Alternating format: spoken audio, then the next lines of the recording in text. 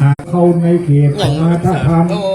อันจะเป็นเวรเป็นกรรมไปนาผู้คาโคสุมากาลวะผู้จา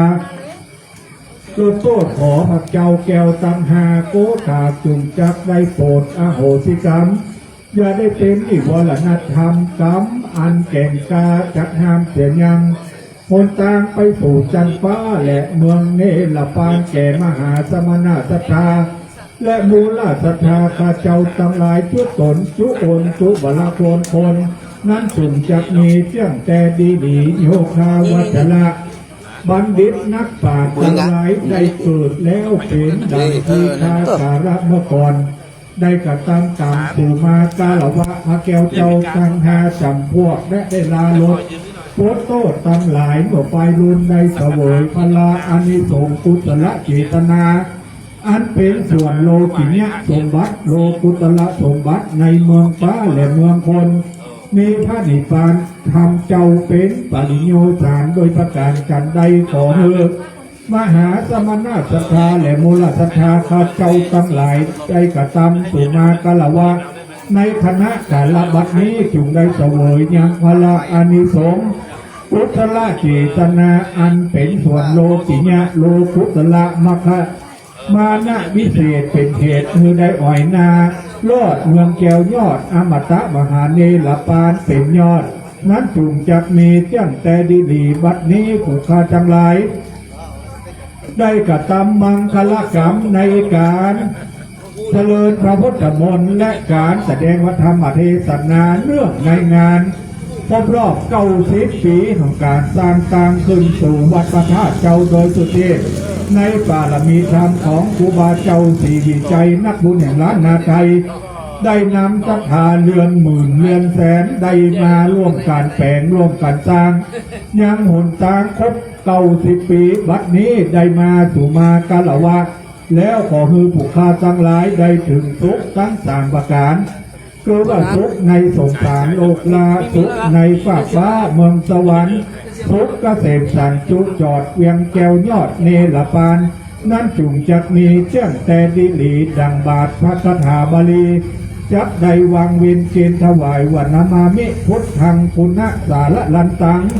นามามิธรรมังมุนิลาภะเตชิตังนามามิกัมมัฏฐานังทายจะนิยังนิปปานะมะคุเทสกังอัจจโยอัจนโนพันเตอัจจคมายะถาภาลียะถามูลเหยะถาพุทธเลเยมายังพุทธธรรมสังฆกัมมัฏฐานังกัมมัฏฐานะคาลกาจะลิยะสังฆาเตสุปัญจรัตเนสุอติเตวาปัจจุปเนวาอวิวายะทิวาระโหวากายีนวาวาจานวามนัสวาปมาธังวาอัคคารวาอากาศิหาทิสวายะถากัมมังปฏิกาโลมะเตสังโมพันเตพุทธาธิรัตนะปัญจกังอนุกัมปังอุปาทายะอัจจยังอัจจยโตปฏิคานันโตสัพพังโตสังฆมันตุโน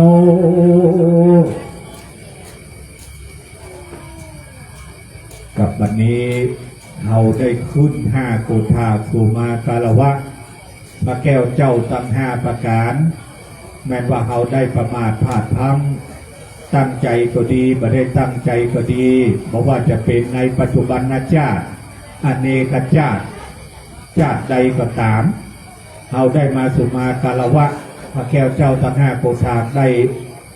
อดโทษกับกลายเป็นอโหสิกรรมเพื่อเราท่านทั้งหลายนะครับเราจะได้ทั้งพิธีในการเสกซ่อมย้อมยกอย่างองค์พุทธปิฎปาสาลูกเจ้าองค์สุวรรณเจดีย์พระบรมธาตุเจ้าองค์ลูกหล่อห่อเหมือนของครูบาเจ้าศรีวิจัยที่ประดิษฐานตั้งมั่นอยู่ณหน้าวัดพระธาตุเจ้าดอยสุเทพที่นี่90 ปีของการสร้างถนนหนทาง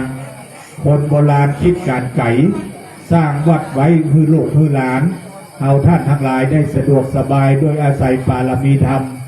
บารมีญาณของครูบาเจ้านะครับ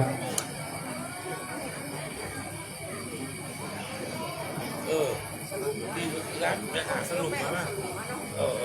ทุกทีที่น้อยออกมาเอาลูก กับนะครับต่อไปนี้เราจะได้ในด้านของการเสกซอบน้อมยกในการแสดงพระธรรมเทศนาซึ่งการแรก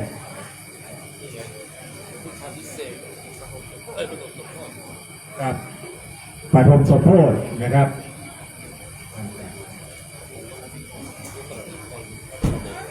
กับในเมตตาของพ่อครูปราธิพลนะครับวัดป่าเดืออำเภอสารปี จะได้เป็นองค์เมตตาเทศ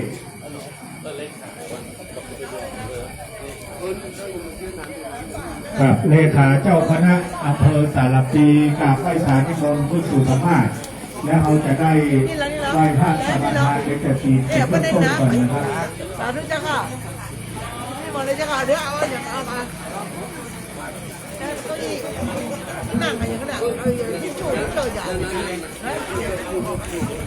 ไอ้นั่งที่ชูแบบระวังหน่อยจะเลิศไปข้างหน้านั่นน่ะถ้าพระโค้ระวังจะเลิศเนี่ย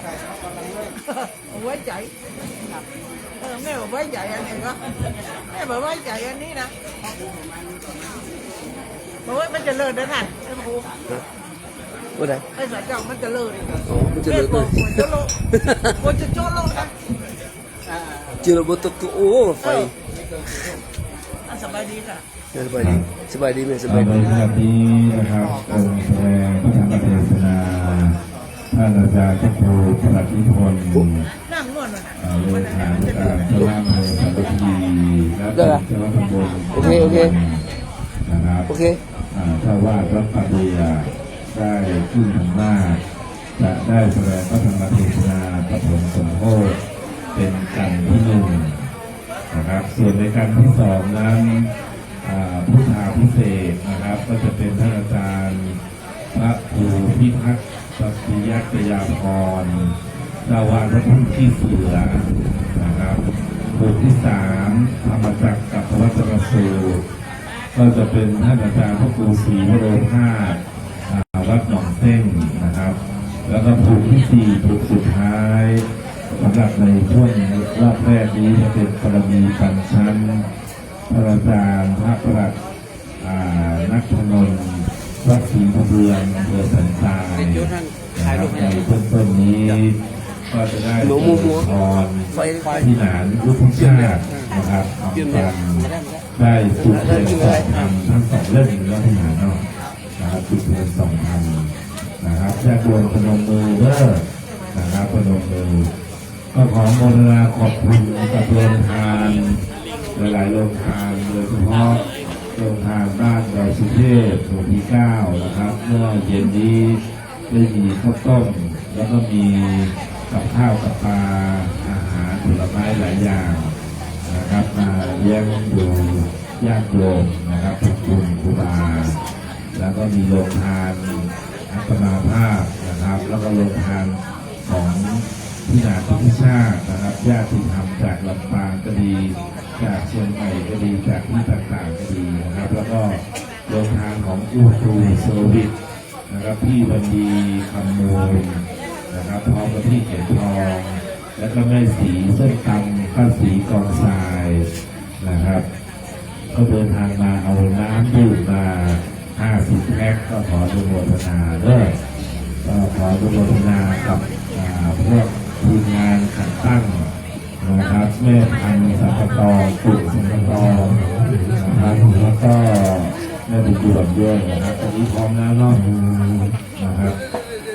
ได้ที่ฐานได้อารัธนาธรรมต่อไปนะครับ ใส่กระเทศเลยค่ะที่ตนอันนี้ตนตัวแรกหรือว่าอันนี้ตน ลุงน้อยพงษ์ลุงน้อยพงษ์ เดี๋ยวจะนั่งตรงนี้มันนั่งด้วยกันนั่ง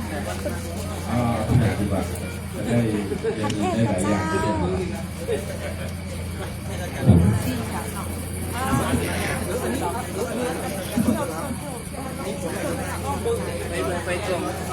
ไปตรงเลย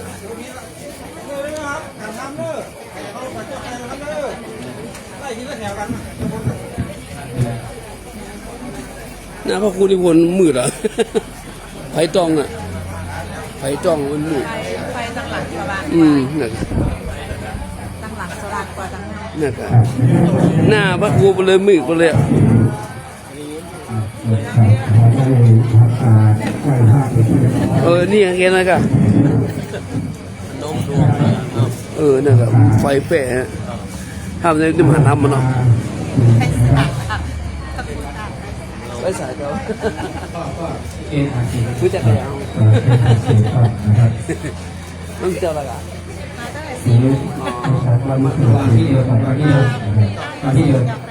อ๋อมันในวันนี้หนาเนาะ ขอความรัตนาที่จะถึงพร้อมกันนะครับมายังพันเตทุสาลเนนะสหปัญจศีลานิยังจาตุติยัมปิมายังพันเตทุสาลเนนะสหปัญจศีลานิยังจาตาติยัมปิมายังพันเตทุสาลเนนะสหปัญจศีลานิยังจามะนะโมตัสสะภะคะวะโตอะระหะโตสัมมาสัมพุทธัสสะนะโมตัสสะภะคะวะโตอะระหะโตสัมมาสัมพุทธัสสะนะโมตัสสะภะคะวะโตอะระหะโตสัมมาสัมพุทธัสสะโอตัสสะภะคะวะโตอะระหะโตสัมมาสัมพุทธัสสะนะโมตัสสะภะคะวะโตอะระหะโตสัมมาสัมพุทธัสสะนะโมตัสสะภะคะวะโตอะระหะโตสัมมาสัมพุทธัสสะธัมมังสรณังคัจฉามิพุทธังสรณังคัจฉามิธัมมังสรณังคัจฉามิธัมมังสรณังคัจฉามิธัมมังสรณังคัจฉามิธัมมังสรณังคัจฉามิตุยัมปิพุทธังสรณังคัจฉามิตุติยัมปิพุทธังสรณังคัจฉามิยัมปิธัมมังสรณังคัจฉามิทุติยัมปิธัมมังสรณังคัจฉามิยัมปิสังฆังสรณังคัจฉามิทุติยัมปิสังฆังสรณังคัจฉามิตุยัมปิพุทธังสรณังคัจฉามิตติยัมปิพุทธังสรณังคัจฉามิยัมปิธัมมังสรณังคัจฉามิตติยัมปิธัมมังสรณังคัจฉามิยัมปิสังฆังสรณังคัจฉามิตติยัมปิสังฆังสรณังคัจฉามิสรณะกัมมานานิกิตาอาภันเตอานาติปาตาเวระมณีสิกขาปะทังสมาธิยามิปานาติปาตาเวระมณีสิกขาปะทังสมาธิยามิตินนาทานาเวระมณีสิกขาปะทังสมาธิยามิอาทินนาทานาเวระมณีสิกขาปะทังสมาธิยามิเมสุมิสาจาราเวระมณีสิกขาปะทังสมาธิยามิกาเมสุมิสาจาราเวระมณี มิสิกขาปะทังสมาธิยามิสาวกาเวรมณีสิกขาปะทังสมาธิยามิมุสาวาเวรมณีสิกขาปะทังสมาธิยามิ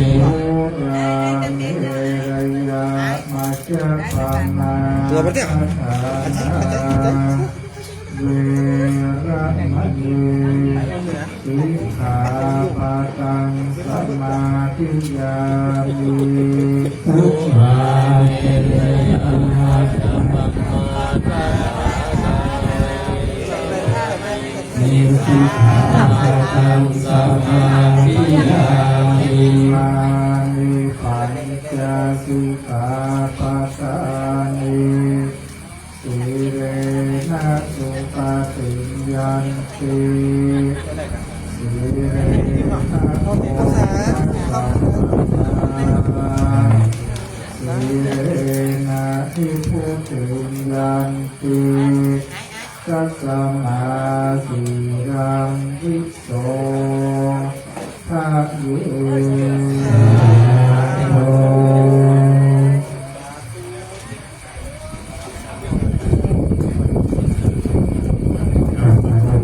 ที่คาถา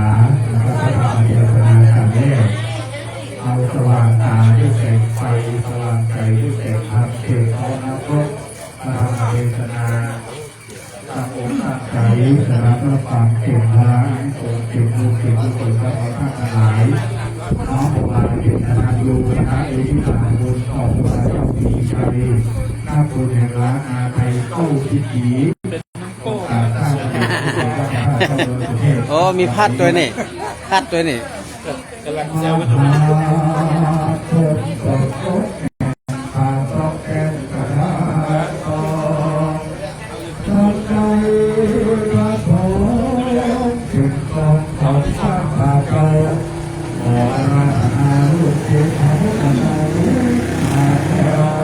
วันนี้มีคนมาร่วม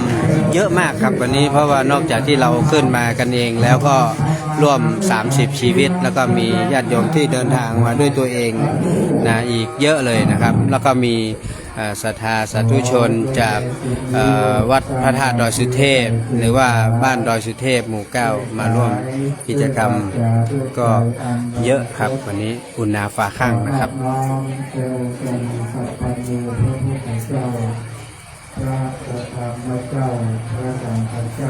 อันนี้มีท่านพระครูวัดป่าเดือนะครับหัวมุงสารพีนะครับเป็นองค์แรกนะครับที่จะได้มาเทศนาธรรมให้กับทุกท่านนะครับได้ติดตามรับฟังในวันนี้ในช่วงของรายการฟังธรรมโต้รุ่งเพื่อน้อมถวายพระครูบาเจ้าศรีวิชัยนักบุญแห่งล้านนาไทยวันนี้นะครับก็ถือเป็นการแรกนะครับหลังจากที่ได้มีพิธีบวงสรวงน้อมถวายพระครูบาเจ้าศรีวิชัยเป็นที่เสร็จสิ้นนะครับนี่เราก็ได้ติดตามรับฟังพระธรรมเทศนาไปพร้อมๆกันนะครับกับคณะญาติโยมที่ขึ้นมาร่วมกิจกรรมณวัดพระธาตุดอยสุเทพก็มีญาติโยมก็น่าจะประมาณ6-70ชีวิตนะครับตอนนี้ที่อยู่ที่บนวัดดอยสุเทพที่ตรงบันไดนาคนะครับก็ขออนุโมทนาแล้วก็ขอเชิญชวนญาติธรรมเป็นรายการฟังสบายสไตล์วิชาติก็ดีญาติธรรมขึ้นสถานีวิทยุ FM 96ก็ดีนะครับให้ติดตามรับฟังรับชมกันถ้าทาง Facebook ก็ของท่านพระครูบดิกาประเสริฐประสันโนและก็ทางเฟซบุ๊กของพี่นานวุฒิชาติสามารถติดตามบรรยากาศสดๆได้นะครับแล้วก็ทางคลื่นสถานีวิทยุ FM 96 วัดพระธาตุดอยสุเทพก็ติดตามรับฟังกันตลอดทั้งคืนนะครับของพระครูบาเจ้าศรีวิชัยสริวิชัยโยนักบุญแห่งล้านนาไทยเอาก่อได้น้อมรำลึกนึกถึงว่าวันที่ 29และวันที่30เดือนเมษายนเราจะต้องได้มาพบมาปะกันที่นี่เพื่อที่จะได้ประกอบซึ่งกองบุญกองกุศลมีการฟังเทศน์ฟังธรรมอบรมเสริมโพธิเสกซองน้อมยศยังพระนาบิดาสาธุเจ้าตลอดจนถึงองค์ครูบาเจ้าศรีวิชัยที่เราได้รับทราบสรรมาจนถึงทุกวันนี้ดังนั้นอาตมาภาพพุทธเจ้าวัดป่าเดือก็ได้มีบุญได้อาศัยบารมีของพระเจ้าพระไตรได้นิมนต์ส่วนตัวของอาตมาภาพได้มาเทศนาธรรมเป็นธรรมปัทมะสัมโพธิคาถาหรือว่าเป็นธรรมปฐมสมโภชจะได้มาเทศนาธรรมในโอกาสก็ในวันนี้และในโอกาสต่อไปนี้ก็เตรียมตัวญาติโยมท่านสาธุชนทั้งหลายได้ตั้งอกตั้งใจรับฟังพระธรรมเทศนาเอาล่ะทีนี้ถึงห้องก็จะได้มีการฟังเทศน์ไปตอนที่แล้วก็ใส่บาตรแล้วก็จะมีกิจกรรมต่อไปเนี่ยไปท่านเพื่อเป็นบุญเป็นกุศลในโอกาสกาลต่อไปนี้เชิญชวนญาติโยมทั้งหลายได้รับฟังในโอกาสต่อไปนี้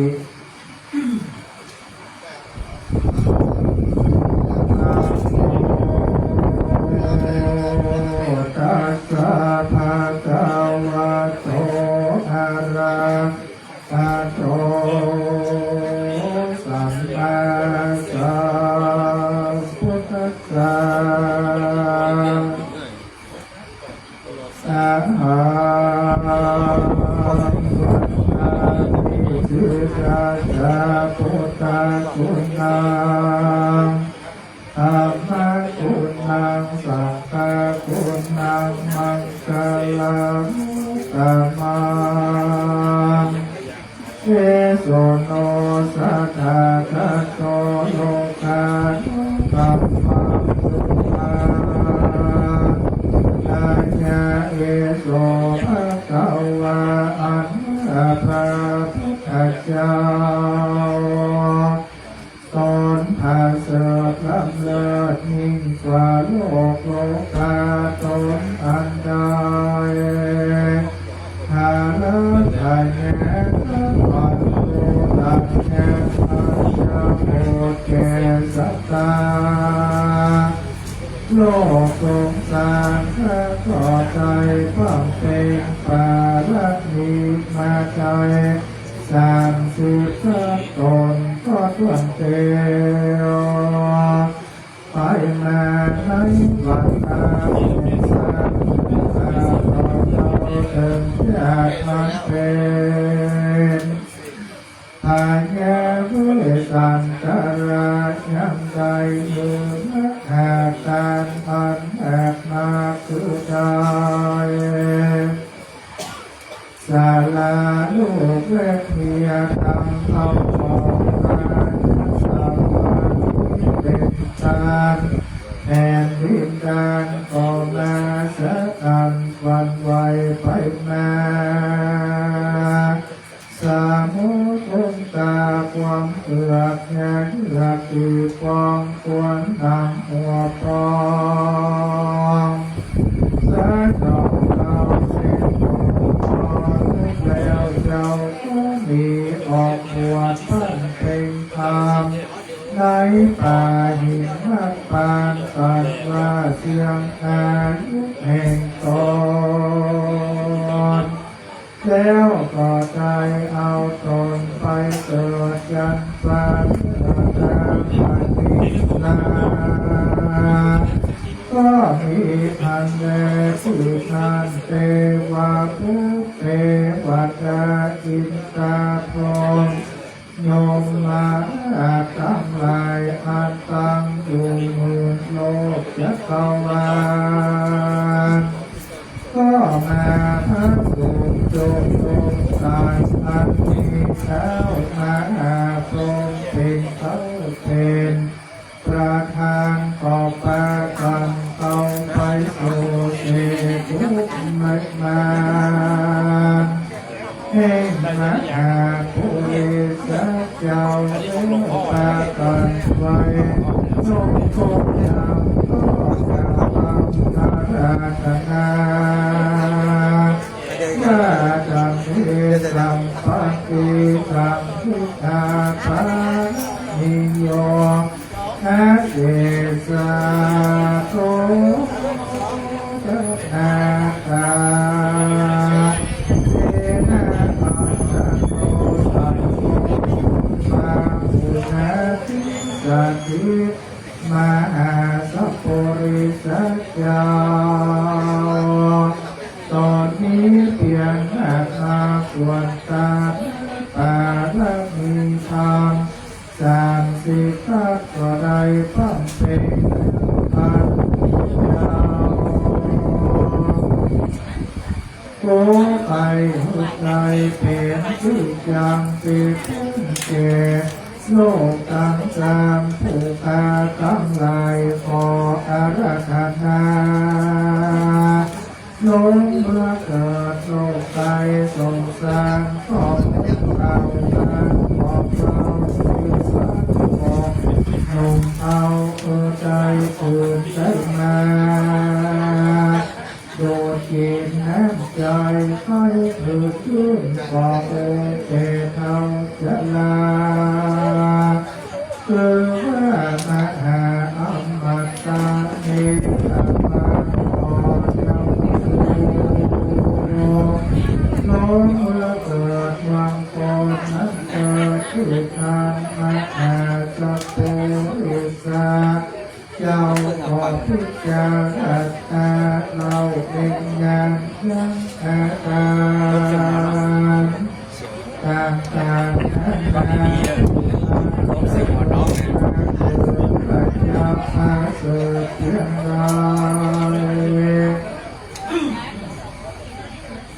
มีตนว่าสัมปติสมฤทธิเป็นที่มีเต้าฟองเงินคำคนทั้งหลายบอกองค์พิษการงานมีกำลังแห่อันจุดโตที่พอมีฝนดังพังตกลงมาจุดดินบ้านเมืองจะเดินไปโดยเอาน้ำโปจากอาหารมาน้อยใจก็แห่เต็มไปทุกคนแค่เหตุใจลาถึงกลางใจอันหนึ่งก็เล็กอยู่ยังทักยุนก็แม่แห่งตนอันจะลงมาเกิดนั้นแต่ยังตัวให้ความดีนับต่อไปด้วยสัมมาทิฏฐิประการอายุแห่งตนทั้งหลายหากว่านิ่งยาวตามร้อยปีถึงแสนปีดังอันพระพุทธเจ้าก็บอกลงมาก็โดยเหตุใจทักษะผู้มีปัญญาเปิดหูฟังดีในเมื่อคนมีอายุยืนยาวอาจยักต่างอาตังเอกองทั้งหลายมีเอ็นนาเน้นว่าหูสัจจังธรรมตั้งสี่เจงเอาก็พอสลดสังเวชใจเข้าหัวเมาโยกามาทิเลปัญหาเหตุปัจจาปัญญาที่พอลัดนาพอพาทุกแก่คน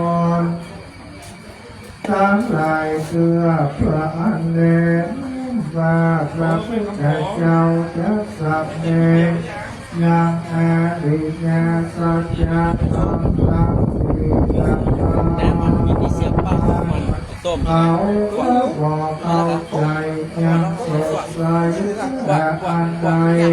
เป็นแก่อย่างอันใดเป็นปากสันดาเป็นนัตตาจะเหตุเอาแก้วมอง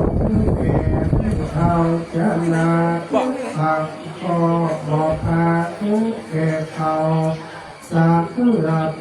อันเลเหตุดังอันพระพุทธเจ้าจะลงมาเกิดกิเลสอยู่ยังแท้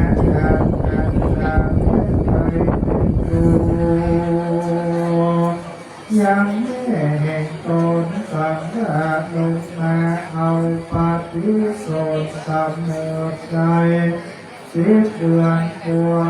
มวลในโอกาสว่าพาสูออกมาได้ความรู้เป็นแห่งตนก็จะตายไปจากอันเลวพระแต่เจ้าก็ได้ผู้อาการเมตแห่งตนแล้วได้ผู้สภาวะแห่งคนสักหลายทำแล้วเหตุดังอันจริงจะลงมาเกิดเป็นพระสัมมาสัมพุทธเจ้าเลยปัญญาพิจารณาได้หูยังอาการต่างๆแล้วมาแห่งที่เธอตั้งหลายทำได้ทุกนานเทพไทยทั้งหลายหูพระเจ้ารับฟังอาราธนาแล้วก็ปากันทำลาสุดโต่งเอกไปพานก็มีงานและนาชื่อนั้นสัจเจ้าก็จุดสิจากจันทราลงมาสู่โลกลาเมืองคนเอาปฏิโสนตั้งในต้นแห่งสุนาราธิวีมายาอากาติวีแห่งปัญญาสารีสุตโตตานาอาราชาก็มีวันนั้นแต่สาธุวีอันตันนันมีสัจจาน้อยหน้าใจฝันปาราใจหันยังเจ้งหลักเดียวหันแนงใจถ้าลงกับแล้วใจทุกเดือนก็ได้หาตัวทุกขาในปัญหาใจจงที่มีในวันที่สาธารณะหากเป็นวันพุธเป็นสิบห้าคำยามสัจเจ้าเพื่อทำความดีเทวะเทวะโยมมาตั้งใจกอดแม่วันโตพุทธนำสุจาเป่ารักษาอยู่บอกขาชื่อทางปัญญาคือดีทุกโตฐานะผู้เป็นพ่อของพ่อการใส่ชื่อนามการสัจเจ้าว่าสิทธาเธอกุมารก็มีพันแดงดังรับทั้งไปภายนานับอ่านว่าใจคิดวันนางสติมานาพันเดชมาดาก็ใจเข้าสู่มรณะการว่านอพุทธาที่ว มีอาใจ16 ปีก่อนใจเสวยราชสัมปติเป็นปัญญาในใจอุสราชาพิเศษกับนามยะโสธราขอทีพันเนเอกาทิวสังยังวีในวันใจที่ไฟสิตาทางใจไปวันญาติดอกไม้ก็หันไปใส่เตว่าตัวตั้งสีอันนี้อยู่ตามที่ตั้งเตคือคนเจ็บคนแก่คนตายและนักบวชธรรมาตัวนักสิ่งแห่งแล้วมาทั้งคืนแม้สู่รอดก็พึ่งใจต่อไปมาพิจารณาส่วนที่ก็หันแม่นที่ตามคำพระคนเกิดมามีทุกข์ไม่เกิดเป็นไม้เกิดแก่จิตใจปัด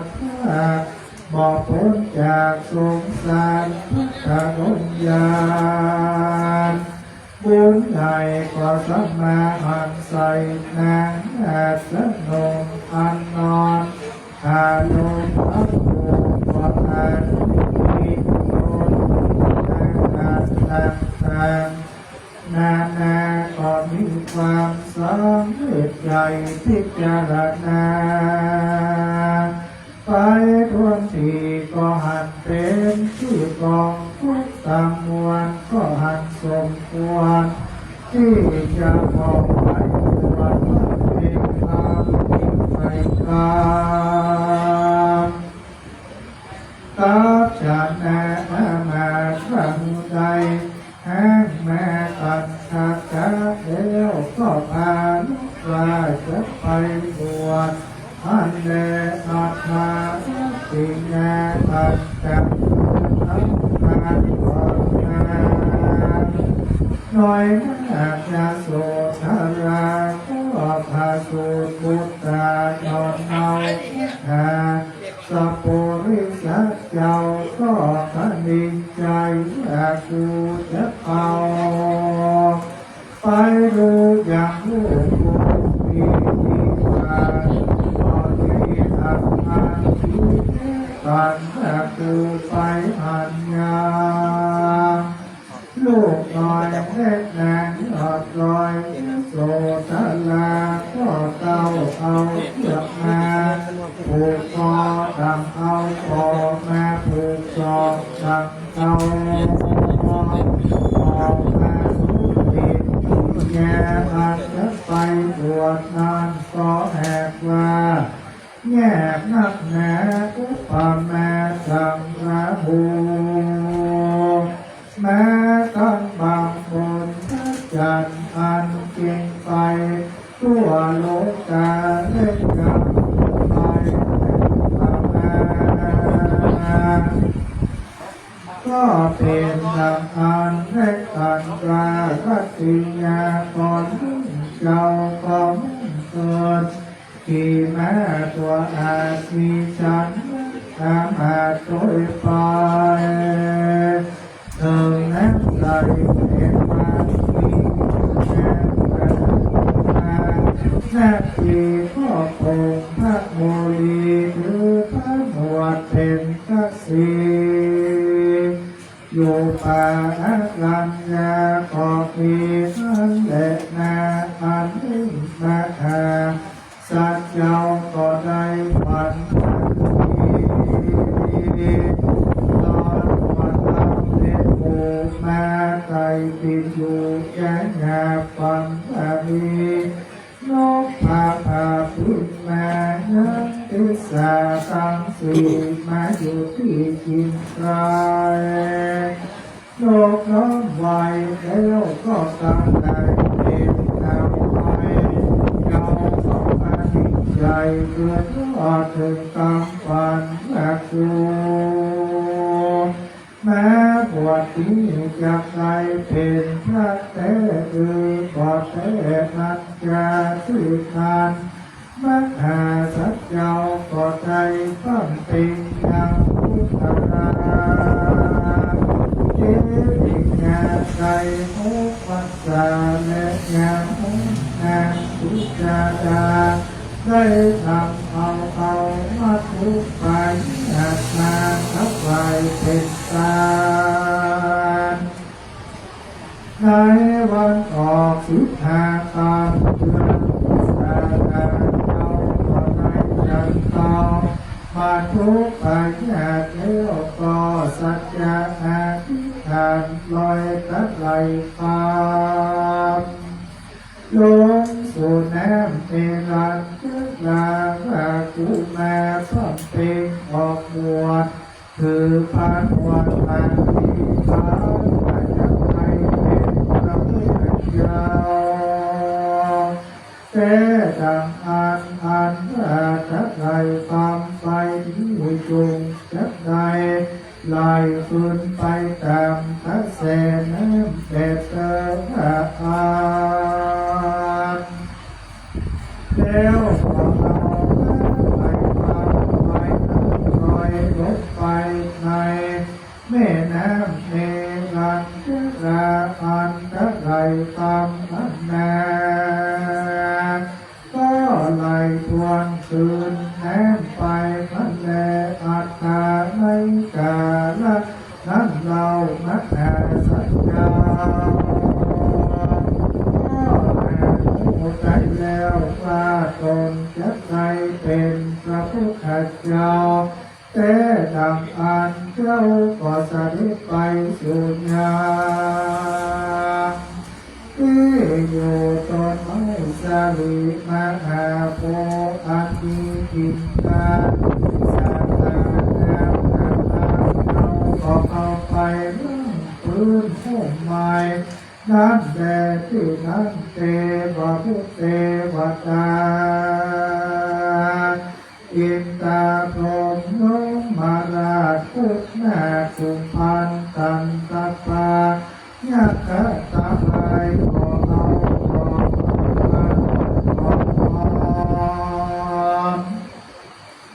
แม้ผู้จามหาสัจเจ้าแม่นางที่นั้นยังมีพระพุทธมีชื่อไว้ว่าโสติญาธรรมต่อใจน้ำเอาอาเป็นเราเป็นตามพระธรรมงานก็หักเอาตาเขียวแล้วก็เอามาผู้นั้นก็ได้กายเกิดเป็นแค่แก้วสูงใดแปดศอกออกมาอัดมหาสัจเจ้ามหาสัจเจ้าก็นั่งไปแต่ไปโหมรักออกเจ้าก็มา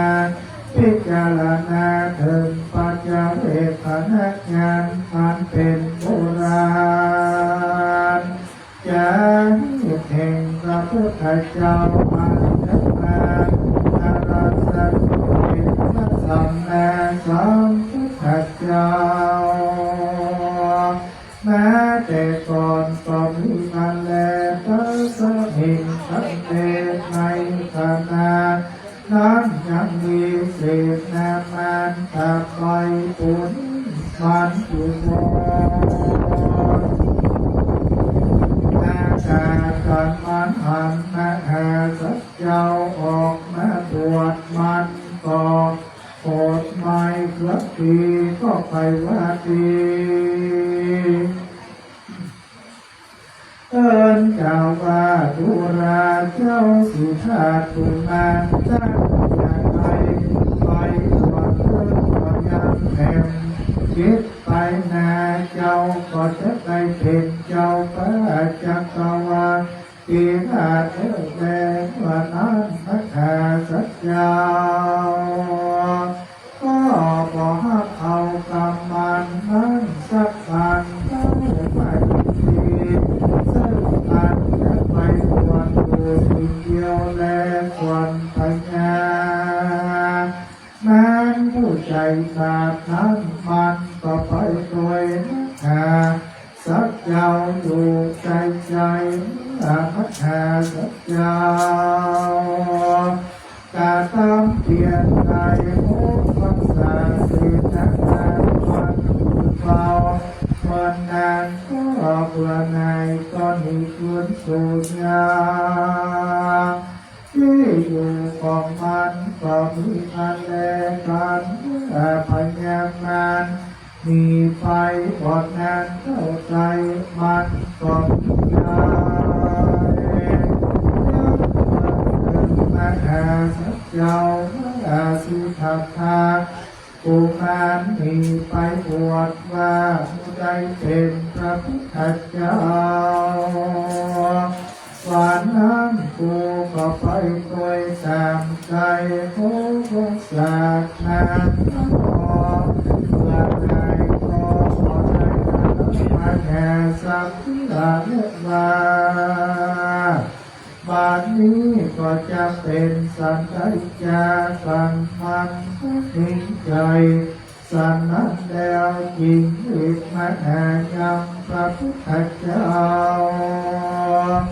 มันก็ได้แลผ่านทางการเราใจตลาดสามีเรื่องดูเนื้อเต้นแก้วปาลังการเสนามันออกเราเพื่อตุลาสิทธัตถะอันเต้นแก้วอันนี้ก็แห่งว่าก็ได้เป็นของที่เศษแต่อันใดทั้งจุมีไปเร็วผ่านที่เจอท่านบอกควรหวังอำนาจแห่งตนตัวใจเล็กอันแต่แต่งแก้วอันนี้ก็แห่งควรเกี่ยวกับแก่เจ้าตัวตอนเดียวท่านจะมานั่งดูเติร์คือทานมหาสัจเจ้าก็ปากบ่จาก็เต้านั่งอยู่ตามปกติทันแลที่ท่านเสนามาใจตามไปโกรธไฟโกรธตามันก็สัญญาเป่าร้องสนั่นฟองกินดานทั้งเสนามันวนหมู่เข้ามาสู่ทุ่งนงกันทุกไทยมันเพื่อตาอันวันตัวแห่งตามไทยมา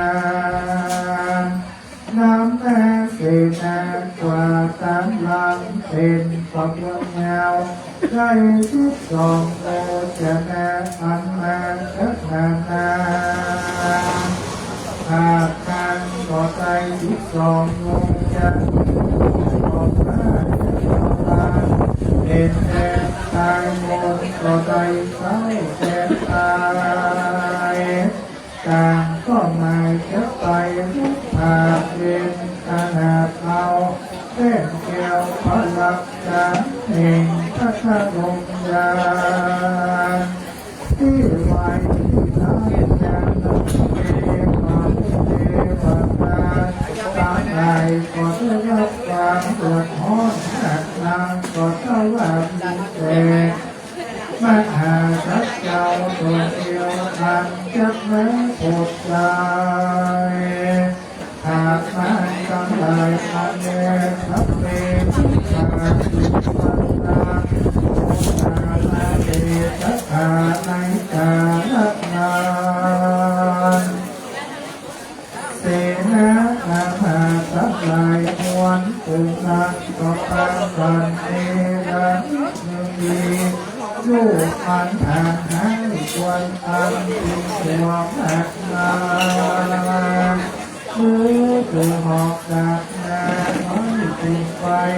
ติดกระดูกปลาพันให้แท้ตะนันกองลิ้นการจุ่มหัวมาหักตาก็มาแค่ร้องมาหาทักเจ้าผู้ราชการตามร้ายมีไป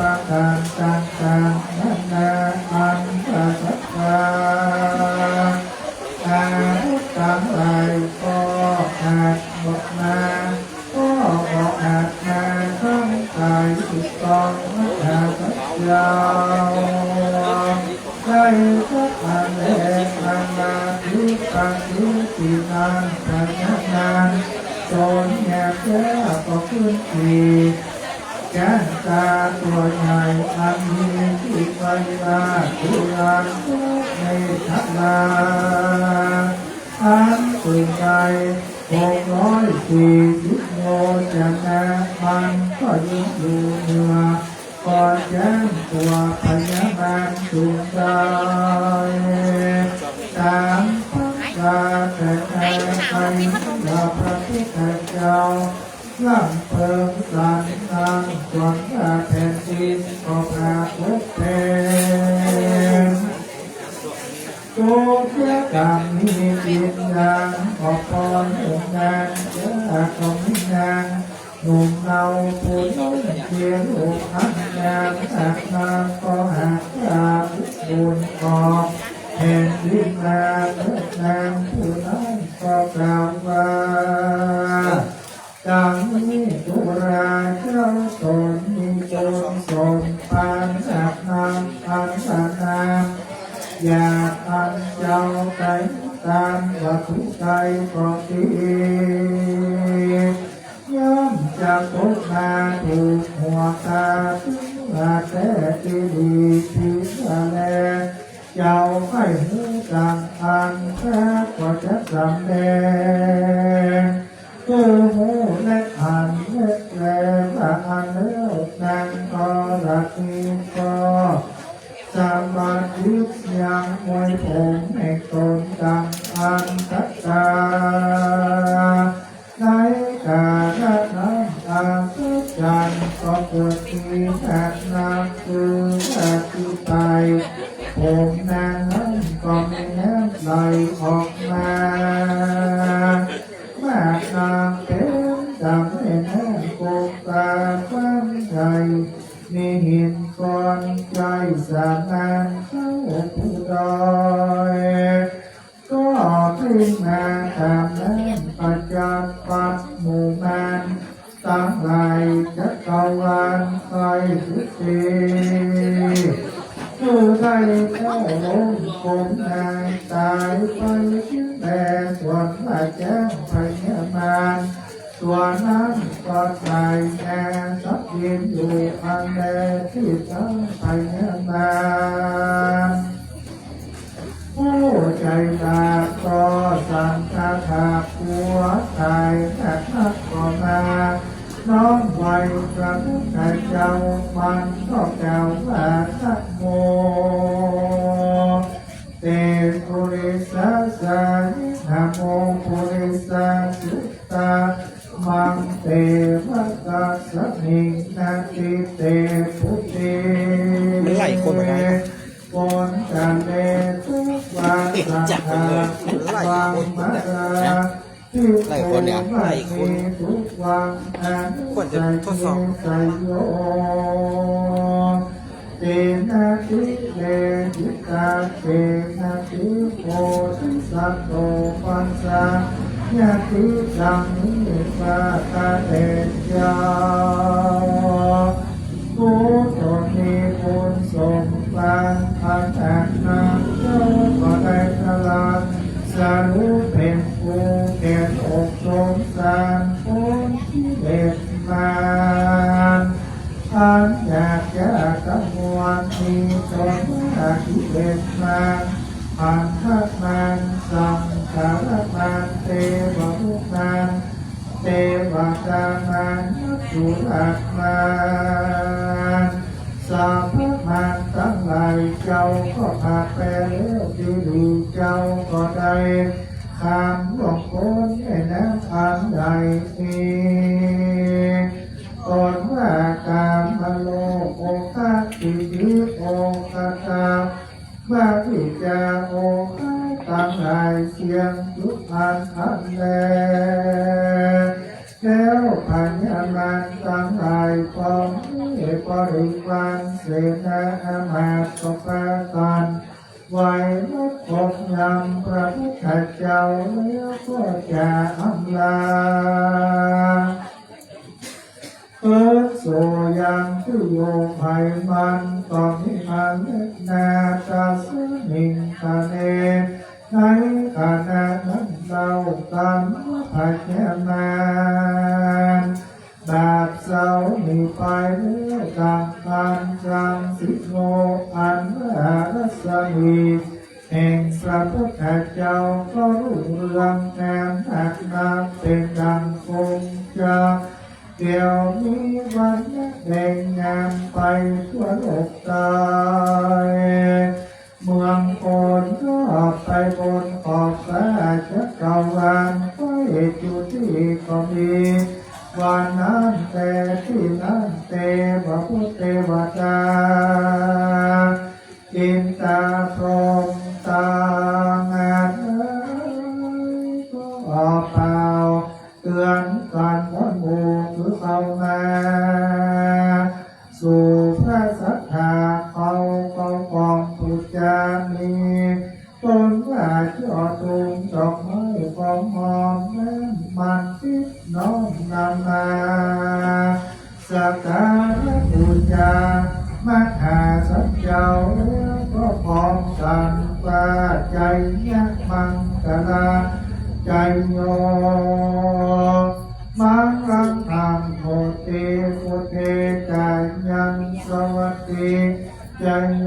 ปัตติวัฏสัพพุริสัจเจ้าก็ได้ถาไปแล้วยังหงนังสัพพมานมวลหมู่ก็ไปกันแก่พระพุทธเจ้าแลที่นั้นเจ้ามหาพรหมก็ถือเอาเชิดมาตั้งพระพุทธเจ้าอินตาเทวดาตั้งหลายก็พากันเป่าอ้อยสังอีกพินบูชาคุณพระพุทธเจ้าก็มีพันแลปลอดเท่าเศษนานเจ้าจะตุโลกปาและตังสีก็ถือเอาดาบสตีกันใจเฝ้าอยู่ที่สัตตังสีแล้วเทวดาตั้งหลายอันอยู่หมื่นโลกจักรวาลโลกาธาตุตั้งมวลก็จะชวนกันมาพาสูงชุ่มนุมเล่นมัโหราสกตุดิญาโนทีต่างๆนานาตั้งแต่พื้นดินตลาดเกินตรงมาโลกพื้นอยู่บ่ขาดใส่ก็มีวันนั้นแต่ในพระพุทธเจ้าอาเปเรยังมุงนานพัฒนงงานก็เพื่อฝากหูยังบุพเพนิวาสานิสติญาณคือน่าจะไปยังพัฒนายังจากอันใดเกิดมานั้นถ้าท่านไปในปัจจุบันยังก็ได้รู้แล้วตั้งแต่แรกเกิดอาราต่อเต่าเติมได้เต้นแก้วและคาราพัญญาอันเป็นที่สุดที่สวยและได้คงลงปัญญาในการปัจจัยทั้งหลายได้16เป็นอากินเองพระพุทธเจ้าทั้งหลายทั้งแต่ได้สารุนักมุโลมีตนว่าวิจาจลามลานะได้รำเพิ่มอันยังปฏิจจาสมุทัยแล้วเข้าไปสู่สัมมาปฏิสุขมากกว่าร้อยโกรธก็นั่งอยู่มันคงดีแล้วก็ลุกจากที่นั่งไปยืนอยู่ที่หนึ่งแล้วก็เล่นดูยังเต้นแก้วด้วยตาอันบอดพระเพียบ7 วันก็มีแลในทางที่นานยิ่งได้ชื่อว่านิมิตะที่ดีก็หากไปเป็นที่พระพุทธเจ้าสัตหะวัน2,000 แลในเมื่อพระ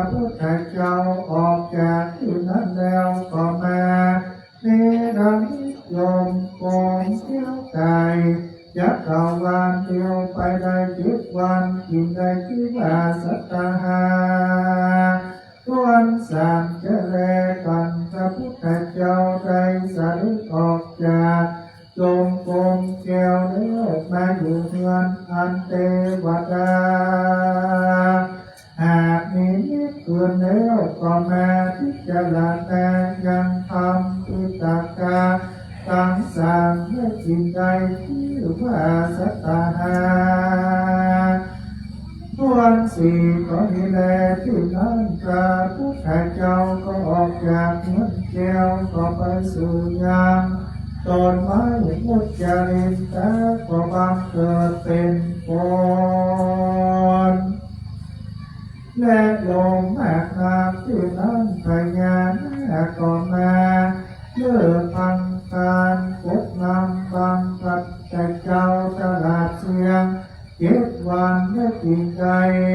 ชื่อว่าสัตหาต้นแทนของแลทานนั้นไปพระพุทธเจ้าก็เสด็จไปสู่ยังที่อยู่แทบเตาไม่อาจจะลา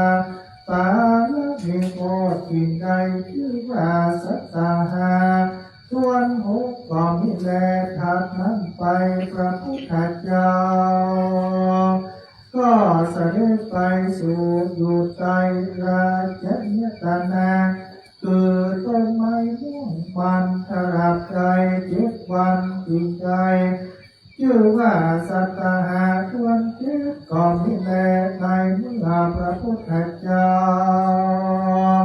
ได้ตรัสรู้เป็นพระสัพพัญญูแล้วก็ได้มา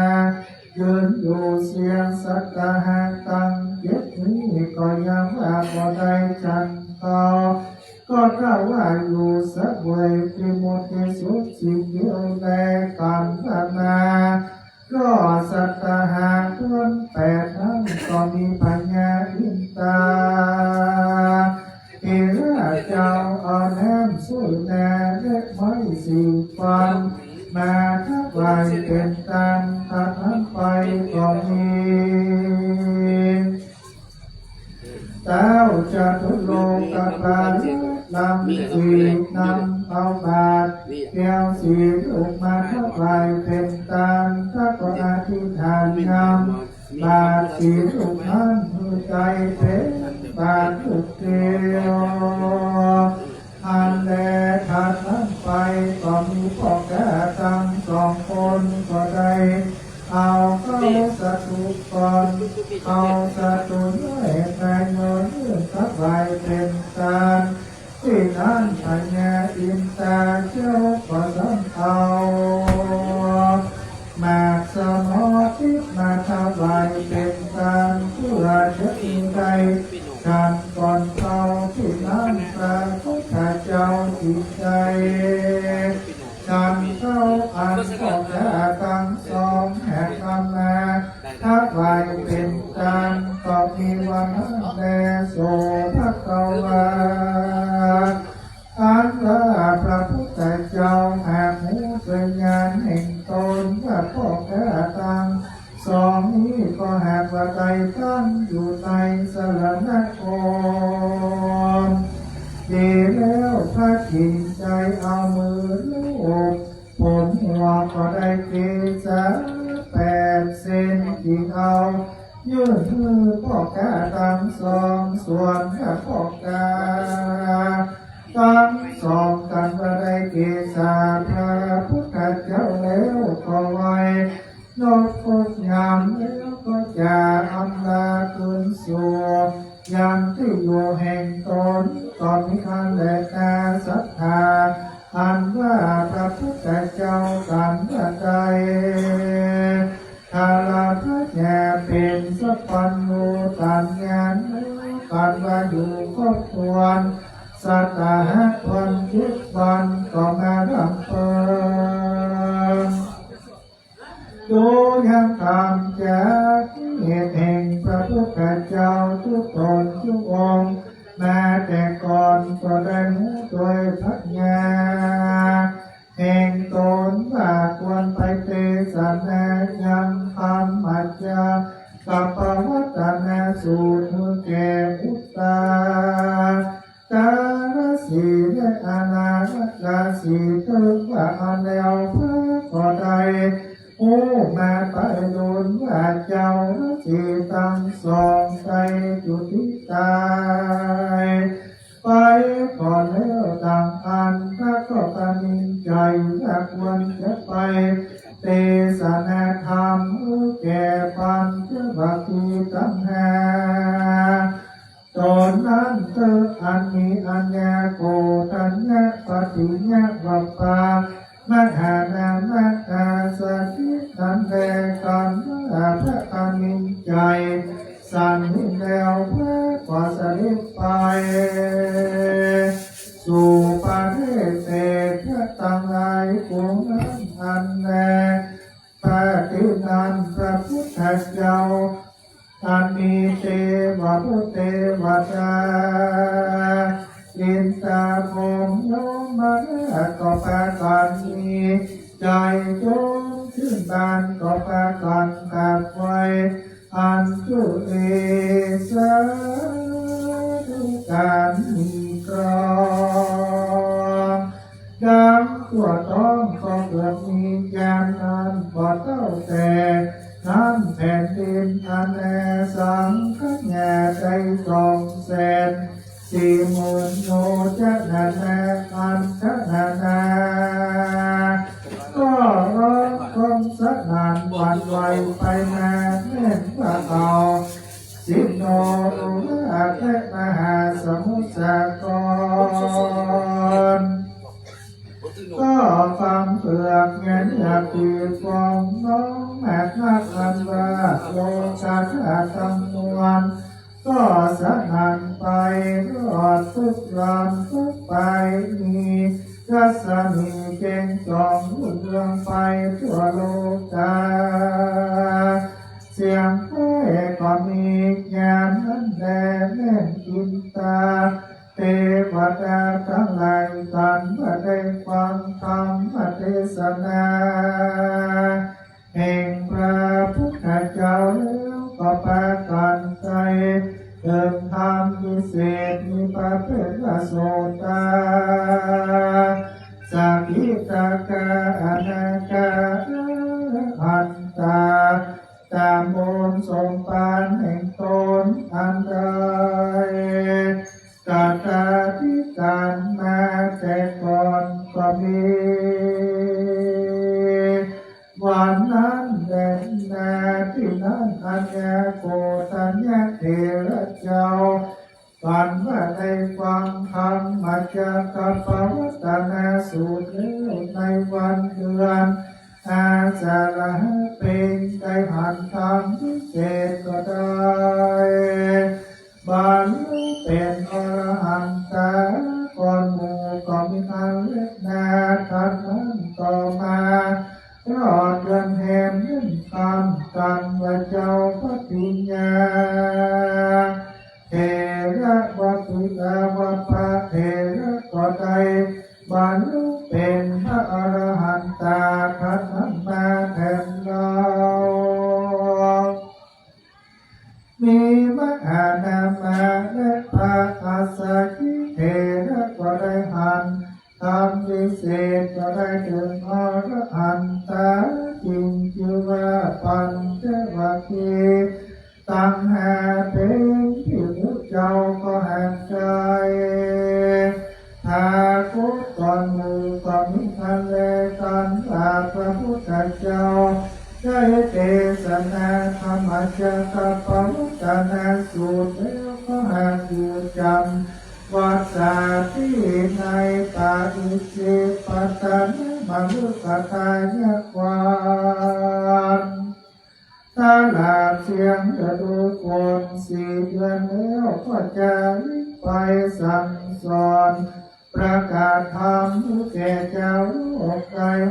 ทุกกันก็มีประการดังกล่าวมันแด่นาโสทุจนา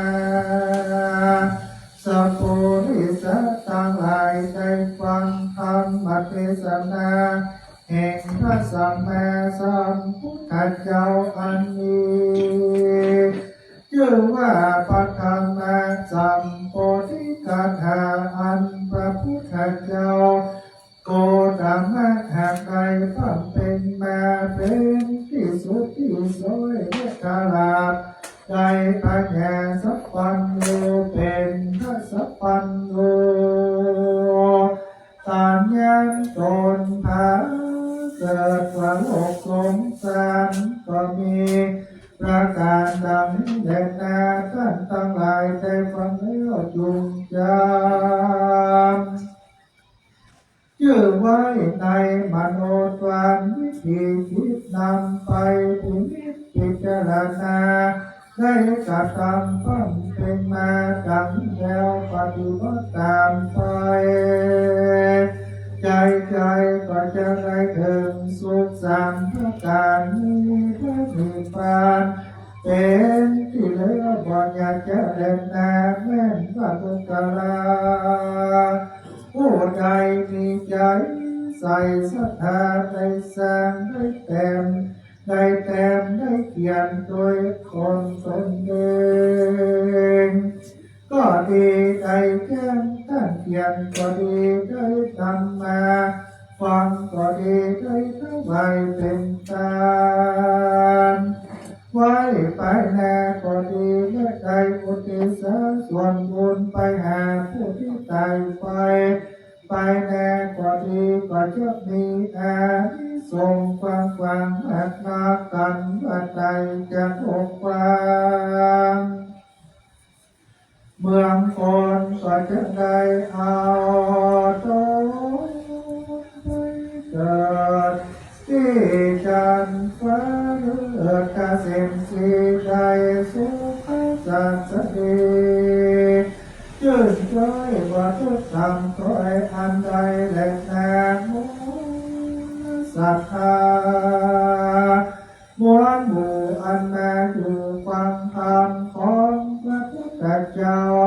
จงเพียงเท่าที่ตาภูมิโลกาอย่ามาไกลเขาถอยเลยจันไรตั้งมันไฟอุบาทอย่ามาพลาดในตนสาภากังวลลายจากดวงไทยจากไกลนี้สัจดีเพียงเต้าจุกดงเท้าทุ่งใจแดดเธอ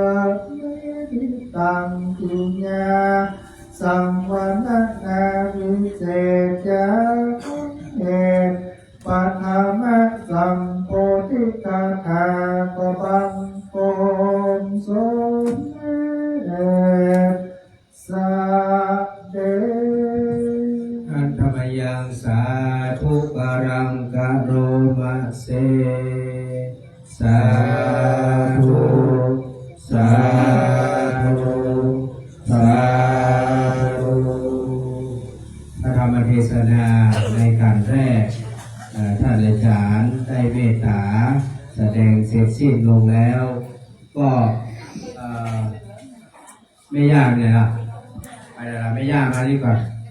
เอาซองของคณะสัทธาบ้านดอยสุเทพถวายก่อนเนาะที่เหลือเดี๋ยวจะไปรับไปนอนก็จะถวายแทนที่ไอ้ขชนก็จับซองที่รวบรวมมาแต่กี้เนาะน้องพัชรินมากำในสามารถทานน้อยเอาตัวเลยแล้วก็ขอศรัทธาเขานะโยกอันสังฆทานนั่นประเภทเลยไอ้ชนประเภทสังฆทานเลย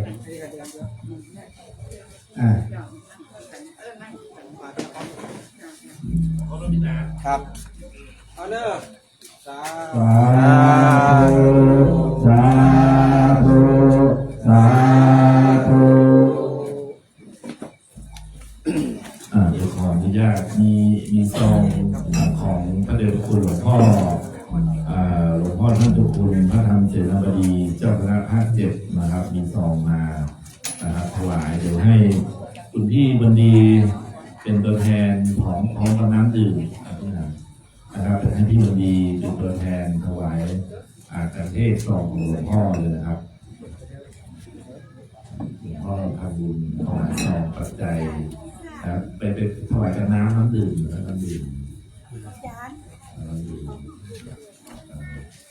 ญาติโยมท่านใดจะมาเกี่ยวกันเทศก็มากันได้เนอะครับการเทศต่อไปจะเป็นธรรมจักรกับปวัตนสูตรนะครับท่านอาจารย์ครูพิพัฒน์ปริยัตยาพรเจ้าวาดวัดทุ่งขี้เสือหรือว่า พระมหาที่วัดปะก้อนนั่นแหละนะครับจะเป็นองค์เทศนามาถึงแล้วนะครับขอที่มนต์ให้พรครับ ยะถาวาริวาหาปุราปาริปุเรนติสาคารังเอวะเมวะอิโตตินังเตตานังอุปกาปติยิชิตังปะเตตังตุมหังคิปะเนวะสมิจจตุสัพเพปุเรนตุสังกปาจัตโตปนาราโสยะถามณิโชติราโสยะถาเอวังมันตุติระอัจจะไอการะตอนนี้ก็หากมาเป็นมันดีที่ถืออันดีเสดเทตันไม่มีสมณะศรัทธาอันไม่มีพระเดชพระคุณหลวงพ่อพระธรรมเสนาบดีเจ้าคณะทักเทศเจ้าอารามธิปติวัดพระบรมธาตุเจ้าดอยสุเทพพร้อมด้วยอันเตวสิทธิ์โยมเจ้าทุกตนแห่งห้องไปรอบบ้านหลังนี้คณะสัทธาอุปาจกะอุปาสิกาทั้งหลายที่ได้พากันทุกแต่งพร้อมน้อมลงมายังมีอาชีพมาช่วยโดยผ่าวาจาเป็นดอกประกอบดอกไม้และลำเทียนพร้อมสนั่นก็มาบูชาเอายังพระธรรมเทศนาเห็นยิ่งเกิดชื่อว่าปาฐามะสัมโพธิคาถาเพื่อว่าจะได้สืบต่อยอมยุทธยังพุทธภูมิภาษาลูกเจ้าแม่วันจักการดูร่ำเพลินเพื่อเป็นหายังพระพุทธเจ้าสีวิจัยเฉลีวิจัยโนพุทธเจ้าทักษิณรัตนาไทยราชนั้นแต่ดูดีก็ขอพระบุญกุศลบุญตามอย่างนี้เมื่อได้มาสันติธรรมปกปักรักษายังเจ้าสมณะสัตตาและหมู่ราชสัตตาได้อยู่ดีมีสุขพ้นจากทุกโศกทุกภัยให้เรามายังทุกปีทุกเดือนทุกวันทุกงานที่จะเดินถึงไปใกล้ๆอยู่กับของมีใจเดินทางไปที่ใกล้ที่ไกลกับของมีโชคมีลาภพาแพ้มีสัตว์กันโลเพื่อได้เป็นที่ฮักและเอ็นดูบุคคลและเทวดาทั้งหลายทั้งสิ่งจะมีโสอัตตะโตสุขิโตวิราโหพุทธศาสเนนะโลโกสุขิโตโตหิสหัสเปหิยาติภิพุทโธพุทธังรักษาธัมโมธัมมังรักษาสังโฆสังฆังรักษาพุทโธพุทธังอรหังธัมโมธัมมังอรหังสังโฆสังฆังอรหังพุทโธพุทธังสันหะธัมโมธัมมังสันหะสังโฆสังฆังสันหะสัพพิกายุโกอายุวันโนสุขังภะลังสาธุสาธุวันทามิพันเตสัพพังอาภาราทังกามัตตาเมวันเตวิยากตังปุญญังสามินานุโมทิตาพังสามินากตังปุญญังไมหังนาตาพังสาธุสาธุอนุโมทา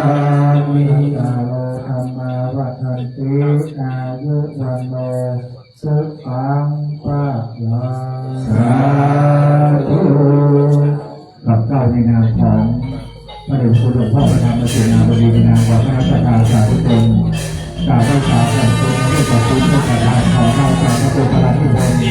โดยผ่านทุกการเจ้าคณะอำเภอสารพีวัดแต่พระตาดีอำเภอสารพีกราบไหว้สาธุชนพระราชินีนะครับ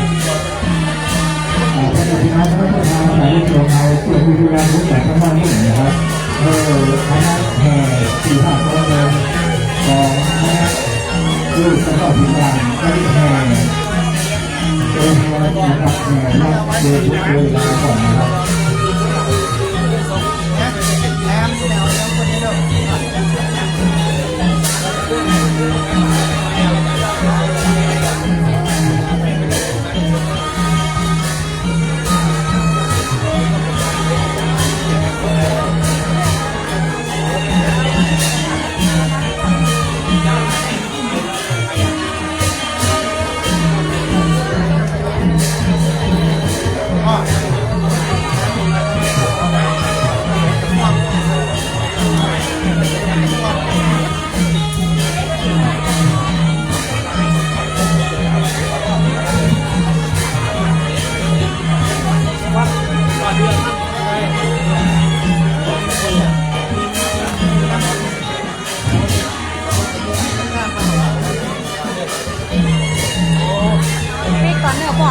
ธุสาธุ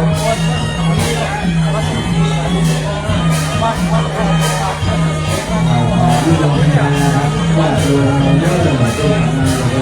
ครับก็ไม่ค่อยลงไปก็เพราะว่าคนเขาถนนมันลื่นไม่ค่อยลงไปไปแน่ที่ดูตั้งไว้บนเทศกรรมการด้วยเอวติ๊กไปบ้านถนนมันลื่นนะ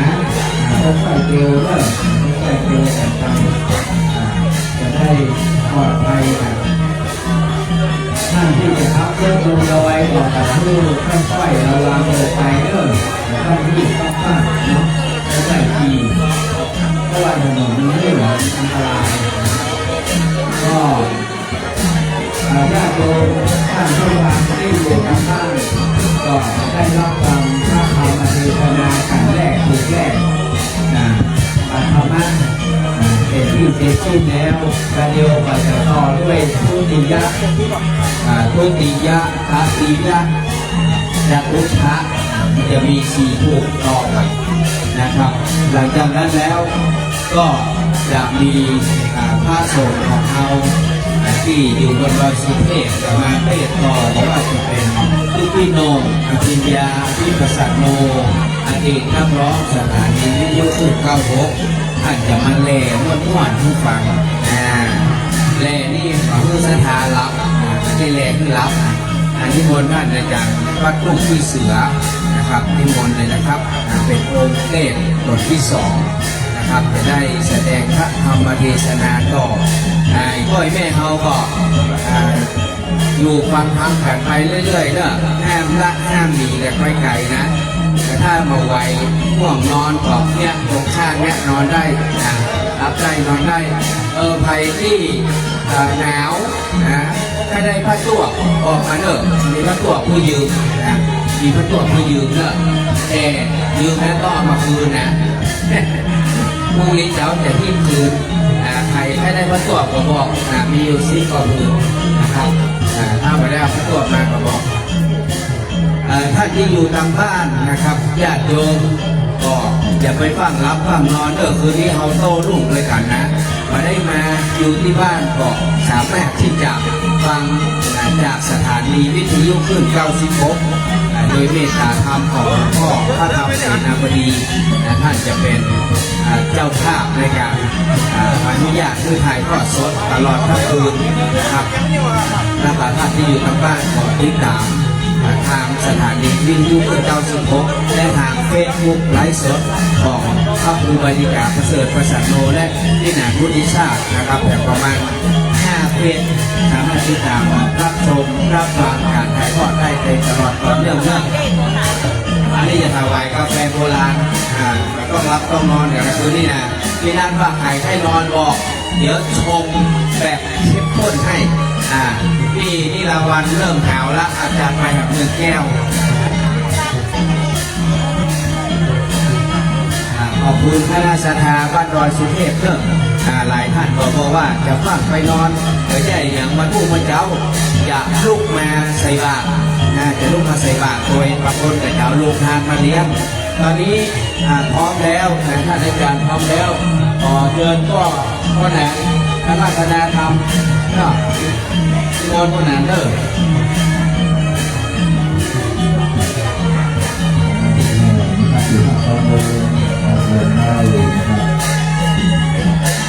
จากการสร้างมาตรการในรูปการทำของทางจากพระเจ้าพิพัฒน์ของวัฒนธรรมนะครับพระผู้ที่เสียอกผู้เทศนาธรรมผู้ทรงสอนมีชื่อว่าพุทธาภิเษกในการเสกต้องน้ำนกนำตนพระพุทธปีศาจลูกเจ้าลูกเราหอมเหมือนของอุบาเจ้าผู้วิจัยนักโบราณล้านไทยทดลองเจ้าทุกปีที่เมตตาธรรมของครูบาเจ้านำศรัทธาเดินหนุนเงินแสนสร้างถนนสู่วัดพระธาตุเจ้าดอยสุเทพครบ90 ปีในปีนี้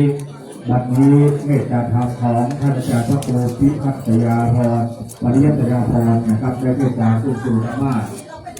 คณะทาสาธุชนนะครับมาอยู่ที่นี่ด้วยนะครับรับฟังอยู่ได้ จะไหวก็ปวดแขนก่อน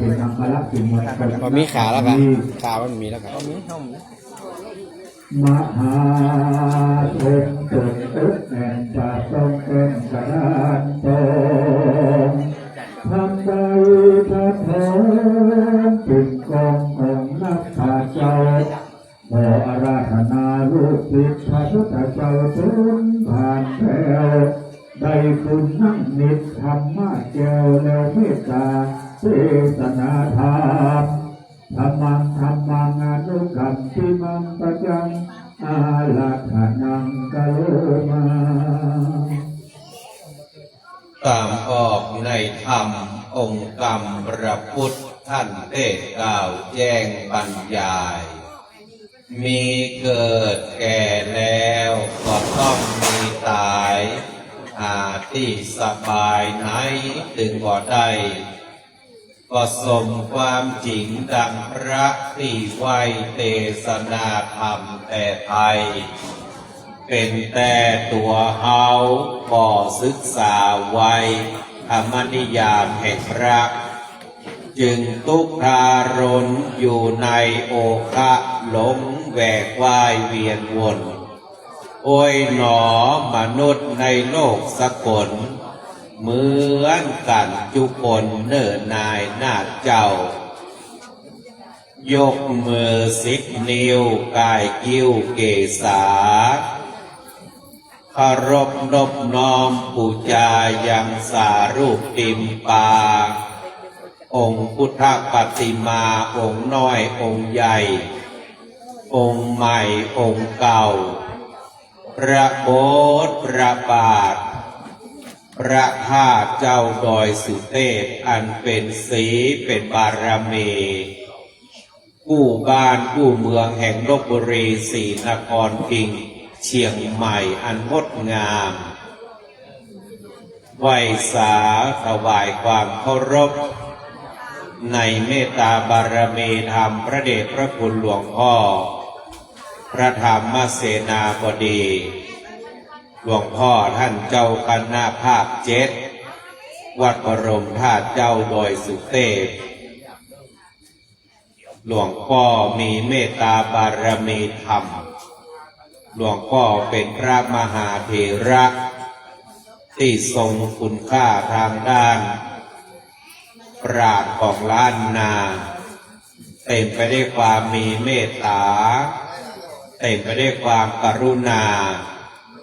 เต็มไปด้วยหลักธรรมแห่งพรหมวิหารธรรม4 ประการว่าเต้าแต่นั้นยังเป็นพระมหาเถระที่มีความรักในการปกครองของคณะสงฆ์ด้วยดีมาตลอดตะกี้ก็ขึ้นไปกราบหลวงพ่อครั้งหนึ่งท่านพระครูปีกไก่แล้วก็ศรัทธาญาติโยมก็ออกแม่ออกก็ขาวแม่ขาวก็ศีลแม่ศีลที่นั่งอยู่ในเต็นท์ก็ดีตั้งซ้ายอยู่ในศาลาก็ดีพร้อมจะนอนฟังที่ในพุ่นพร้อมที่จะปิกแล้วพอหรอก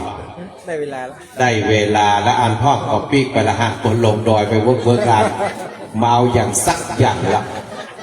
หอมก็บอกหอมไปอยู่แล้วหอมแล้วกันหอมที่พ่อหนังวิชาเป็นระดับคนโบราณเพิ่นว่าเวลาเศรษฐีทำบุญเนี่ยฝนจะตกถ้ายาจกนี่แดดจะออกวันนี้ที่ฝนตกลงมานี่เทวดาเพิ่นดีใจหรอกตกงามตกแบบนุ่มนวลตกแบบเดิมแล้วก็ทำให้เขาค่อยม้อยหลับประดับ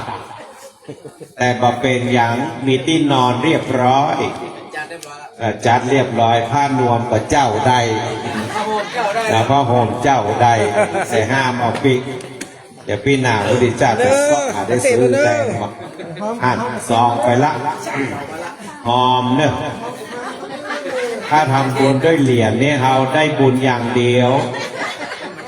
ถ้าทำบุญด้วยแบงค์สีเขียวมีบามีแหงทำบุญด้วยแบงค์สีแดงนี่หายห่วงทำบุญด้วยแบงค์สีม่วงหายโศกหายเศร้าท ถ้าทำบุญได้แบงค์สีเทานะได้หมดที่ลองขอเล่านะวันนี้นั้นเราได้มาร่วมในการที่เป็นงานสำคัญเป็นงานแห่งการครบรอบเกือบ90 ปีของการสร้างหนทางขึ้นดอยสุเทพที่ครูบาเจ้าศรีวิจัยนักบุญแห่งล้านนาครูบาเจ้าวิชัยข่าวปีครูบาเจ้าชยวงศาพัฒนาเกจิอาจารย์หลายตนได้ริเริ่มในการสร้างและก็พระเดชพระคุณหลวงพ่อท่านก็ยึดเอาประเพณีนี้วันนี้เป็นที่จ้างที่เพิ่งเพื่อจะให้เราได้น้อมระลึกถึงความกตัญญูต่อครูบาอาจารย์อาตมาภาพขึ้นมาตะกี้นี่แล้วเราไปนึกย้อนสมัยที่เปิ้นใจจอบใจเสียมใจแรงโคนบุกเบิกเนี่ยอาตมาภาพก็ยังงืดยังกึดยากขนาดว่าเพื่อทำได้อย่างใดก้อนหินก้อนบะเล็กบะเล่นก็ได้ไหนสองไม่ได้หรอกเอาแต่เนี่ยได้หลายรอบนะเพราะถ้าด้านหลังคนบะได้ห้องเขามีหรอกนะวันนี้นี่อีแม่เด็กกี้มาถามเอาของดีมาตัวก็เอามาเตือกถ้ามาเดี๋ยวปีไก่เป็นอย่างว่าได้ไปวัดตุ้งกี่เสือบุญเอาละเพื่อไปการเสียเวลาเนาะก็จะเต้ทำจริงๆอาตมาภาพนี่จะเต้ทำพุทธาพิเศษแต่ท่านพระครูไก่เพิ่นบอกเมื่อไปวัดกรรมการนั้นก็ลืมเปี่ยมมาก็ว่าเพิ่นให้เตรียมไว้เฮาแล้วก็ท่านมหาบุญชูท่านพระครูสี่เพิ่นลูกหนองเซ้งมาเอาธรรมมาจากกัปปวัตนสูตรมาเฮาเปียงเพิ่นมากันคือไปเอาธรรมอยู่เต้แต่ก็แล้วแต่เพิ่นจะเอาเต้ทำนี่ก่อนญาติโยมทั้งหลายนี่ตั้งอกตั้งใจฟังธรรมฟังเป็นตัวยิ้มแย้มแจ่มใสเป็นตัวอย่าไปเครียดเพิ่นบอกว่าแหมร้อยล้านปีเนี่ยเพิ่นบอกว่าแหม100 ล้านปีนะเพิ่นบอกว่าโลกจะฮ้อนเหลือก็บะหินว่ะแล้วเฮาบดีฮอเขาไปอยู่ที่ไหนนะตอนนั้นน่ะมีล่ะนะโอ้ยปล่อยแม่ทั้งหลายประเดี๋ยวนี้มันเกิดเหตุการณ์ที่ค่อนข้างจะรุนแรงแต่ครูบาอาจารย์ท่านบอกว่าคนที่หมั่นฟังน้ำฟังธรรมคนที่อยู่ในศีลกิจธรรมนั้นจะรอดพ้นจากหายนะประเทศที่เพิ่นบอกได้มีศาสนาอย่างเขาบอกมีศีลมีธรรมนะญาติโยมทั้งหลายนะเพิ่นจะเหลือจาก100 คนเนี่ยจะเหลือเป็นแค่10 คนแต่เพื่อนบอกว่าประเทศไหนที่เป็นเมืองพุทธนับถือพุทธศาสนามันไว้พระไว้เจ้า100 คนจะเหลือ30 คนนี่รอดหมดดีถ้ามีเกียรติรอดหมดนะถ้าใบใส่ไปใครใส่แบงค์100ในสำรอดทับเอานะโมตัสสะภะคะวะโตอะระหะโตสัมมาสัมพุทธัสสะ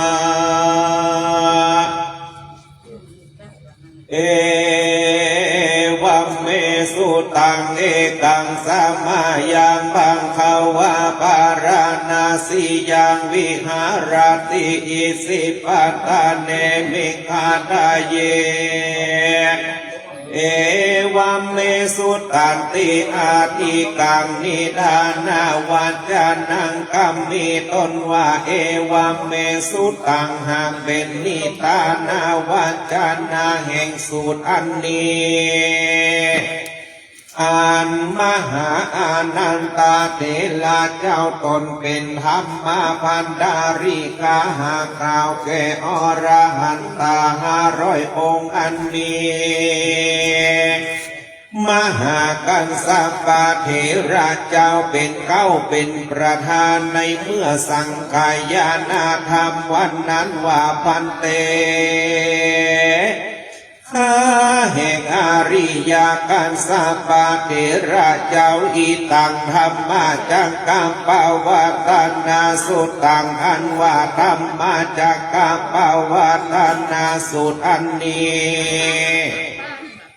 อ่านข้าชื่อว่าอานันตาเถระเจ้าหากใดสัตดับรับฟังแต่ข้าอูแก้วคือว่าปากแห่งสัมปัญญูพระพุทธเจ้าด้วยอาการดังจานวิจารจานานี่แล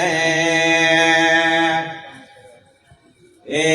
กังสัมมายังมีในกาลาคามหนึ่งคือเทศนากาลาบางเขาว่าอันว่าสัมปัญญูพระพุทธเจ้าตนมีภาคายะอันงามก็อยู่สำราญอยู่ในป่าอิสิปานตานาเมียลือขาทายาวันอันเป็นที่ฮืออภัยยาแก่เนื้อตางลายอันมีติกายเวียงปาลานาสีประมาณ4,500 เกณฑ์ขาทานุก็มีแลตรันพระโพพังเขาว่าปัญจวัคคีย์เยภิกขุอามันเตสีในกาลนั้นพระพุทธเจ้าก็จะเสริญปัญจวัคคีย์ภิกขุ5 ตนในป่าอิสิปันตานามิคาทายาวันตินันโดยกหาวะเอนาเวอันตาปิงเกเวดุราปิงคูตั้งหลายโกทาง2 ประการนี้อันปัมพาชิตานักบวชบอกควรเสพและโกทาง2 อันนี้ได้แก่อันใดจาโยจายังกาเมสุกามาสุขาลากานุโยโกกิยาอันประกอบไปโดยสุขอันติดคองอยู่ในกามกุลตังลา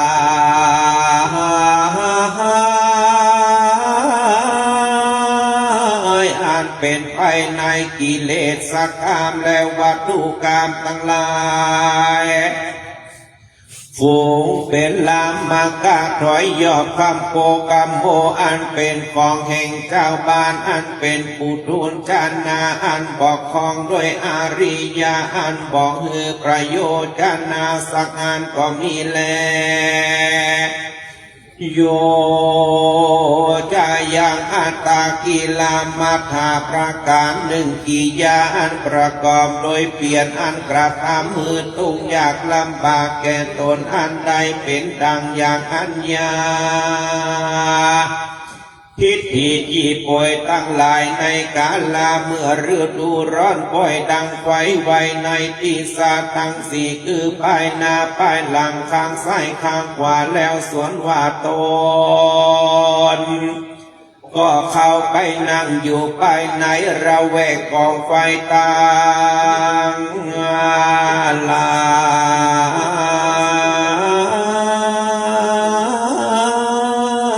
ผู้นั้นแล้วไปบ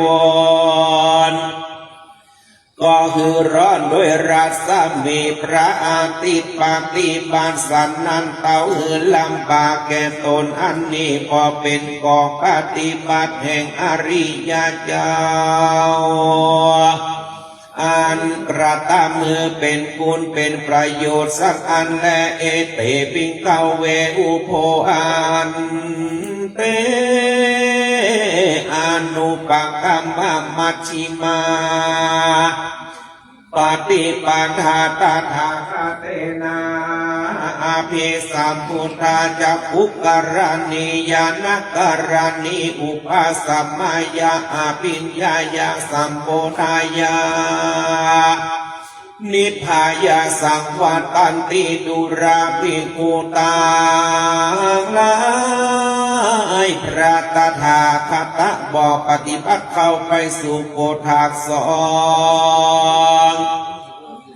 อันนั้นจึงคือกามาสุขาลิกานุโยกาและอัตตากิลามัตตานุโยกานั้นพระตถาคตปฏิบัติตั้งอยู่ในท่ามกลางคือบอกเคร่งนา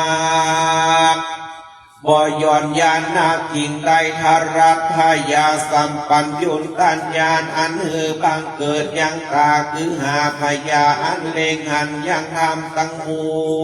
วลพยาอันรู้ยังทำตั้งมวลก็เป็นไปเพื่อระงับดับเสียยา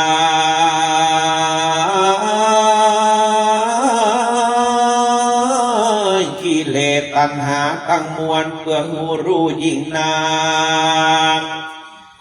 ตรัสยิ่งนักเพื่อกระทำยังนิพพานแจ้งดังฝูงได้จะอายะเมวะอาริโยอัตถังคิโกมะโกไสยะที่ทางอันว่าสูญว่ามัชฌิมาปฏิปทานั้นคืออัตถังกิกามะคาแปดอันฝูงนี้สิ่งเดียวแลอริยะอัตถังกิกามะคาแปดอันฝูงนี้คือสัมมาทิฏฐิหนึ่งสัมมาสังกัปโปหนึ่งสัมมาวาจาหนึ่งสัมมากัมมันโตหนึ่งสัมมาอาชีโวหนึ่งสัมมาวายาโมหนึ่งสัมมาสติหนึ่งสัมมาสมาธิหนึ่งคือพยาอันเลงอันหันทั้งมวลบังเกิดอายังโกสาภิกขเวมัชฌิมาปฏิปทาโด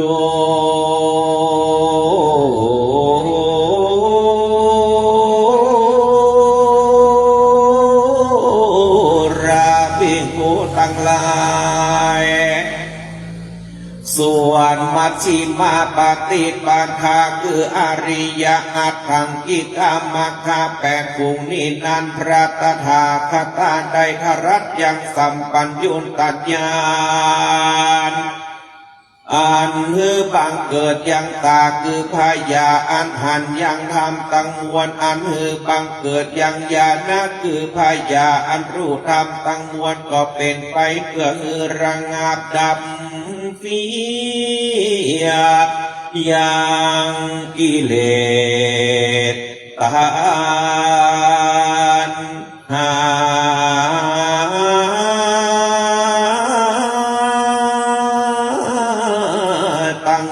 เพื่อแจ้งยิ่งนักพระพุทธเจ้าได้เทศนาสำแดงยังมัชฌิมาปฏิปทาแล้วที่นี้จักสำแดงยังอริยสัจธรรมตั้งสี่จำพวกกิ่งเทศนาว่าอิตังโคปานาปิขเวทุกขังอริยสัจจังชาติปิทุกขาจลาปิทุกขามรณะปิทุกขังอภิเยหิสัมปโยโกทุกโขปิเยหิวิมปโยโกทุกโขยัมปิฉังนาลัมปันติตัมปิทุกขังสังกิเตนะปัญจุปัตตานักขันธาปิทุกขาดังนี้เป็นต้นแลปิงกเวดุราภิกขุตังลา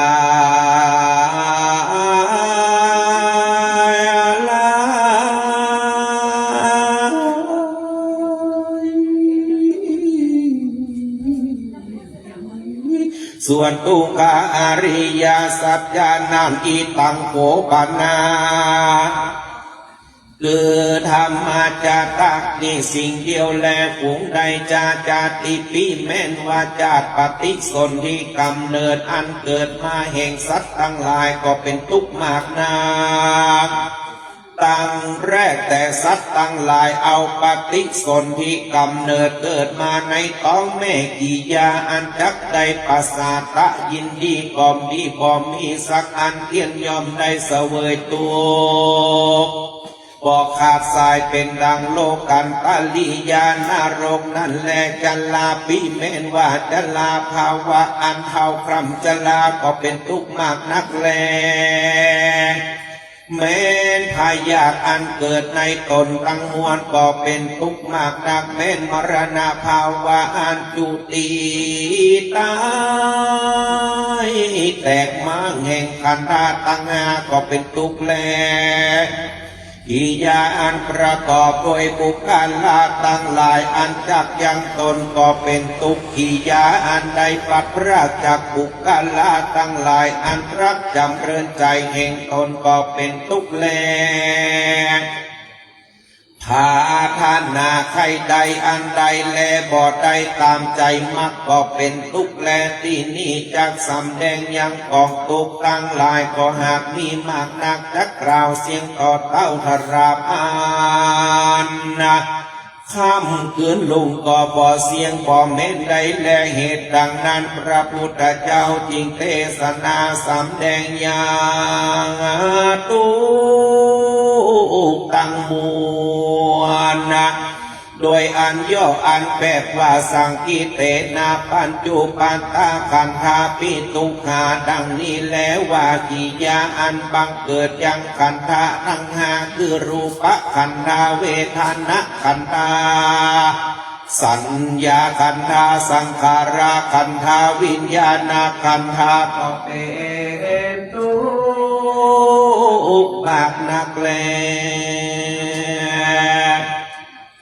อิตังโขปานาปิงเขาเวตุขาสามุทายังอาลิยาสัจจังยาวายังตัณหาเยโนภาวิกานันทิราวาสหาคาตาตัตราตัตราพินันตินิสัยยาติทางกามตัณหาภาวะตัณหาวิภาวะตัณหาดุราปิกุตาลายส่วนว่าทุกขาสมุทัยสัจจางนั้นคือธรรมชาติตั้งหลายฝูงนี้สิ่งเดียวแลฝูงใดจากยะวาหังตัณหาส่วนว่าตัณหาอันใดเยโนภาวิกาอันเป็นปกติอันบังเกิดอย่างคุณภาวะคือวิปากายทานารูปอันประกอบด้วยนันทราคาอัน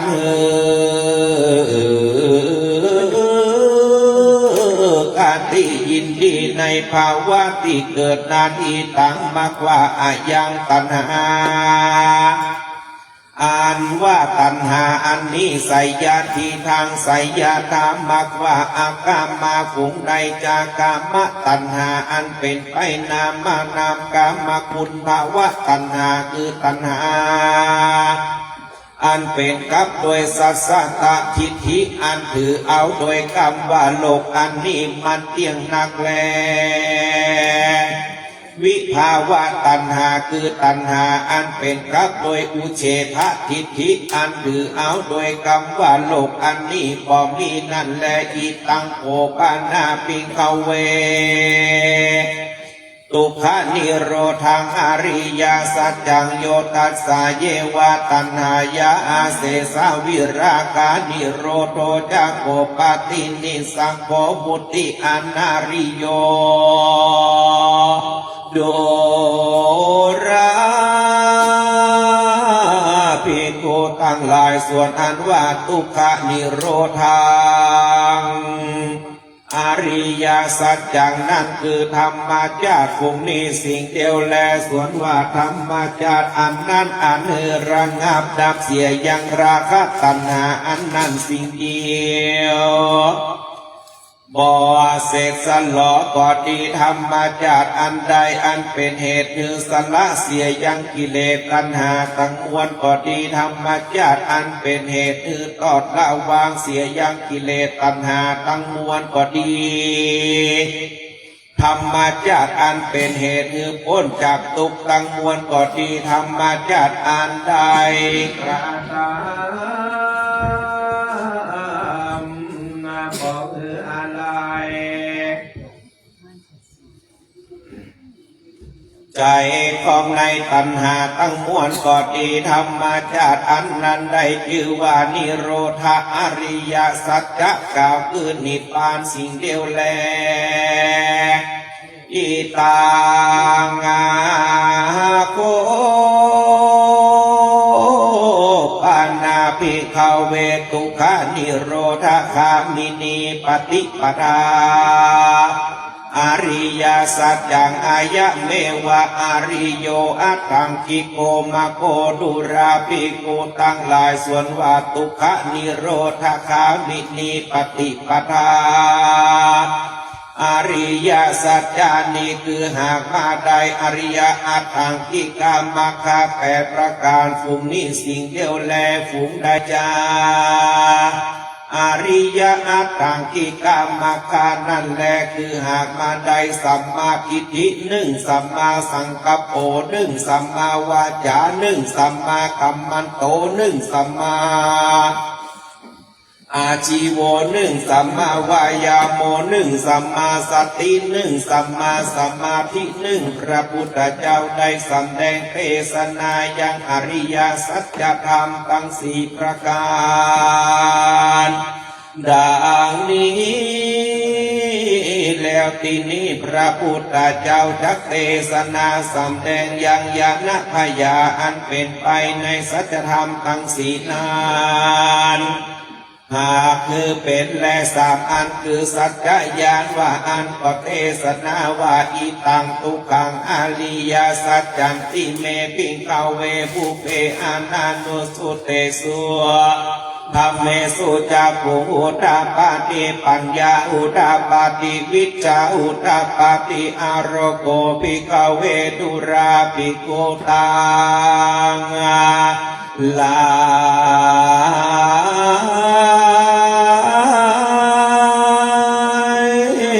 จักขุส่วนอันว่าตาคือพยาอันเล็งหันธรรมทั้งม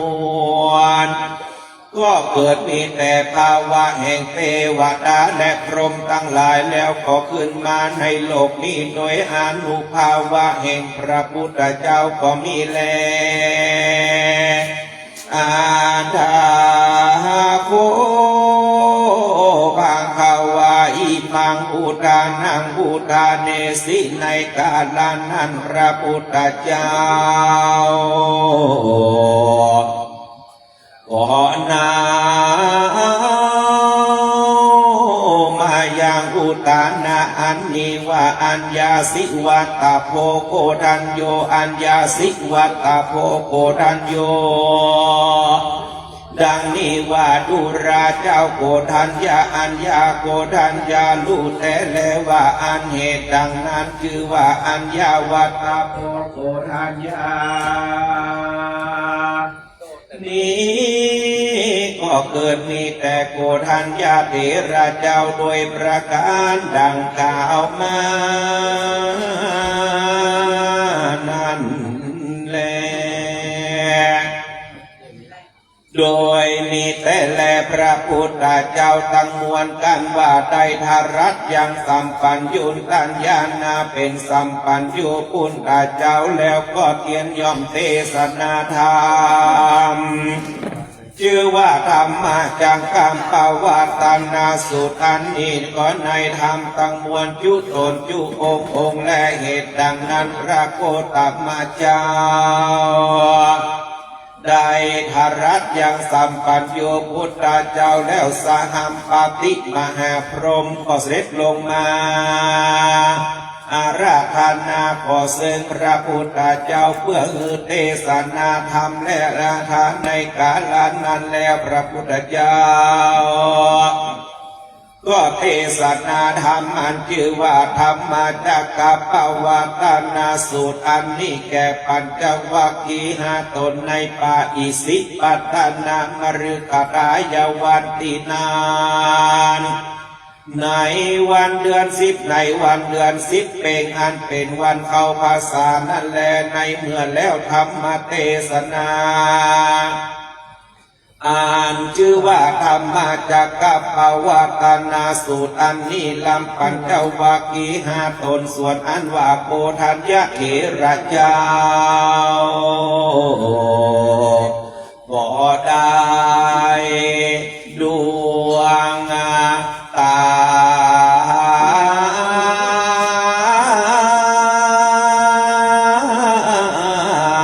อันวิเศษในเถิงเกศโสตาปฏิภราแลเมนมหาพรหมมีประมาณ18 โกฏก็ได้เถิงโสตาปฏิภราธรรมตั้งหลายเหตุได้ฟังยังธรรมมาชื่อว่าธรรมมาจากคำปวัตนาสูตรอันนี้อ่านพระพุทธเจ้าหากเทศนาก่อนทำตั้งมวลวันนี้แลประการหนึ่งผู้ใดได้สร้างได้แต่มได้อาคีและได้ฟังธรรมชื่อว่าธรรมมาจังกะเป๋าวัตนาสูตรอันนี้ตั้งแต่ต้นเดือนปตุภละขยัญชนะก็มีพละอานิสังสะอันกว้างขวางมากนักแลธรรมมาจังกามปาวาตนาสุตังกิยาอันเตสนาธา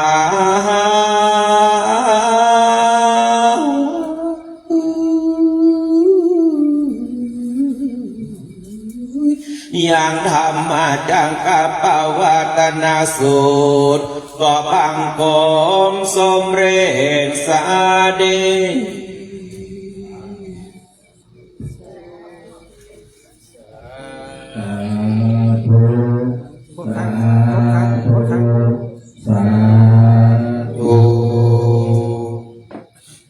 ตอนนี้ไปก็จะได้น้อมถวายจตุปัจจัยทายทานก็ขอเรียนเชิญอันที่อยู่บริเวณด้านหน้าเนี่ยก็ง่ายดีเนาะก็เข้ามาซองที่ไหนให้ชนตรงข้างหลังเนี่ยหลักซองนี่อ่ะใช่เป็นแรงสิพูดก็ให้ชนพูดคนดีแล้วก็เดี๋ยวยกน้ำถวายไปเนี่ยน้ำใจเดี๋ยวยกเกณฑ์ทีเดียวให้ชนน้ำยกน้ำดื่มกันให้ถวายไป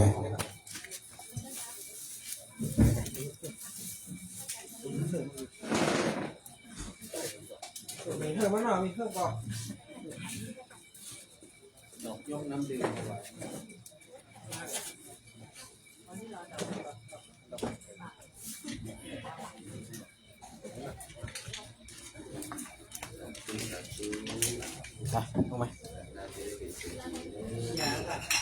มียาด้วยมีน้ำด้วย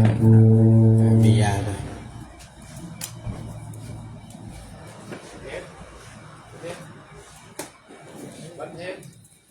วันเพ็ญเดือน12พระครูไก่เรียกถามเกิดวันหยังนะวันเพ็ญเดือน12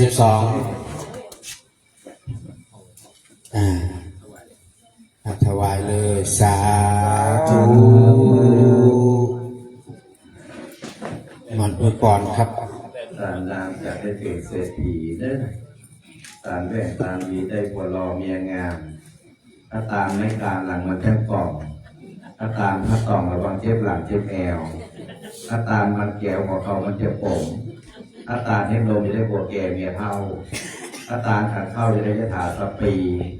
ถ้าตามหมากตามเมี่ยงตามบุรีจะได้ดีเมื่อแก่เมื่อเท่าถ้าตามแอปเปิลมาแต่งมาเต้าเท่ามานมเทยานเลยเอาก่อนเลยยะถาวาริวาหาภูราปาริปุเรนติสาคารังเอวะเมวะอิโตทินังเปตานังอุปกัปปติ อิชิตังปัจจิตังตุมหังคิปะเมวะจเมจตุสพเพปุเรนตุสังกปาจันโดปนะระโสยถามณิโชติระโสยถาเอวังหนตุดีละอาจจะในค่ำคืนนี้ก็เป็นวันดีสริสุภาวะมังคาระอันประเสริฐเหตุบัดนี้มามีพระเดชพระคุณหลวงพ่อท่านพระคุณพระธรรมเสนาบดีหลวงพ่อท่านเจ้าคณะภาค7ด้วยเมตตาบารมีธรรมพร้อมด้วยพระสงฆ์องค์เจ้าจุตนจุองค์หนไปนอกก็ไม่มีพี่นานพุทธิชาติคำปันพร้อมด้วยแฟนรายการขึ้น96วิทยุสถานีพระราชเจ้าดอยสุเทพและบรรดาบาสุอุบาสิกาพ่อขาวแม่ขาวพ่อศีลแม่ตีศีลทั้งหลายศรัทธาญาติโยมทุกหมู่เหล่าใหญ่น้อยยิงกาทั้งหลายได้คนฝ่าจตุปัจจัยไทยธรรมไทยทานเพื่อจักน้อมถวายเป็นตามด้วยการสร้างบุญญาราศีบารมีบูชาการพระธรรมเทศนาอันชื่อว่าธรรมจักรปวัตนสูตรเป็นธรรมที่พระพุทธองค์ทรงได้แสดงเป็นธรรมขันธ์แรกให้กับปัญจวัคคีย์ทั้ง5ตนมีอัญญาโกฏัญญาวัปปะปฏิยะมหานามะอัจฉริได้บรรลุธรรมเป็นพระอรหันต์ขึ้นบังเกิดขึ้นในโลกด้วยบุญญาราศีแห่งการแสดงพระธรรมเทศนาในวันนี้และเข้าน้อมเป็นเกณฑ์วายขึ้นไทยธรรมขอน้อมนำบูชาให้ศรัทธาญาติโยมทั้งหลายจงเจริญอายุนำสารในพุทธศาสนาอย่าเจ็บอย่าป่วยอย่าเมื่อยอย่าใครทุกโศกโรคใดอย่าได้มาแปดเปื้อนกายอินทรีย์ในการรับนี้เป็นต้นไปหน้าสัพพทุกข์สัพพเคราะห์สัพพโศกสัพพโรคสัพพภัยข้อร้ายใดๆอย่ามาแปดเปื้อนกายอินทรีย์ก็รับก็เมื่อก็รับเมื่อตื่นเมื่อยืนเมื่อเตียวเมื่อเกี้ยวเมื่อหานเมื่อวันเมื่อหูเมื่ออุ้มเมื่อจ่าข้อต่างนาข้อควันกรรมเคยมารับมาตื่นรับมาชื่นเป็นฝันข้อเมื่อคืนเมื่อวันข้อปันหลังจะได้มาอยู่ท่าข้อไปหน้าจะได้มาโจกข้อตังเขาได้มาเฟือข้อตังบนเรือจะได้มาข้อตังเราได้มากายมาใกล้ข้อตังบันใต้จะได้มาแปดมาถูกข้อบริภูมิโกรธไปมุ่งกับสาญาติจงหลายที่รับไปได้ฟืนได้ไฟที่ไหลกระแสน้ำนาราเพื่อได้ปัดปาจากตนตัวโยมพ่อโยมแม่ทั้งหลายและด้วยเมตตาบารมีธรรมขอพระเดชคุณหลวงพ่อจงมีอายุพรรษายืนยาวนานเกิดร่มโพร่มใสศรัทธาพ่อแม่พี่น้องของเชียงใหม่ตลอดไปและศรัทธาญาติโยมจงมีความสุขยึดมั่นในสิ่งในธรรมน้อมนำมือหิมาคาคืนเพื่อชีวิตดีกว่าปีที่ผ่านมาเจริญกว่าปีที่ผ่านมาคือสมหวังมากกว่าปีที่ผ่านมาอยากได้สิ่งประการใดของสิ่งนั้นจงพันสำเร็จจงสำเร็จทุกประการนั้นจงจำเนียอายุมั่นยืนยาวนานดังคำพรของภาษาองค์พระสัมมาพุทธเจ้าได้กล่าวไว้ว่าวิภารณาสีสานิจังพระปัจจัยนุจัตตาโรธรรมาวันติอายุวันโนสุขังปะลังสาธุ วันทามิ นิพันเตสัพพังอาปาราทังกามาธาเมพันเตมยากาตังพุญญังสามินาอนุโมทิตาปังสามินากาตังพุญญังไมหังกาตาปังสาธุสาธุอนุโมทามิสิทธิกิจยังสิทธิกรรมังสิทธิการยังสิทธิวาจาตถาคตสิทธิลาโภนิรันตลังสิทธิเตโชชโยนิจังสิทธิกรรมังประสิทธิเตอายุวโนสุขังปะรังสาธุ กับเจ้ากระผมในนามของพระเดชพระคุณหลวงพ่อพระธรรมเสนาบดีในนามของคณะสงฆ์วัดพระธาตุเจ้าดอยสุเทพในนามของคณะสัตยาสาธุชนขอกราบไหว้อาจารย์ของคุณในเมตตาชีวิตเมตตาธรรมของอาจารย์พระโพธิพัฒน์ปริยัติยาพรนะครับองค์ธรรมะตะเดชจงเป็นดีสมาธรรมสู่ช่องน้ำนกในภาคเป็นวิชาว่าการต่อไปเป็นอย่างสูงนะครับ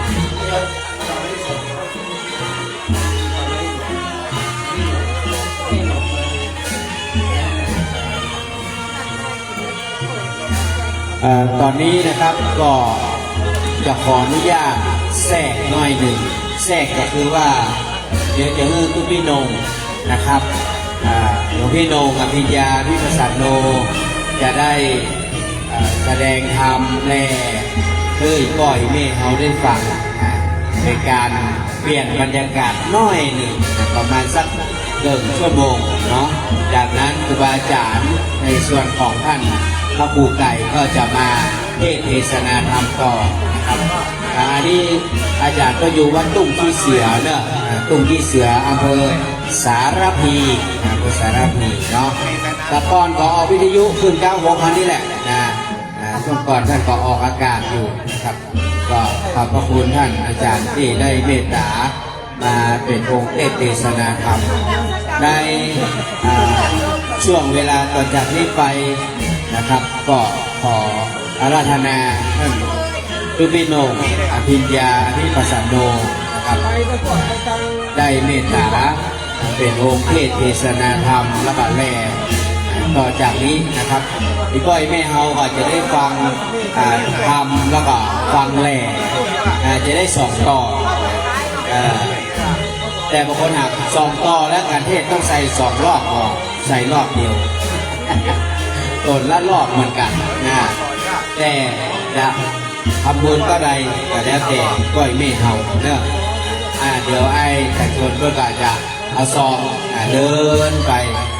เพื่อให้ทุกท่านได้จอมก็เพราะว่าเป็นบุญ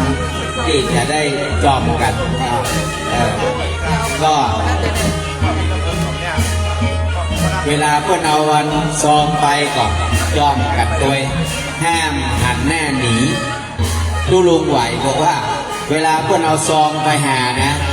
ห้ามก้มแน่ถ้าหมอมีก็ยิ้มพอละ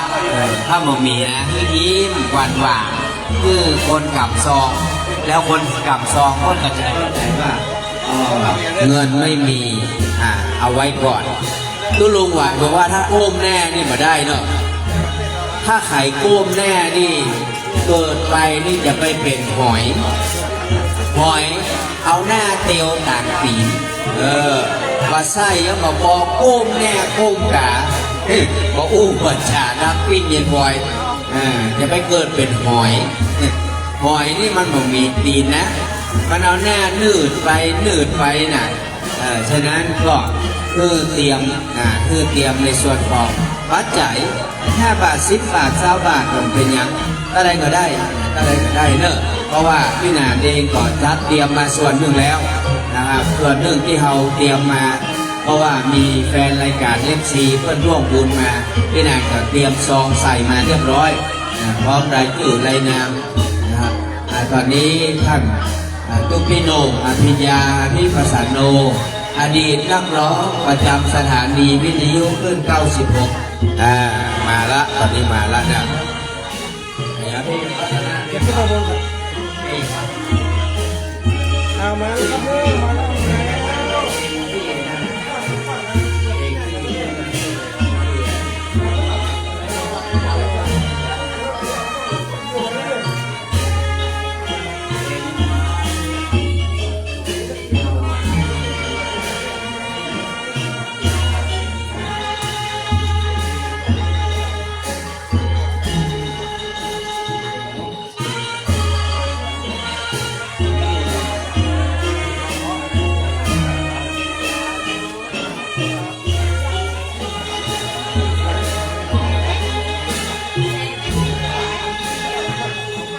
ตอนนี้สัทธากำลังขอเบรกแป๊บหนึ่งเนาะบางคนก็จะไปห้องน้ำบางคนก็จะขออนุญาตที่จะไปเซาะกาแฟเซาะอย่างมากินมารับประทานนะครับก็ขอเวลาหน่อยในช่วงขั้นรายการรับฟังก็มีใครนอนใครจะนอนถ้าตัวมันมีก็บอกเนอะเดี๋ยวจะให้ยืนพระตัวนะใครจะนอนก็เดี๋ยวให้ยืนพระตัวเดี๋ยวท่านจะมาเทศแลให้ฟังเมื่อก่อนสมัยเมื่อเป็นฆราวาสเปิ้นแต่งเพลงเฮาเนี่ยทั้งวัดทั้งวาทั้งทุกที่ทุกตางเนี่ยประมาณ200 กว่าเพลงเนาะ300 กว่าเพลงหลอกโลกเดียวได้ให้หายวังเวฟังเสียงนักเลงเสรีอะไรอย่างนั้น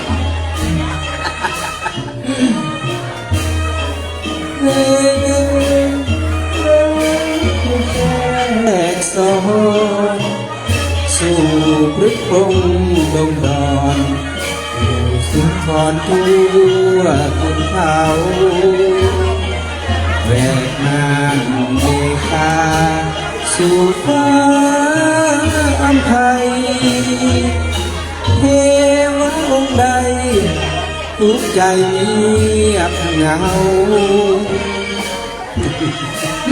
เขาเพลงก็ฟังเพลงย่ำเยี่ยวเพื่อน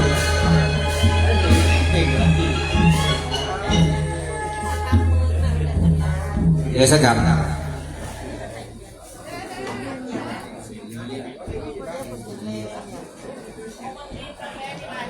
โอวันตินกาแฟมีเนอะเดี๋ยวถ้าหมดบอกเนอะพี่หนันน้องลินกาแฟกินยังมีไหมน้ำร้อนยังอยู่ไหมถ้าไม่มีบอกนะเดี๋ยวมันมีในรถอยู่กาแฟมีโอวันตินมีที่จะเอาไปเติมต้องหัวเนอะขนมหมดหรือยังขนมมีอยู่ก่อนขนมมีไหมขนมมีน้องลินไปเอาในรถนะขนมอยู่ในรถเอาขนมเป็นในขวดโหลไหมน้องลินเอาขนมเป็นขวดโหลมาไหม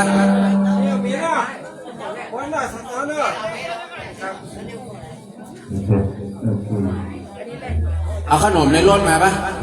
ขนมเป็นกระปุกอ่ะอยู่ในรถอยู่ด้านหลังเดี๋ยวสักครู่นะขอพักเบรกสักกรรมคือเพลงอย่างกระบอกไปเลยนะห้องเพลงเพื่อฟังนะถามคนแต่งกับหมูเรื่อง300 กว่าเพลง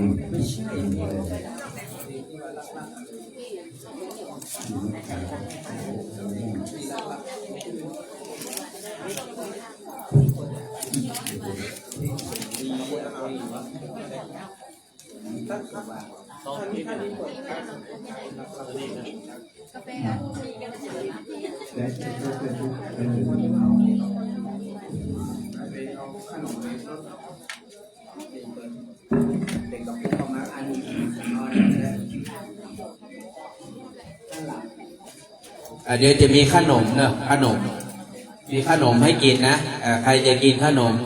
กับแก้มกาแฟมีขนมให้กินซาลาเปามีไหนซาลาเปาซาลาเปามาแจกวะอยู่ในกระป๋องเนี่ยนี่กล่องทองนี่เอาซาลาเปาเอาอันนี้ออกดอกบัวออกไผ่จ๋าซาลาเปามารับคนละ1 ลูกเข้าใจกินก่อนเทศเอาไว้ทีหลังใจเย็นเอาอันในพระครูเสิร์ฟแจกเลยแตนน้องพนิตาเอาวางเนี้ยนิยมมาห้าเอาจงกาอยู่นี่แหละมาห้าเอาซาลาเปาคนละลูก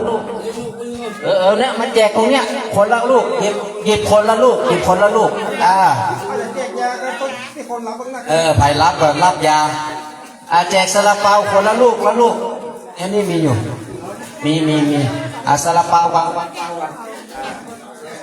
ใครอยากกินซาลาเปา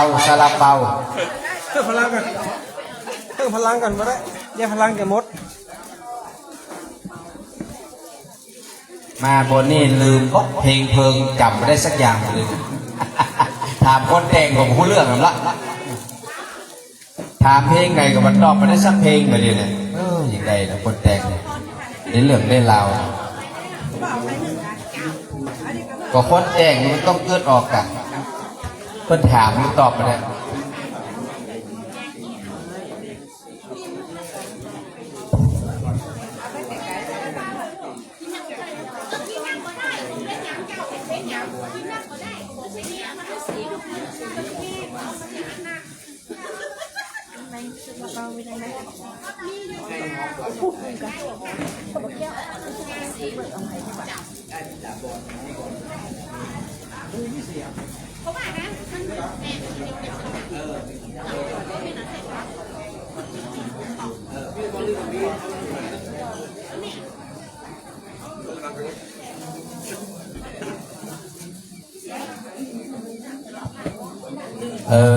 เพลงยอดรักลืมไปเนาะ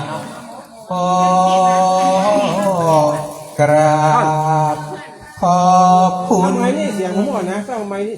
ที่ได้รับไออุ่นการุณจากแฟนเพลง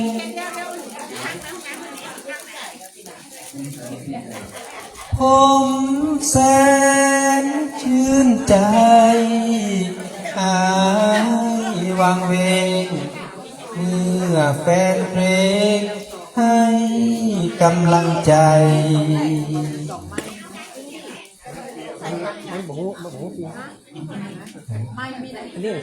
ขอฟังผู้แฟนเพลงไม่เคยคิดว่าเก่งหรือดังกว่าใครใคร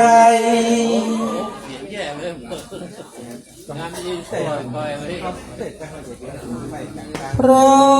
ะคุณผู้ฟังเท่านั้นยิ่งใหญ่ให้กำลังใจให้ความเมตตาขอองค์เทวาสถิตฟ้ากฟ้ายิ่งใหญ่คุ้มภัยให้ท่านเถิดนาขอจงเชื่อใจนงอภิญญาเลยว่าตราบชั่วชีวาไม่ลืมญาติโยมมันลืมญาติโยมเนาะหันไม่ดีนี่ห้องดี โอ้เสียงดีนะไม้นี่นะโอ้ไม้นี่เสียงดีเดี๋ยวลูกพี่นงแลนี่รับรองไม้นี่เสียงดีนะเดี๋ยวแลเพราะเลยป้อนางเอาแล้วมาต้องรอละเรากินมาแล้วสักเถื่ออาราธนาเลยเอาเด้อทานจะคืนแล้วเด้อ ก่อนไปเน้อกินปลาฟังไฟ กินไปฟังไปว่ะระวังติดคออย่างเดียวนะ การเพื่อนสาม บุญก็ได้ไส้ก็เห็น ในเทศกาลของท่านพระอภิญญาที่ประสาทโนสุมาเจ้าโนจะได้เป็นการเทศนาธรรมณบัดนี้ธรรมาจากโลกาทิปติสานปติขณาจารีอภิวรามายาจตาสันติภาจัตตาปารัชกาจาติกาเตโชสุธรรมังมนุกาติมังปัจจานะโมตัสสะภะคะวะโตอะระหะโตสัมมาสัมพุทธัสสะนะโมตัสสะภะคะวะโตอะระหะโตสัมมาสัมพุทธัสสะนะโมตัสสะภะคะวะโตอะระหะโตสัมมาสัมพุทธัสสะอะระโหเอตัมมังคารมุตตมังอิทิปิขอน้อมแด่องค์สมเด็จพระสัมมาสัมพุทธเจ้าขอน้อมแด่องค์พระสุวรรณเจดีย์พระบรมธาตุเจ้าดอยสุเทพขอแสดงความเคารพในบารมีธรรมพระเดชพระคุณพระธรรมเสนาบดีอธิบดีสงฆ์วัดพระธาตุดอยสุเทพเจ้าคณะภาคเจ็ดพระเถราธิเถระและเจริญสุขเจริญธรรมเจริญพรท่านสาธุชนทุกท่านที่จะมาร่วมงานครบรอบการสร้างทางของพระบิดาเจ้าสิงห์ชัยในวันนี้ซึ่งหลวงพ่อพระธรรมเสนาบดีได้จัดขึ้นทุกปีพระบิดาเจ้าสิงห์ชัยสร้างทางเมื่อวันที่ 9 พฤศจิกายน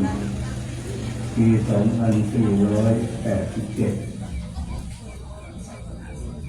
ขึ้นมาถึงบนวัดพระธาตุดอยสุเทพเมื่อวันที่ 30 เมษายนในวันพรุ่งนี้ ปี 2488 ใช้เวลาสร้าง 5 เดือน 22 วัน วันนี้ที่เรามาร่วมเฉลิมฉลองก็เพราะว่าความเคารพความกตัญญูที่เรามีต่อองค์พระบิดาเจ้าสิงห์ชัยก็ขออานิสงส์นี้ขอให้ท่านมีแต่ความสุขความเจริญที่มีในสมปรารถนาถึงทุกประการ และณโอกาสแบบนี้อาตมาภาพจะได้แสดงพระธรรมเทศนาในมงคลสูตรเทศนาศาสนธรรมคำสอนในพระพุทธศาสนาเพื่อเป็นเครื่องประกาศสติปัญญาความรู้กุศลมูลรังสีส่งเสริมความเชื่อประสาทะความเลื่อมใสเพื่อที่ท่านสาธุชนทั้งหลายจะได้น้อมนำไปปฏิบัติต่อไปคำว่าคารโวหมายถึงความเคารพซึ่งแปลว่าความเคารพที่เป็นมงคลข้อที่22ในมงคล30ประการที่องค์สมเด็จพระสัมมาสัมพุทธเจ้าได้ตรัสไว้คำว่าคารโวแปลว่าความเคารพหมายถึงการกราบไหว้การลุกขึ้นต้อนรับการให้อาสนะที่นั่งการหลีกทางให้การสักการะบูชาต่อผู้ควรแก่การกราบไหว้แก่ผู้ควรกับการขึ้นต้อนรับกับผู้ที่ให้ควรให้อาสนะที่นั่งหรือควรหลีกทางให้และผู้ควรแก่การสักการะบูชาความเคารพเป็นอริยธรรมคือธรรมของผู้เจริญแล้วเป็นประเพณีนิยมหรือขนบธรรมเนียมประเพณีของมนุษย์ทุกชาติทุกภาษาที่จะต้องปฏิบัติต่อกันเป็นสามีจิกรรมคือความประพฤติชอบนั่นเองการเคารพถือเป็นมงคลคือความก้าวหน้าความเจริญของผู้ที่มีความเคารพปลูกสร้างนิสัยที่ดีงามเสริมบุคลิกภาพช่วยให้คนอยู่ร่วมกันอย่างร่มเย็นเป็นสุขสนิทสนมไม่เบียดเบียนความเคารพจึงทำให้เกิดความประสบความสำเร็จในหน้าที่การงานคนที่รู้จักเคารพผู้อื่นก็ถือว่าเป็นคนที่มีมารยาทบุคคลที่สังคมต้องการบิดามารดาครูบาอาจารย์ทั้งหลายย่อมมีจิตเมตตาต่อลูกหลานที่มีความรู้จักเคารพรู้จักที่ต่ำที่สูงความเคารพจึงเป็นทางไหลมาแห่งความเมตตาอีกประการหนึ่งความเคารพเกิดให้ความนับถือความนับถือทำให้เกิดความเชื่อฟังการเชื่อฟังทำให้เกิดการไว้วางใจความเคารพจึงเป็นที่ไหลมาแห่งความวิชาความรู้ทรัพย์สมบัติต่างๆหน้าที่การงานยศตำแหน่งประหนึ่งเหมือนกิ่งไม้ที่ประดับอยู่บนต้นไม้แล้วชูช่อดอกวรชรเหนือต้นไม้นั้นฉันนั้นส่วนความเคารพส่วนความไม่เคารพถือว่าเป็นอัปมงคลทำให้เกิดความเสื่อมโชคลาภอัปยศชื่อเสียงทำลายบุคลิกภาพกลายเป็นคนแข็งกระด้างไม่น่าคบหาไม่น่าไว้วางใจของชุมชนความไม่เคารพจึงเป็นตัวทำลายในชีวิตจิตเพราะขาดความร่วมมือความไม่เคารพทำให้โรคร้อนเป็นไปเมื่อไม่มีการเคารพกัน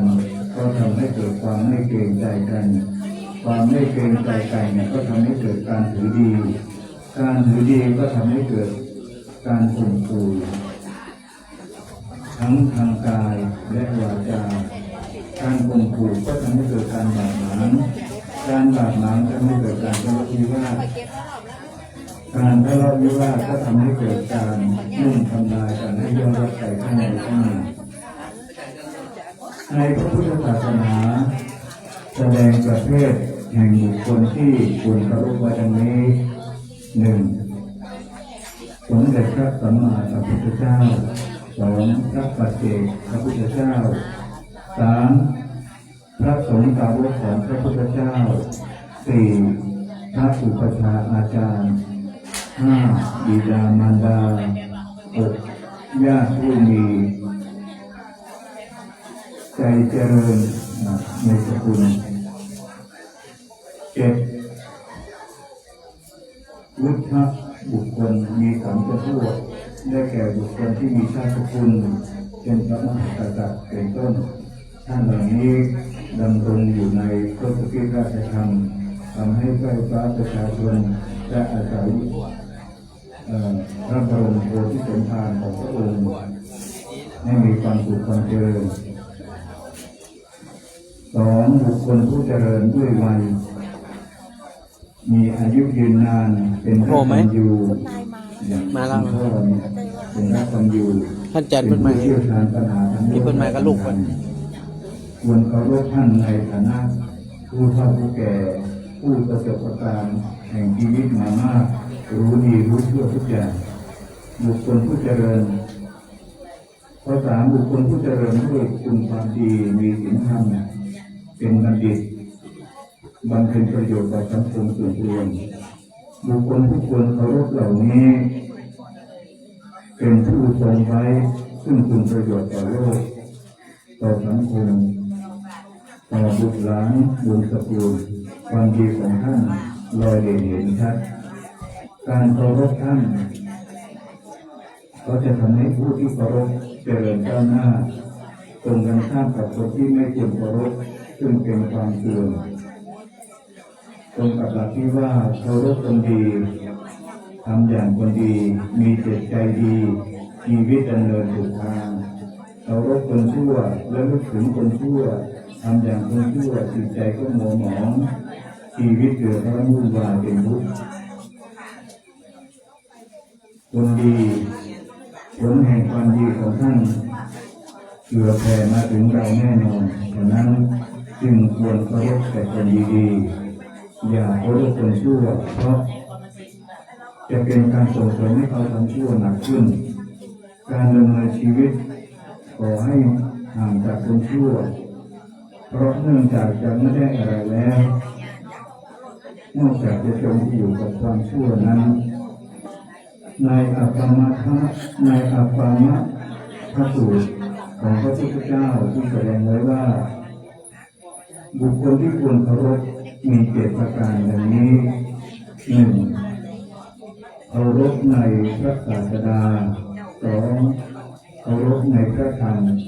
สามเคารพอย่างแรงกล้าในพระสงฆ์สี่เคารพในสมาธิห้าเคารพความแรงกล้าในการศึกษาหกเคารพ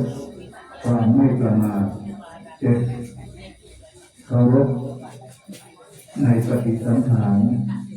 พระพุทธธรรมพระสงฆ์ถือว่าเป็นปูชนียวัตถุและเป็นปูชนียบุคคลอันประเสริฐสูงสุดในพระพุทธศาสนาควรเคารพด้วยวาจาได้แก่การไม่พูดสดประมาทเย้ยหยันเคารพด้วยใจก็ได้แก่การน้อมจิตน้อมถึงคุณพระศรีรัตนตรัยภาวนาเป็นประจำเพื่อให้จิตสงบไม่ฟุ้งซ่านบุคคลที่มีจิตตั้งมั่นเชื่อเกี่ยวเคารพในพระรัตนตรัยเป็นนิจพัฒนาฝึกฝนจนเกิดความชำนาญทำให้จิตใจสงบตามลำดับการเคารพในสมาธิก็ได้แก่การบังคับจิตใจไม่ให้ฟุ้งซ่านไปในอารมณ์ต่างๆด้วยอำนาจแห่งกิเลสให้ตั้งมั่นสงบนิ่งในอารมณ์ภาวนาเพียงอย่างเดียวแล้วประคองจิตของตนไว้ด้วยสติอย่าให้หวั่นไหวไปในแสงอื่นนอกจากอารมณ์กรรมฐานเท่านั้นการเคารพในศิกขาก็ได้แก่การเคารพในการศึกษาเพื่อสร้างขุนพลังปัญญาให้เกิดแก่ตนมีความรู้กว้างขวางเท่าทันโลกเท่าทันคดีโลกคดีธรรมไม่งมงายไม่เพลิดเพลินกับข้ามโยมใหม่ๆมีความหนาแน่นป้องกันกิเลสทั้งภายในและภายนอกได้ปราศจากสิ่งยั่งยืนทั้งปวง การเคารพในความไม่ประมาทก็คือความไม่เลิมเล่อเผลอเลยปล่อยความชั่วให้เกิดขึ้นในสันดานตนความชั่วใหม่ๆที่ทำให้เกิดในสันดานตนก็สามารถจะระงับได้ไม่นิ่งนอนใจในที่จะเลิกความชั่วนั้นเสียแล้วเอาชนะความชั่วนั้นให้ได้หาวิธีถนอมตนให้พ้นจากความชั่วทุกวิถีทางเมื่อความชั่วเก่าหมดไปความชั่วใหม่ไม่มีเราก็อยู่ได้อย่างสบายความเคารพในสติสังขารมีสองอย่างคืออมิตรสินขารอมิตรสติสังขารและก็วัตถุสติสังขารคือสติสังขารด้วยข้าวน้ำหมากพลูเป็นต้นสองทำสติสังขารก็ได้แก่การแสดงธรรมะการบอกธรรมเป็นต้นความเคารพทั้ง7ประการนี้ท่านสาธุชนทั้งหลายพระพุทธศาสนาจะตั้งอยู่ได้นั้นก็ต้องมีความเคารพทั้ง7นี้ยังไม่เสื่อมไปพระพุทธศาสนาก็จะไม่เสื่อมไปด้วยส่วนผู้ที่ยกย่องปฏิบัติรักษาความเคารพทั้ง7ประการนั้นชื่อว่ายกย่องพระพุทธศาสนาดังพระดำรัสของสมเด็จพระบรมศาสดาตรัสแก่พระอานนท์ว่าดูก่อนอานนท์บริษัทสี่คือภิกษุภิกษุณีอุบาสกอุบาสิกายังมีความเคารพทั้ง7ประการนี้มีประการเท่าใดพระพุทธศาสนาของตถาคตก็ต้องอยู่ได้นานเท่านั้นไม่เสื่อมสิ้นไปแต่ถ้าบริษัทสี่ไม่รักษาความเคารพทั้ง7ประการนี้ศาสนาของพระตถาคตก็อยู่ไม่ได้นี่คือคำตรัสของพระศาสดาของเราที่ตรัสไว้กับพระอานนท์ที่อาตมาได้มาเทศนาในวันนี้ก็อยากจะให้ท่านได้มีความเคารพมีความกตัญญูกตเวทีต่อผู้มีพระคุณอย่างวันนี้ที่เรามานี้ก็หมายถึงเรามีความกตัญญูกตเวทีต่อองค์พระครูบาเจ้าศรีวิชัยเราถึงได้มาปฏิบัติธรรมในวันนี้และอาตมาจะขอยกตัวอย่างด้วยการแหล่ด้วยการแต่การนิดนึงให้ได้รู้ว่าบุคคลที่ไม่เคารพคำสอนของพ่อแม่เขาจะได้รับผลกรรมอย่างไรไม่เคารพพ่อแม่และไม่เชื่อฟังพ่อแม่คำสอนของพ่อแม่ชีวิตเขาก็จะพบกับความวิบัติซึ่งความเคารพต่อพ่อแม่และการกตัญญูต่อพ่อแม่เป็นมงคลอย่างยิ่งที่ควรจะให้ลูกหลานได้เอาอย่างก็จะขอยกคำแหล่ซึ่งเป็นเรื่องชีวิตของสาวผู้หนึ่งซึ่งหลงในความรักทิ้งพ่อทิ้งแม่หนีตามผู้ชายไปและผลสุดท้ายเขาได้รับผลกรรมอย่างไรเราลองมาฟังดูนะตัวนี้เมื่อตัวนี้เพราะกว่านะใช่ตัวนั้นไม่ต้องเปลี่ยนฟังให้รู้เรื่องนะเสียงมือเองเสียงต้องออกตัวก่อนนะว่าอาตมา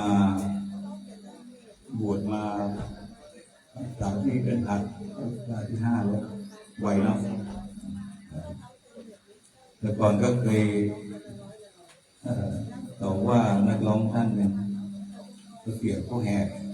คือสัญญาว่าทำไมร้องไปแล้วเสียงแหกไปถึงนี้ว่าอาตมาอยู่วัดพระธาตุได้ขึ้นเป็นพระพรหมน้ำมนต์นะ ผมน้ำมนต์เราก็ต้องให้พรนะให้พรไปเรื่อยๆทีนี้แทน2 วันที่ผ่านมานี้แทนทั้งเช้าทั้งค่ำตั้งแต่8 โมงเช้าถึง2 ทุ่มครึ่งเสียงไม่มีเลยมันนึกถึงว่าโอ้เวรกรรมเราหรือว่าสายันไว้ว่าเสียงพวกแง่ตอนนี้เราเจอแล้ว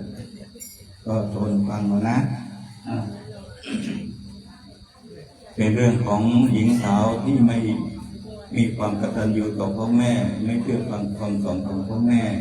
เขาจะได้รับผลกรรมอย่างไรก็ลองฟังเรื่องนี้ดูนะเจริญสุขทุกท่านโปรดสดับสารนิทานคำกรอนเกิดขึ้นที่ฟังวนวังสาโคนวังแม่ลูกอ่อนแต่ก่อนมาลูกสาวเศรษฐีผู้มีทรัพย์หนีตามไปกับหนุ่มชาวนาด้วยฤทธิ์รักสลักอุราจึงหนีบิดาและมารดอนคือความรักเป็นอมตะไม่ถือฐานะเป็นสิ่งแน่นอนจนกระทั่งตั้งอุทธรณ์ขึ้นมาอ่อนๆก็เริ่มระก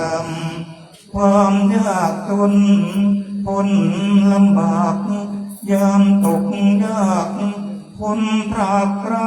ำต้องเผาทานเป็นงานประจำเช้ายันค่ำครารำเพ็ญถึงยามโปรดบุตราไร้ที่พึ่งพาละสุดหาแลเห็นน้ำตาไหลซบอกกระเซ็นคราอยากเห็นกระทมทวีจวบกระทั่งนางตั้งท้องเป็นครั้งที่2มองราศีกระจองงอแงละท้องแก่เต็มทีเจ้าลูกหัวปีหรือก็สุขสนต่างปรึกษากันหน้าสงสารคืนอยู่ให้นานก็ไม่มีผลตกลงใจจะกลับไปบ้านตนแล้วเหลือจะทนทุกข์ท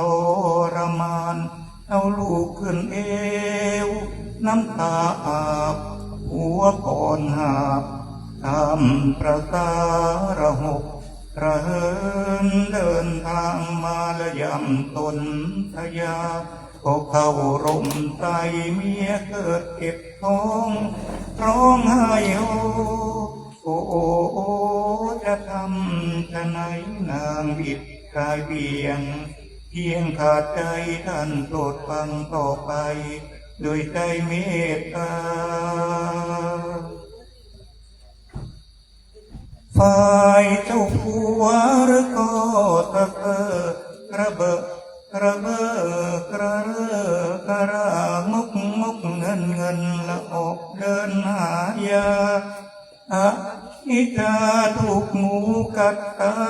ยฟ้าคำรนฝนก็ตกหนาวสั่นงกและฝนตกไม่หายสงสารนางเพียงวางไว้ทุรนทุรายร้องครวญกลางจวบบรรลุปัจจุสมัยอรุโนไทยเริ่มสว่างเห็นผัวมวยมนนอนทับทางดังใจนางโดนอักขีนางลืมตนตะคนก้องมือกุมท้องร้องเต็มที่ลูกในครันออกทันทีดูเป็นที่ทุเรศทุรังกราบตบลาน้ำตาหล่นอุ้มคนจุงคนที่ถูกที่ทั้งปัดปะออกทุ่งบะลุงพลังจนมาถึงฝั่งมหานาทีสั่งลูกคนใหญ่แท ให้คอยท่าเดียวแม่จะมารับลูกที่นี่แล้วเทินลูกน้อยละลุยลอยวารีลึกมีตื่นมีพอทานทนครั้นถึงฝั่งวางลูกน้อยห่วงลูกใหญ่ที่คอยจึงย้อนกลับอีกคนแต่พอโฉมนางละถึงกลางสายชนเหี่ยวใหญ่โจกควนละเกี่ยวลูกน้อยไปนางหมดแรงตัวแข็งคือโบกไม้โบกมือร้องตามเหี่ยวใหญ่ลูกยืนดูอีกคนไม่รู้อะไรนึกว่าแม่ให้ตามไปกระมังก้าวลงน้ำถึงความตายและนางเห็นลูกชายและตายอย่างสิ้นหวังจึงจมทิ้นใจกับลูกตายวนวังเดี๋ยวนี้ชื่อยังอยู่ริมฝั่งเจ้าพระยา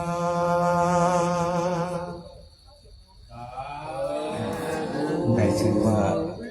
วังแม่ลูกอ่อนก็เป็นคำแหล่ของพระพรพิรมจึงแหล่ไว้เรามาคิดถึงชีวิตของเราก็เหมือนกับพระพรพิรมนะร้องเพลงไปแต่งเพลงไปเกี่ยวกับธรรมะมันซึมซับก็เลยบวชพระพรพิรมก็บวชเมื่ออายุ50 กว่าแล้วอยู่ที่วัดที่อยุธยาบ้านเกิดของท่านแล้วก็มาสิ้นมามรณภาพเมื่อปีอายุได้74เรา74แล้วก็ เสียวๆ ตอนนี้ 69 ยังไม่ถึง 74 ยังไม่74ยัง 69 ปีหน้า70 โอ้ย ไหวเนาะ ยังฮะเลยไปแล้ว เทศนาปริโยสาเนในการที่สุดแห่งพระธรรมเทศนานี้ ลมเป่า อาตมาภาพก็ขออำนวยอวยพรให้ท่านสาธุชนทั้งหลายจงมีแต่ความสุขกายสุขใจมีอายุมั่นยืนนานประสงค์กำนงหมายสิ่งใดก็ขอให้ประสบความสำเร็จตามความประสงค์ทุกประการจงสำเร็จตามมโนปณิธานเพียบพร้อมด้วยธนสารสมบัติคุณสารสมบัติธรรมสารสมบัติทุกทิพาราตรีการด้วยเถิดสาธุรับประทานแสดงพระธรรมเทศนามาก็พอสมควรแก่เวลาขอยุติไว้ลงคงไว้เพียงเท่านี้เอวังก็มีด้วยประการฉะนี้สาธุ พระธรรมเทศนาท่านหลวงพี่นงอภิญญาพี่ประสันโนก็เสร็จสิ้นลงก็ขอเชิญนะครับท่านอันนี้เจ้าภาพแพงทานไทยมาแม่ศรีวรรณาลุกมามาแม่ศรีวรรณามาร่วมถวายด้วยกันให้ประชาชนเตรียมถวายน้ำถวายยาศรีวรรณาน้องดินถือนี่แม่ศรีถือซองถือซองนั่นจับไป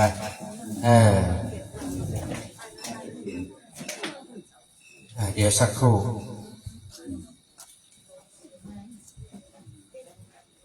ญาติโยมเอาตั้งหลังมาลูกมาแม่มาเป็นมาลูกมาเลยแม่ผ้าลายนะลูกมา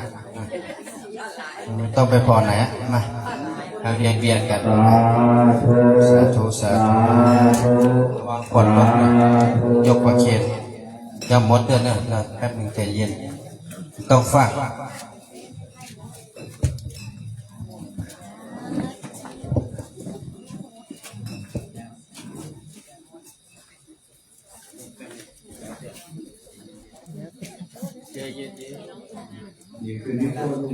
ลาลียำกันยาผ่านก้นนาชนไหมยังมั้ง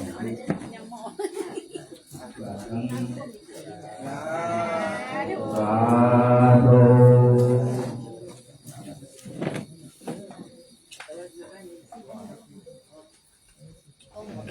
ก่อนนะตรงกลางแล้วเนี่ย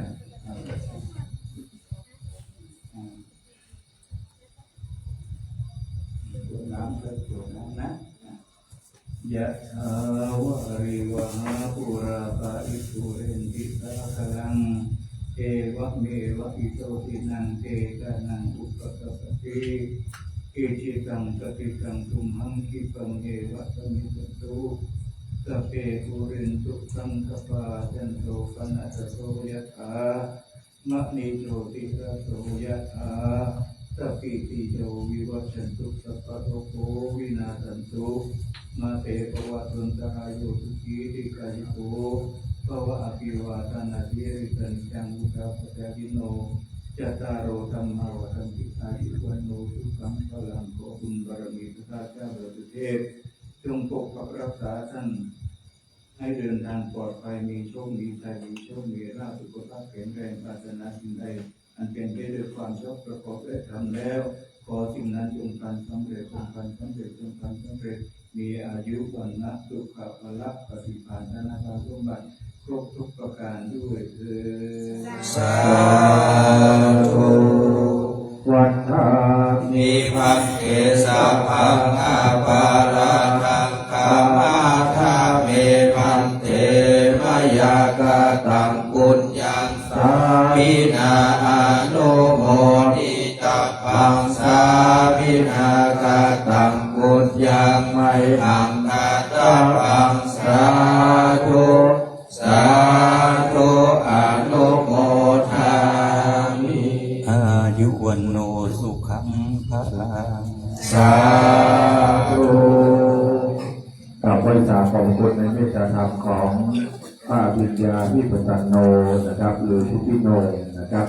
ที่เมตตาเทศนาธรรมแบบธรรมบรรยายและใส่แหล่ที่เราท่านได้สดับรับฟังกันนะครับเอาสักหนึ่งผลงานเพลงนะครับลูกเจ้าพ่อถึงได้นะครับบรรเลงสักหนึ่งเพลงนะครับคณะประธานสาธุชนเอาต่อเพียรปิยาโพสต์กันก็ได้นะครับตอนนี้นะครับท่านจะไปห้องน้ำพอดีนะครับท่านจะกินน้ำกินข้าวอย่างไรก็ทางนั้นจะใส่ในโต๊ะขึ้นนะครับในที่ตั้งขึ้นนะครับเราจะได้เทศนาธรรมนะครับรับฟังพระธรรมเทศนาเรื่องประการช่วงที่นะครับในเทศนาธรรมของอาจารย์พระโอตีพระโอภาสนะครับพระหนองเช่นทำประจำทำประวัติศาสตร์นะครับ ตะกี้จบไปแล้วเหรอธรรมจักรประเทศไปละประเทศธรรมจักรไปละโดนยึดธรรมจักรไปละ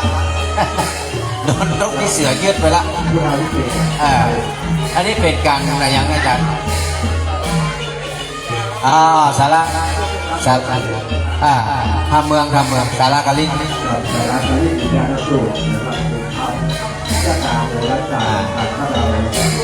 แต่เดี๋ยววัดน้องเสงเมืองละปูนจะมาเตะทำต่อท่านพระครูวัดน้องเสงละปูนศาลาทำวิกฤตทำศาลาเดี๋ยวฟังทำต่อจากที่เจ้าละปูนเนอะนี่อู่เป็นยองไปบ้านไหนก็เป็นบ้านนั่นไปเจออาจารย์คุณนิกรผู้ดอยเต่าพระนุโดยเต่า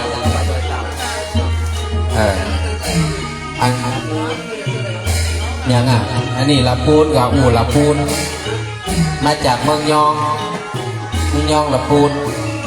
อาจารย์นิมนต์ครับนิมนต์ขึ้นธรรมาแต่เดี๋ยวสักคำหนึ่งจะได้ฟังธรรมจากเจ้าเมืองยองมีกันนี่ทั้งนี้ยองมีกันนี่อันนี้มายองสักคำมานอนยาวจัดลากทั้งคนครับสาธุอันนี้นอนมันได้นั่งยองสักคำมานอนจัดลากทั้งหมดเลยคนบ้านนอนฮะไม่ยองนอนบ่ยองนอนเลยล่ะไอ้นาวก็บอกเนอะพระตรวจยังก็มีอยู่เอาคือโฮมก่อนเอาไว้ผ่อนทีหลังโฮมก่อนผ่อนทีหลังก็คืนนี้นะครับราตรีอีกยาวไกลตอนนี้กำลังจะไป5 ทุ่มเตื้อหลังจากถ้าจากเซตมีต่อแห่ง1 รูปจากนั้นก็จะได้ฟังเอาตัวเจ้ามิตรก่อนเนาะตัวเจ้ามิตรก่อน เจ้ามีจะมาเทศหลังจากนั้นก็ตู้เจ้าเสิร์ฟเสร็จกับตู้เจ้าจัดหมูจะมาก็มาไปเลยเนี่ยตั้งลายไปกับดัมปิ้งนะบอกว่าจะมานะจะไม่วางถ้าทากับปลากันล้าพอเปิดตู้เจ้าจัดมานี่ซองน่าจะเหลือละนะปัจจัยน่าจะหายไปนี่เหลือเก้าอี้แล้วไปเนี่ยอันตู้เจ้าจัดมานี่นะเพื่อจะปลาส่วนอีกกี่โซ่108รับรองวันนี้รับหมดอีโซ่108นี่นะบัตร108จะทำให้สัก9 จบ 10 จบเรียบร้อยเนาะจากนั้นการเทศการทำต้องถามนะมาฟรีไปฟรี มาฟรีติดฟรีตอนนี้ทุกคนน่าจะพร้อมแล้วเนาะพร้อมแล้วเดี๋ยวพ่ออาจารย์พ่อนานก็จะได้อาราธนาให้ท่านได้เทศเทศนาธรรมต่อครับ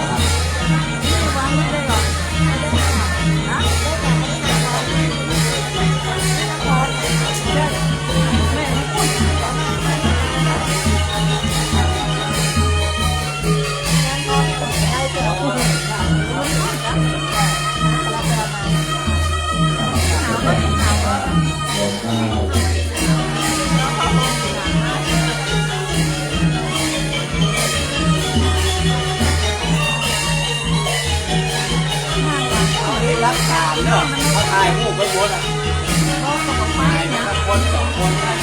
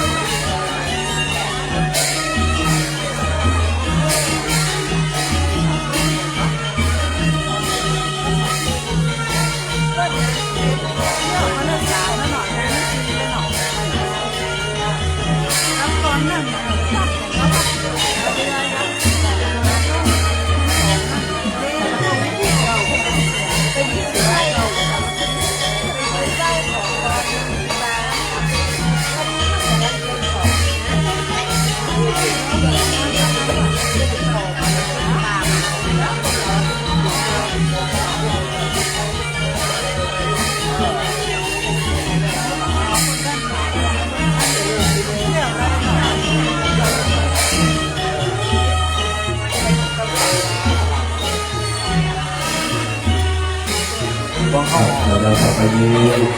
ในเทศกาลของท่านอาจารย์พระโอษีพระโอภาสวัดหนองเช่นจังหวัดลำพูนจะได้เมตตาแสดงพระธรรมเทศนาเสกพร้อมน้อมยกอย่างพุทธอิปาสาลูกเจ้าตลอดจนถึงองค์ออกอุบาเจ้าชีวิตใจนักบุญ1 ล้านนาไทยพระธรรมเทศนามีชื่อว่าศาลากาลิกวิจารณสูตรเป็นพระธรรมเทศนาสูตรชะตาโหราศาสตร์คณะสาสาธุชนจะได้รับฟังแล้วจะมีความสุขความเจริญโลกเย็นมีสุขทุกข์กันนะครับณบัดนี้มหาพรหมตนอกแก่นผาต้องเส้นกระดาษทองทำใดเถิดโหผิดกองนักป่าเจ้าขออาราธนาลูกศิษย์พระพุทธเจ้าทุกทานแก้วในนั่งกิจธรรมะแก้วแล้วเพื่อพาเทศนาธรรมธรรมังอนุตังปิมังปัจจังอาราธนังกโลมา ขอถวายความเคารพในพระเดชพระคุณหลวงพ่อท่านเจ้าคุณพระธรรมเสนาบดีอธิบดีสงฆ์แห่งวัดพระบรมธาตุเจ้าดอยสุเทพ ท่านเจ้าคณะภาค7และก็คณะทาสาธุชนพุทธบริษัททุกท่านที่ได้มาร่วมกันในการที่เฮาท่านตะไลตั้งอกตั้งใจในการสร้างกองบุญกองการะกุศลได้มาฟังน้ำมาฟังธรรมเพื่อจะได้เป็นการเสริมบุญเสริมบารมี และก็บ่เจ้าแต่นั้นเอาท่านทั้งหลายก็ได้มาร่วมแรงร่วมใจกันในการที่ได้รำลึกนึกถึงคุณงามความดีของท่านครูบาเจ้าศรีวิจัยนักบุญแห่งร้านนาไทยที่ได้ลงจอบแรกและก็ได้สร้างหนตางขึ้นดอยสุเทพเมื่อเฮาทั้งหลายได้ขึ้นมาสักการะบูชาองค์พระธาตุเจ้าดอยสุเทพมาตั้งแต่อดีตจนถึงยุคปัจจุบันในวันนี้เฮาทั้งหลายก็ได้มาร่วมกันในการน้อมบุญน้อมกุศลที่เฮาทั้งหลายได้ฟังพระธรรมเทศนาและได้ปฏิบัติดีได้ปฏิบัติชอบในการที่เฮาเป็นนักศีลนักบุญคุณงามความดีที่เฮาได้ทำนั้นก็จะช่วยปกปักรักษาให้คณะสัทธาญาติโยมพุทธบริษัททั้งหลายได้มีความก้งรุ่งรุ่งเรือง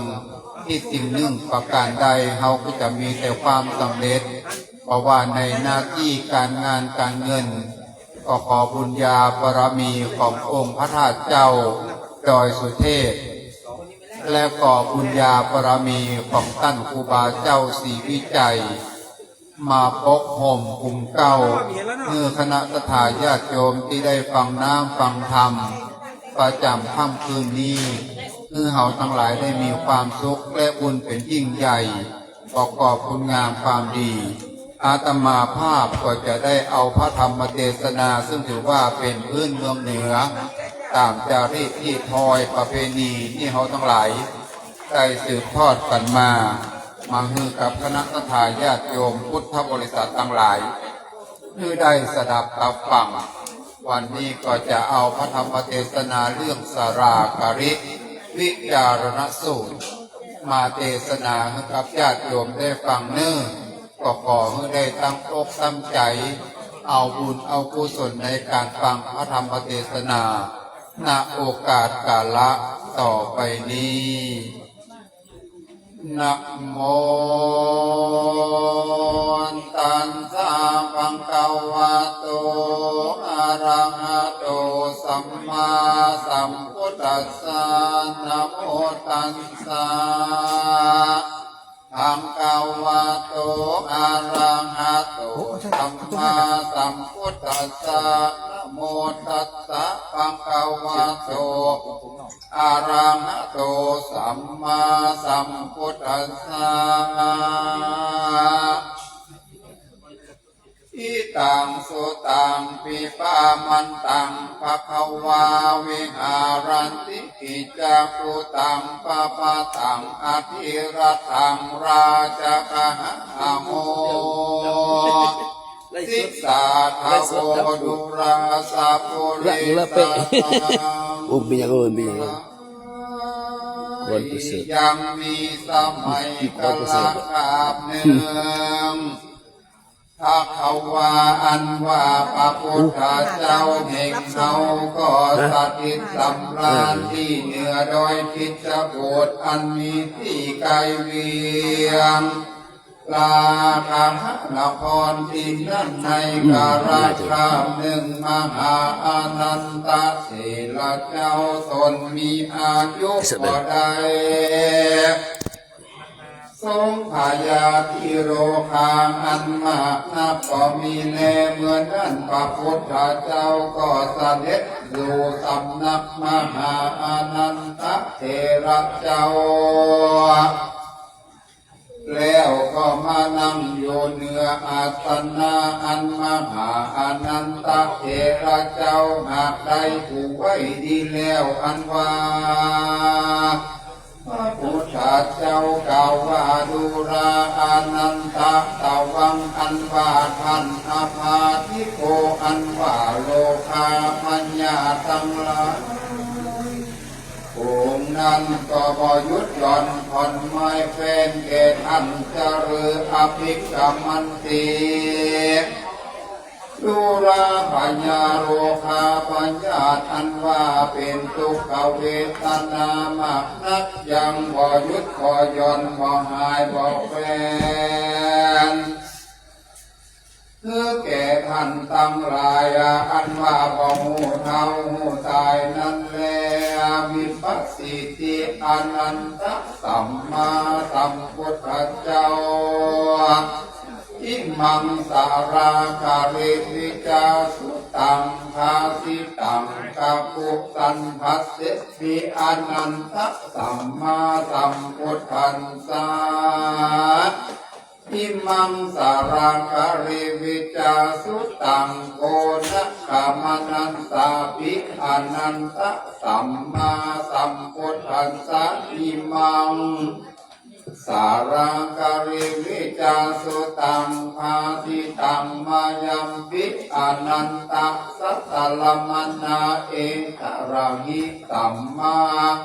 สัมพุทธัสสะอิมังสารังการิวิจาสุตังอนันโทดูการาอนันตะเน้นว่าอันว่าพระพุทธเจ้าว่าตนหนึ่งชื่อว่าวิปัสสีอันตัสสรู้สัพพัญญูตัสสยานธรรมด้วยตนโดยดีเตียนยอมเตสนายังสาราการิวิจาโสดอันนี้แก่บริษัทตั้งหลายตึงยิ่งตึงใจ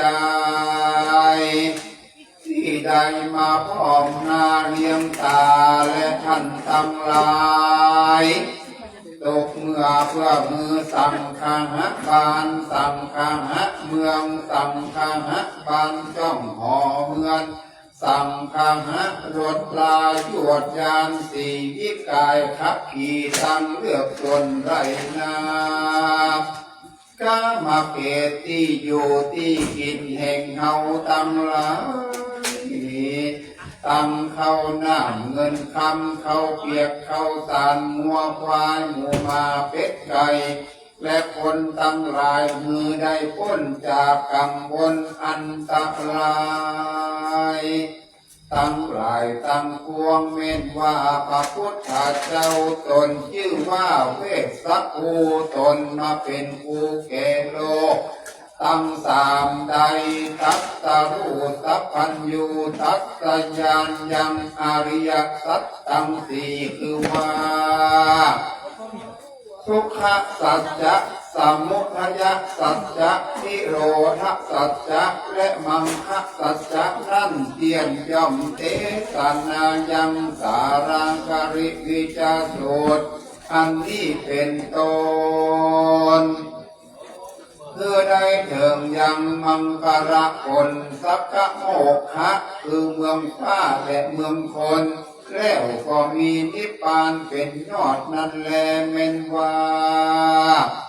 พระพุทธเจ้าว่าแห่งเฮาอันชื่อว่ากัปปุสันทะตนประเสริฐกว่าโลกทั้งสามใดทัสสรู้สัพพัญญูตัสสญาณยังทำตั้งหลายโดยตนก็ดีอันว่าพุทธละยิ่งใจตั้งหลายที่ได้มาเปรียบเทียมบ่ได้แลพระพุทธเจ้าชื่อว่ากัปปุสันทะเตียนย่อนเตียนเตสนายังสาราการิวิจาโสดอันนี้แลดุราอนันตาแม้นว่าพระพุทธเจ้าว่าภูนะขมานะตนตัสสรู้สัพพัญญูตัสสญาณเยยนักธรรมและจตุราอริยสัจธรรมตั้งสี่ก็เตสนายังสาราการิวิจาโสดอันนี้กตำยังตานะปารมีศีลปารมีภาวนาปารมีไปใจเพื่อได้ถึงยังโลกุตตรธรรมเก้าประการนั่นแล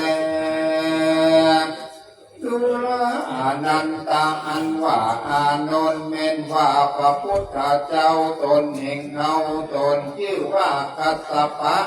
ได้เกิดมาบนโลกนี้ได้ตรัสรู้ยังเยยะธรรมทั้งป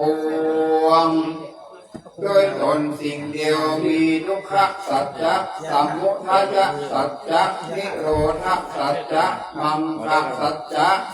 รู้อย่างโรคทั้งสามคือว่ากามโรครูปโรคอรูปโรคพระพุทธเจ้าตนนั้นก็เทศนายังธรรมสารากริวิจาสูตรอันนี้เพื่อหมู่ทุกคนนายังหมู่คนและก็เทวดาอินพรหมตั้งหลายคือใดเป็นปัจจัยแก่อาคังกิกัปมคาอันมีองค์แปดจำพวกและวิโมกขธรรมอันนำตนนำตัวออกจากภาวะสงสารคือได้ถึงนิพพานนั่นแลอานันโทดูการะอนันตพยาพิษเป็นว่าตัวตนแห่งพระตถาคตเจ้า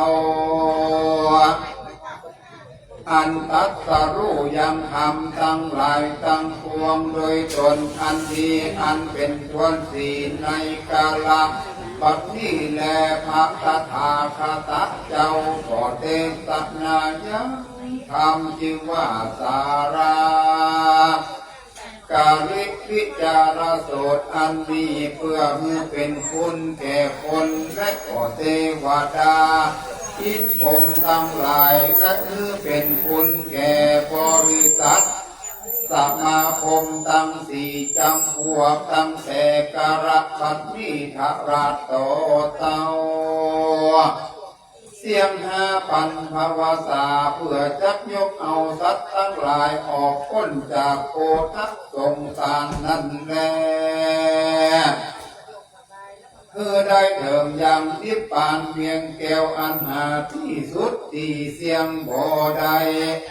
อันเพื่อจักยกเอาสัตว์ทั้งหลายออกพ้นจากวัฏสงสารได้เถิงนิพพานยอดอันหาเสียนหานามโจรมาบ่ได้หาชาราพยาธิมรณะก็บ่เกิดกังวลอันตรายก็บ่มาเกิดกับเฮา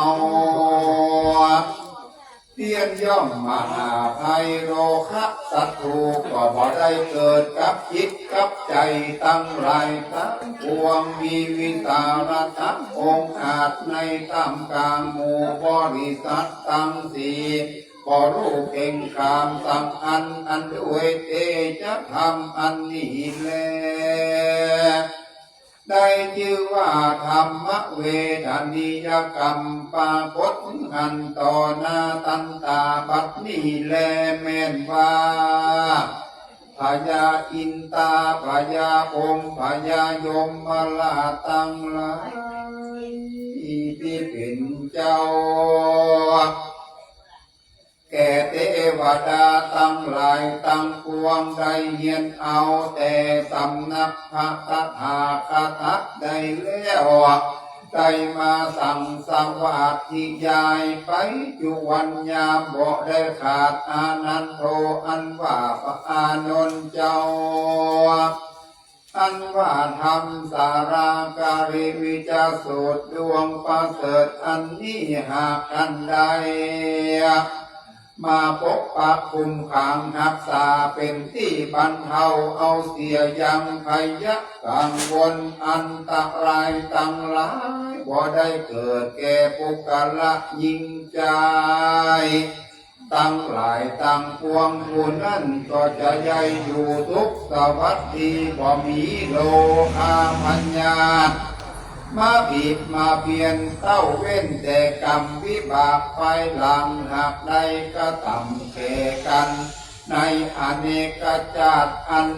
นับก็บ่ได้เป็นกรรมเป็นเวรแก่กันไปมาในสภาวะสงสารอันหาเข้าหามูลก็บ่ได้ธรรมประทานสังฆประทาน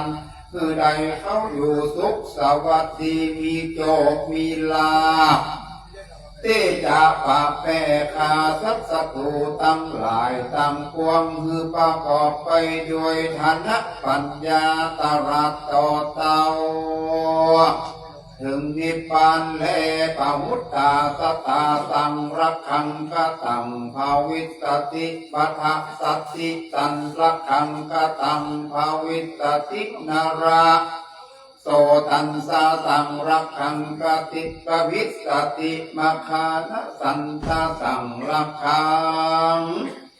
ภาวิสติกายสันตาสังรักขังกตังภาวิสติตัทธพุตตรัง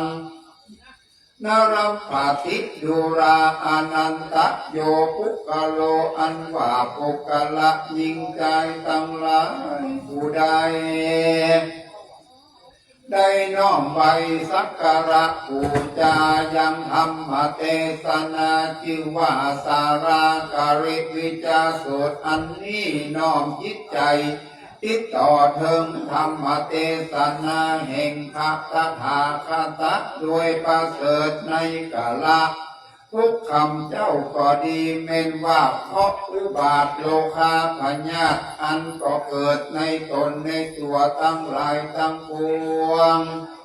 พยะกังวลอันตรายตั้งหลายก็ดีมาเป็นทุกข์อันหาเข้าหาของสมบัติก็บ่ได้ก็ดีแม่นสะดุ้งตกใจกลัวโดยพยะตั้งหลายตั้งแต่เส้นขนลุกสิ้นหนึ่งก็ดีอันว่าข้ออุบาทอันตรายตั้งหลายตั้งปวงก็จะกัดลับนับหายไปเสียงแก่ปุกกระยิ่งใจผู้นั้นบ่อยากจะเรนาก็โดยเตจะทำอันนี้ชื่อว่าสาราการิวิจาสูตรดวงประเสริฐแห่งพระตถาคตเจ้าคือมาหักษาปุกกละยิ่งใจตั้งหลายคือใดฮิปันมากล้าปันคืนสมบัติก็จังทุกทางหลังไหลมาบ่ได้ขาดสายเหมือนแม่น้ำตั้งหาทุกคำเจ้าก็จะอยู่สุขสวัสดีไปทุกเมื่อจะแรดูกระอนันตาอันว่าพุทธละยิ่งใจผู้ละตั้งหลายผู้ใดอันมีเครื่องบูชาด้วยสิ่งของมีตนว่าข้าวเปียกข้าวสารผัดตีสีสายน้ำมันข้าวตอกดอกไม้ลำเทียนและของหอมมีต้นกล้วยต้นอ้อยจ่อน้อยจุงใจตั้งปัจจัยเงินคำมาตั้งสามุขีทานสองนาตั้งตาพระพุทธเจ้ามือเจ้าภิกขุตนมีศีลบริสุทธิ์นาได้เทศนาธรรมชื่อว่าสาราการิวิจาสูตรนี้ไปสังฆะสืบจัตตาบานจัตตาเมืองจัตตาเมืองจัตตาเงินคำไรนากามเขตจัตตาถุงเป็กถุงควันสืบจัตตาคนตึงยิงตึงใจสืบจัตตาเวียงสืบจัตตาวัดวาอารามตั้งหลายตั้ง3 ปีทัดกันอย่างได้ขาดสายเตอบ้านเมืองห่อเงินที่อยู่ที่กินของสู่เจ้าตั้งหลายเวียงวังคังนาอารามกามเขตตั้งหลายก็จะเกิดพุทธิจำเริญการกรุงรุ่งเรืองไปนามากนักก็โดยรสธรรมเทศนาคำสอนแห่งพระตถาคตเจ้าบ่อยาจะเรนาสาราการิวิจาสูตรนี้ยังมือใดจำเริญมีเขามีของมีเงินมีคำมีงัวมีควายหากมีไว้แต่เก้าว่าแล้วก็เป็นที่มันแก่นแน่นหนาบ่ได้หยุดบ่ได้หย่อนผ่อนสักเตือส ตั้มบัวรำมวลมีอันใหม่ก็ทุกทางรังไหลมาพอได้ขาดสายเต้าปันปุนดูตังเตตันนาบอกหูยักพบปางตักเตือถึงกาละเมื่อเท่าเมื่อแก่ถอยกำลังนั่นก็เสมอเป็นดังยังหนุ่มบอกผ่อนยังกำลังแรงเมื่อจะย่างเมื่อจะเตียวหนตางใดไก่ได้60 โยชน์ก็ยังไปรอดไปเถิงทุกที่ก็โดยเตจะทำสาราการิวิจาสูตรหากได้รักษาอันพุกกรักยิ่งใจตั้งหลายตั้งแต่ทุกชาติแล้วยักโอวายักขีวายักขะโอตะโอวายักขะโอติกาวานาโอวานาขีวาขันธรรมโอวาขันธรรมปีวาปุมพันโทวาปุมพันธีวาปะหุกิโตภิกขุนังอุปาสกานังอุปาสิกานังพุทธิยารักขายะอวิหิงสายาสุวิหารายาติดูราอานนท์อันว่ายักษ์ตั้งหลายและกุมพันตั้งหลายพร้อมตั้งเสนาตั้งหลายภูมิอันมีใจเพียงขาบหยาบกาตาหดมักไก่ต่ำกะต่ำร้ายก็ดีเตนะเหตุตังอันพระตถาคตเจ้าได้อนุญาตไว้คำสอนชื่อว่าทิปะมันตาสาราการิวิจาสูตรอันประกอบด้วยมหาการุณาที่พระพุทธเจ้าได้เตสานาธรรมยังสาราการิวิจาสูตรอันนี้คือแก่มหาอานันตเถระเจ้าพันแลส่วนว่ามหาอานันตเถระเจ้าใดสดับรับฟังธรรมเทศนาชื่อว่าสาราการิวิจาสูตรดวงประเสริฐก็ลวดบังเกิดใจจมชื่นยินดีมากนักแลประการหนึ่งมหาอานันตเถระเจ้าก็ได้สนำจำชื่อไว้บ่ได้รักเสียอย่างได้หลงได้ลืมก็ไม่แลเอวังกายะสริโรนิสุโขนิโรปัฏฐโวนิโรโคนิพพโยนิรันตรายโยภมุราโภภมุยโสภมุปัญโยภวันตุเตสัพพทาอัตถโภภควานัยกระยามนั้นพระพุทธเจ้าแห่งเฮาก็ได้หันยังขันมหาอานันตเถระเจ้าคือได้พ้นจากพยะโลคาพญาติทั้งหลายที่เกิดกับเนื้อกับตนเรางามมากกว่าเก่าก็มีอายุมันยืนยาว5 โลคาพญาติทุกขเวทนาหาอุปัฏฐวะกังวลอันตรายบ่ได้ถ้าผู้อันจักกระทำร้ายก็บ่เกิดได้หันนั่นแลประการหนึ่งเล่ามหาอนันตาเถระเจ้าจักเดินไปเมตตาปุณณโปรดสัตตโลกทั้งหลายทั้งปวงและที่สักทั้งหลายก็เตียนย่อมมีลาภสักกาละสมบัติก็จัดมั่งมุนตูนเตาทุกทางหลังไหลมาเกิดเป็นเกินเป็นคำแผ่นคาก็โดยเตจะธรรมบุญคุณแห่งธรรมชื่อว่าสาราการิวิจาสูตรดวงประเสริฐดวงนี้ก็บังเกิดกำจูตนคือได้มียศถาบรรดาศักดิ์และได้ฉลาดโดยสติปัญญาแห่งเฮาดังหลายอันว่าพระพุทธเจ้า กล่าวแก่มหาอนันตระเถระเจ้าตนก็มีอายุวาดุราอนันตะตั้งแต่ไหนกาละไปนา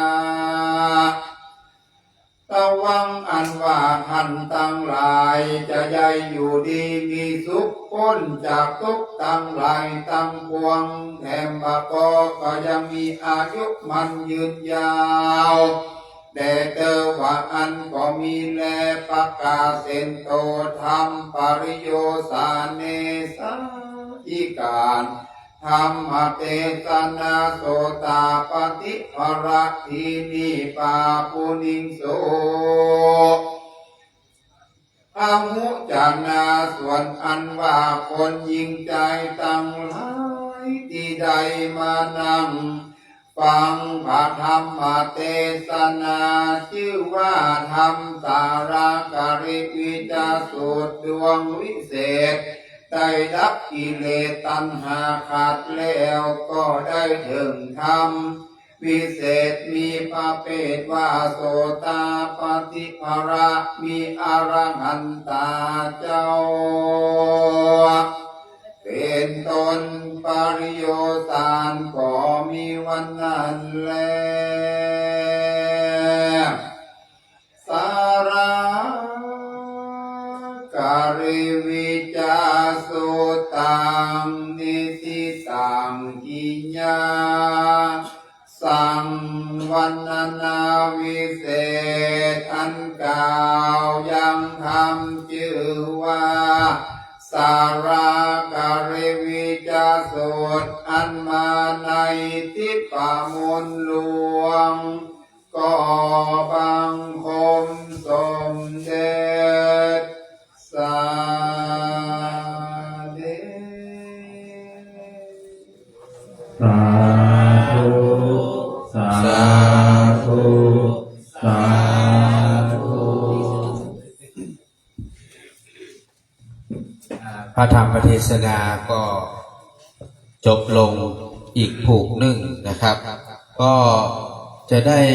ขอเชิญญาติธรรมญาติโยมเฮาได้น้อมถวายปัจจัยนะก็ตะกี้สองอยู่นี่แล้วเนาะตั้งหลังพ้นภัยจะออกมาเกณฑ์ห้องลุกขึ้นมาเลยที่ยังมารับมานอนลุกขึ้นมาอย่ามาเกณฑ์ ยังมารับให้กินนะกินยาฮะมาออกมาคนสองคนก็ออกมาเปลี่ยนกันเกณฑ์กันทำด้วยกันได้บุญด้วยกันบอกกินนะ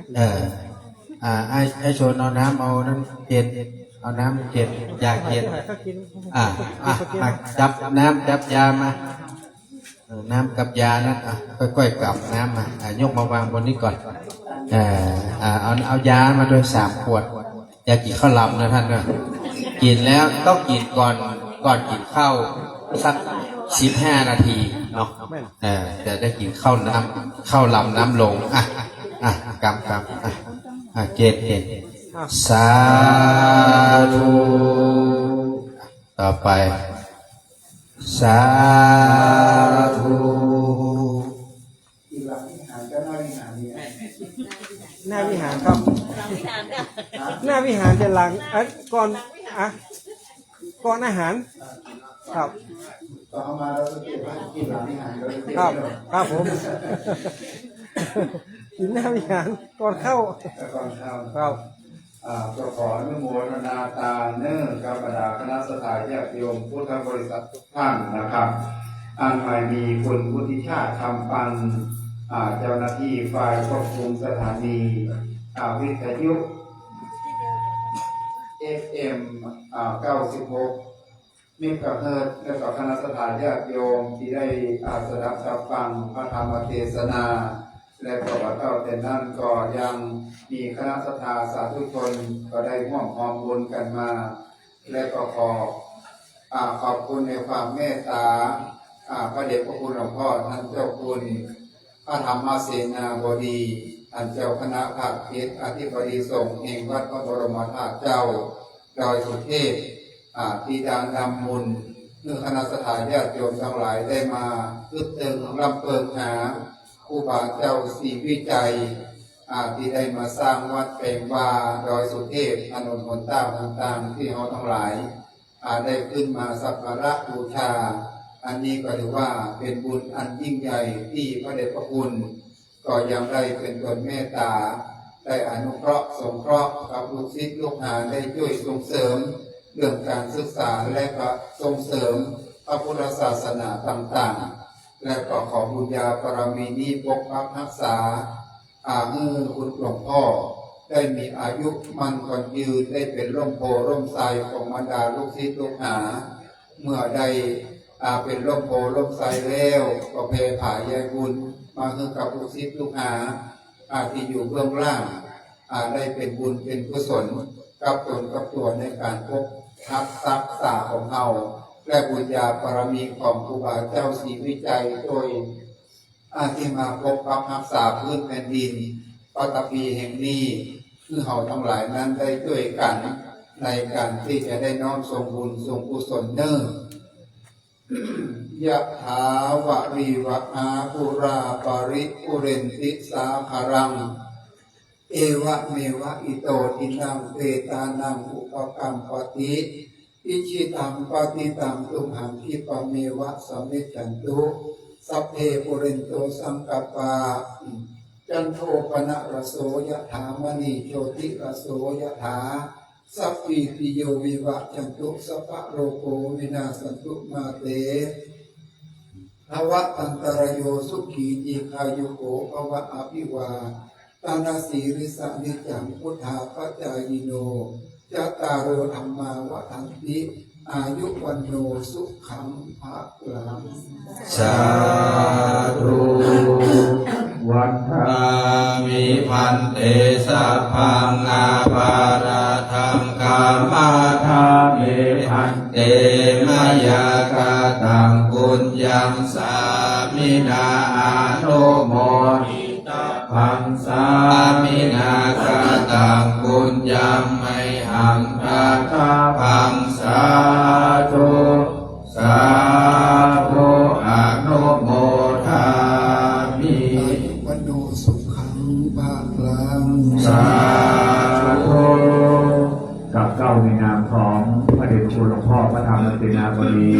ในนามของคณะสงฆ์วัดพระธาตุเจ้าดอยสุเทพในนามของคณะสาสาธุชนพ่อออกไม่ออกศรัทธาขอกราบไหว้ตาขอบพระคุณในเมตตาจิตเมตตาธรรมของท่านอาจารย์พระครูศรีวโรภาสเจ้าอาวาสวัดหนองเส้งตำบลในเมืองอำเภอเมืองจังหวัดลำพูนองค์เมตตาเทศนาธรรมขอกราบไหว้ตาขอบพระคุณเป็นอย่างสูงนะครับคณะลูกแห่คณะเครื่องแห่นะครับสีพาดขององค์พระบรรเลงตรงเวลาต่อเนื่องครับพระธรรมเทศนาจบลงไปแห่งผูกหนึ่งผูกที่ต่อใดออกเช่นสมองกันหน่อยสี่ใช่เหรอสี่ว่าห้าเอาละสับสนละฮะสี่นะยืนยันนะเป็นคำตอบสุดท้ายนะสี่นะโอเคสาธุท่านอาจารย์นะครับเด้อสี่นอกแสดงว่าสมองยังหม่มึนได้เนาะพระธรรมเทศนาผูกท่วนสี่จบลงไปอาจารย์ผูกท่วนห้ากำลังจะเคลื่อนสู่ธรรมะนะหลังจากท่านอาจารย์จบเสร็จนะครับแต่เดี๋ยวท่านพระครูบริกาประเสริฐประสันโนก็จะเข้าคิวต่อนะจากนั้นพระอาจารย์จันทร์นะจะมาเป็นองค์นำสวดติปิโส108นะเพื่อให้เราท่านทั้งหลายได้เจริญสมาธินะการสวดติปิโส108ถ้าท่านสวดไปเนี่ยจนครบ108แล้วนี่นะมาพิษเลยนะแสดงว่าสติดีมากสติดีสมาธิก็เกิดดังนั้นช่วงไฮไลท์ก็คือช่วงสวดอิติปิโส108นะสวดไปเรื่อยเดี๋ยวก็จะนับรูปคำไปจนครบ108ถ้าท่านจันแย้งไม่ได้นะครบมานะถ้าเอามูฮาว่านี่รับรองถ้าแบบเกินกว่าขาด แต่โดยปกติน่าจะขาดมากกว่าเกินนะเพราะว่าเขาจะมาได้นับรูปคำมันจะผิดพลาดและท่านอาจารย์ก็จะสวดไปแล้วก็จะนับทีละเม็ดทีละเม็ดทีละเม็ด1 จ๊อบก็คือ1 เม็ดรูปคำนี่มันมีอยู่108 เม็ด108 เม็ดอิติปิโส108ก็คือสวด108 จบถ้าเราสามารถสวดกันได้นะ108 จบนะท่านทั้งหลาย1สติได้2สมาธิเกิด3นี่นะความตั้งใจอย่างท่านที่มันมีอยู่มันจะสำเร็จหมดท่านรู้ก็เวลาที่คนป่วยคือสวดอิติปิโสต่ออายุแล้วคือบวกไปแห่งนะเปิ้นจะได้ต่ออายุเปิ้นได้อิติปิโสนะมันต้องถึง108จะได้เพราะว่าเปิ้นอายุ80อย่างเท่ากับสวดไป81 จบนะมันจะตุ้ยต่ออายุเปิ้นนะแต่ถ้าบางคนว่าโอ้สวดละเราได้อยู่ต่อสักคำเพื่อสิ้นบุญไปเนี่ยถือว่าจบไปงดกรรมงดเวรชีวิตคนเราเนี่ยที่อยู่ได้อย่างนี้นะอยู่ด้วยบุญนะเห็นเนาะท่านอย่าไปคิดว่าเขานี่ลำบากในบอกว่าอยู่ด้วยบุญมหันต์มีความทุกข์สบายมีแต่ความลำบากกายลำบากใจลำบากเรื่องกินเรื่องอยู่เรื่องนี้เรื่องศีลเรื่องโรคภัยไข้เจ็บเรื่องครอบครัวท่านอย่าไปคิดอย่างนั้นนะความคิดแบบนั้นมันถูกตราบใดที่เรายังมีชีวิตอยู่เรายังมีลมหายใจหรือว่าเราเป็นผู้มีบุญเนาะมีบุญไม่ใช่มีบาปนั้นเพราะว่าเราได้ล้มหมอนนอนเสื่อแล้วถูกป่ะคนที่อยู่ด้วยบุญคือคนที่เพิ่นบอกป่วยด้วยโรคภัยที่มันหนักหนาสาหัสแบบป่วยด้วยโรคที่แบบรักษาไม่หายอันเนี้ยคนที่เพิ่นป่วยแบบนั้นเนี่ยเพิ่นก็จะมีกรรมคือกรรมเพิ่นมันมาหมดเพื่อกรรมมันจะหมดมี2 อย่างถ้าไม่หายก็ตาย2 อย่างแม่นก่อนถ้าไม่หายก็ตายน่ะคือหมดกรรมละถ้าหายก็ถือว่าหมดกรรมถ้ามาหายก็ตายก็หมดกรรมอย่างเฮาเนี่ยผู้ได้ปากได้กินได้ไปไหนมาไหนได้แต่ได้ว่าถ้ามีบุญมีบุญแน่เนี่ยไม่ดูถูกหรอกเก่าเนอะไม่ใช่มาถูกหวยสักเตื้อแปลว่ามีบุญไม่ใช่นะคนถูกหวยก็ไม่ใช่ว่าคนมีบุญเสมอไปให้การฮัลโหลคนที่ถูกหวยเนี่ยท่านรู้ว่าหลวงปู่ฤาษีลีลาว่าจะได้หลวงปู่บอกว่าถ้าคนถูกหวยยกตัวอย่างเช่นคนถูกหวยรางวัลที่1ถ้าจะเพื่อมีชีวิตรอดปลอดภัยนะให้แบ่งครึ่ง3 ล้านเนี่ยแบ่ง6 ล้านเนี่ยแบ่ง3 ล้าน3 ล้านเอาไว้ใจไว้ใส่นี่ใส่สีทำ3 ล้านเอาทำบุญทำทานหลวงปู่บอกว่าถึงจะต่ออายุต่อเก่าแต่ถ้าเอา6 ล้านมาใจหมดส่วนแม่ถ้าป่าโลภโจมก็ตายสังเกตดูก่อนคนที่ถูกรางวัลใหญ่20 ล้าน30 ล้านเมื่อก่อนมีแจ็คพอต60 ล้าน100 ล้านแม่ถ้าป่าตายก็ชิบหาย2 อย่างมันมีรูปน้องโดนจนตายผัวเมียทะเลาะเลิกกันฆ่ากันตายแย่งชิงกันเนาะเปิดเพราะว่าทุกขลาภฉะนั้นเราไม่ต้องไปไฟฝันมา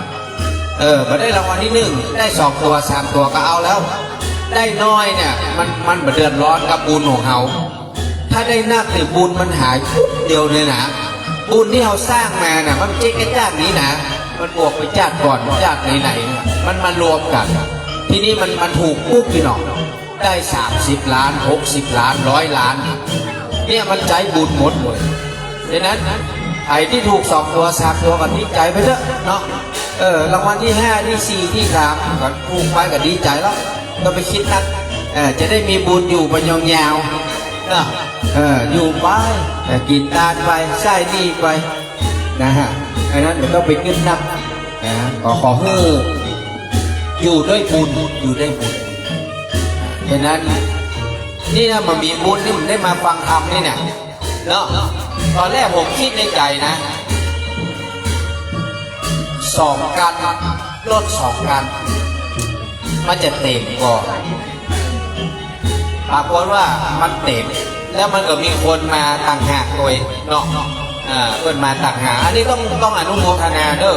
คนที่เอารถมาเองขึ้นรถมาเองก็ดีเนี่ยอนุโมทนาขอบคุณมากๆเพราะว่าการฟังธรรมโต้รุ่งเนี่ยมันเป็นความตั้งใจของหลวงพ่อเมื่อหลายปีก่อนพุทธะหลวงพ่อท่านมีดำนี้กู้กับพี่นางว่านอกจากงานวันที่30ของทุกปีที่เขาจัดให้ครูบาแล้วเนี่ยเขาจะมีงานอย่างอื่นเพิ่มเสริมเข้ามาได้ก่อนก็เลยมีการจัดเครื่องบวงสรวงถวายแล้วก็เลยบอกว่าเดี๋ยวผมเอาญาติโยมขึ้นมาฟังธรรมนิมนต์เจ้ามาเทศก็ต้องขอบคุณท่านพระครูไก่นะเพราะว่าพระครูไก่เนี่ยก็ได้เริ่มบุกเบิกโดยกันกับพี่นางสมัยนั้นท่านเป็นผอ.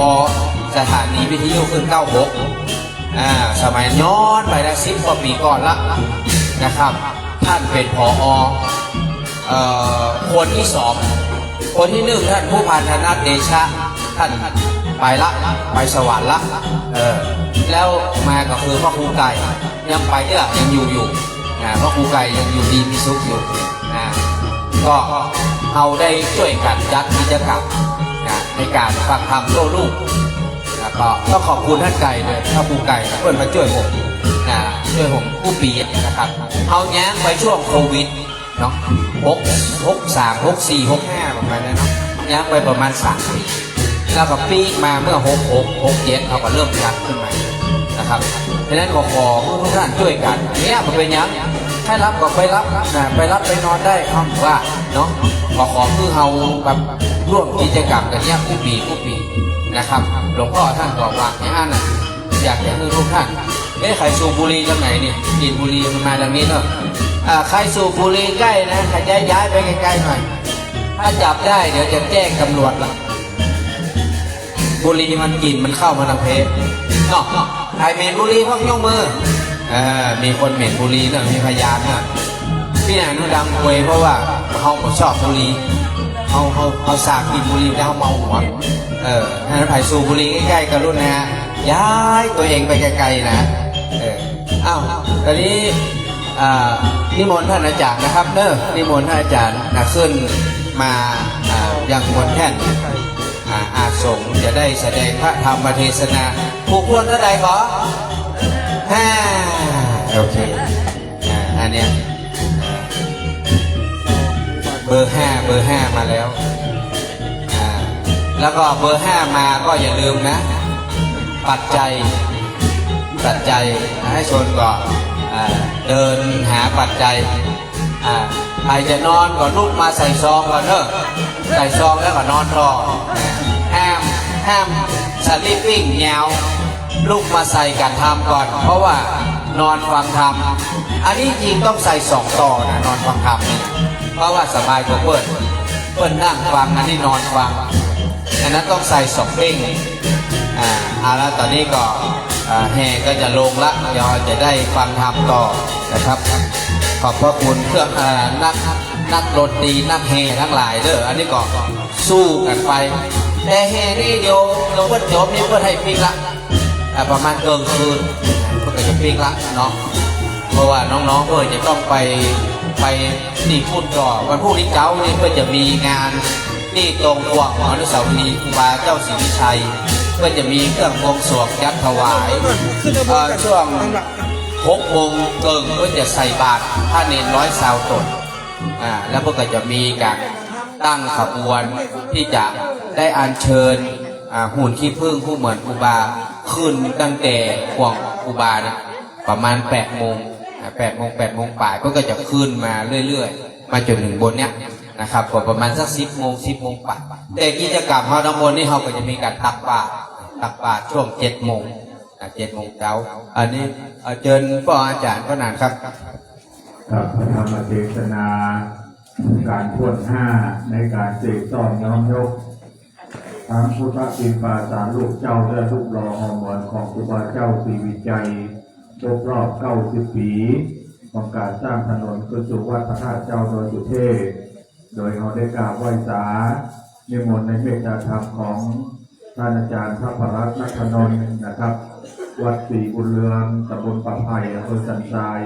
เป็นองค์เมตตาเทศนาพระธรรมเทศนาปารมีปัญจพระอาจารย์กับพระธรรมเทศนาปารมีปัญจนะครับการเก็บซ่อมย้อนยกในค่ำคืนนี้ต่อไปเชิญทุกคนทุกท่านตั้งอกตั้งใจสดับรับฟังณบัดนี้มหาพงศ์ตนอกแน่นภาพต้องเต้นกระดานตองทำใจพระทองถิ่นกองของนักปราชญ์เจ้าขออาราธนาลูกศิษย์พระพุทธเจ้าทุกบานแผ่วได้นั่งกินธรรมะแก้วแล้วเมตตาเทศนาธรรม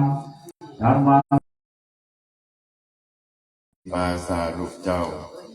อันตั้งปฏิสถานหน้าพระชินธาตุเจ้า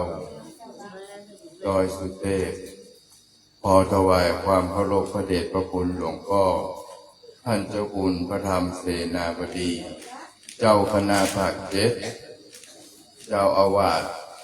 พระธาตุดอยสุเทพแห่งนี้พอเจริญพรมายังคณะสัตยาสาธุชนพุทธบริษัททั้งหลายค่ำคืนนี้อาตมาภาพได้รับนิมนต์ให้มาเทศนาธรรมธรรมคือว่าบารมีปัญจ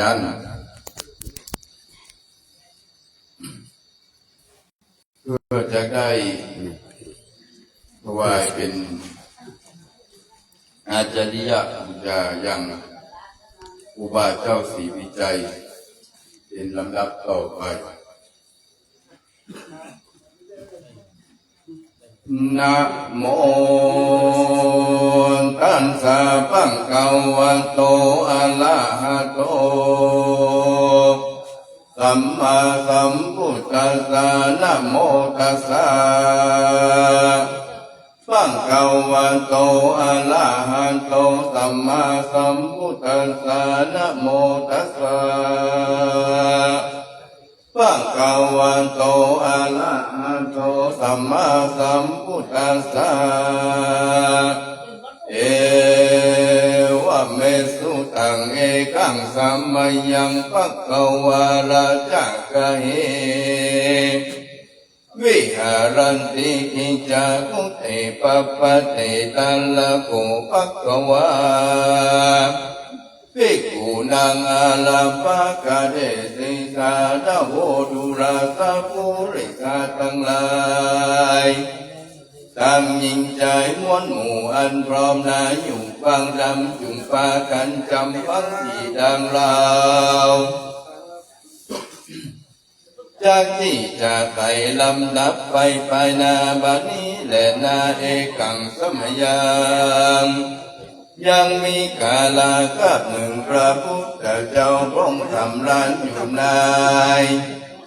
ที่แก้วกูเหนือของพิจากูดอันมีจิมไกเมืองราชกานกรกับโดยอระหันตเจ้า1,250 ตนก็มีแลทัสมิงคเนในขณะนั้นมหาสารีบุตรเถระเจ้าก็โยก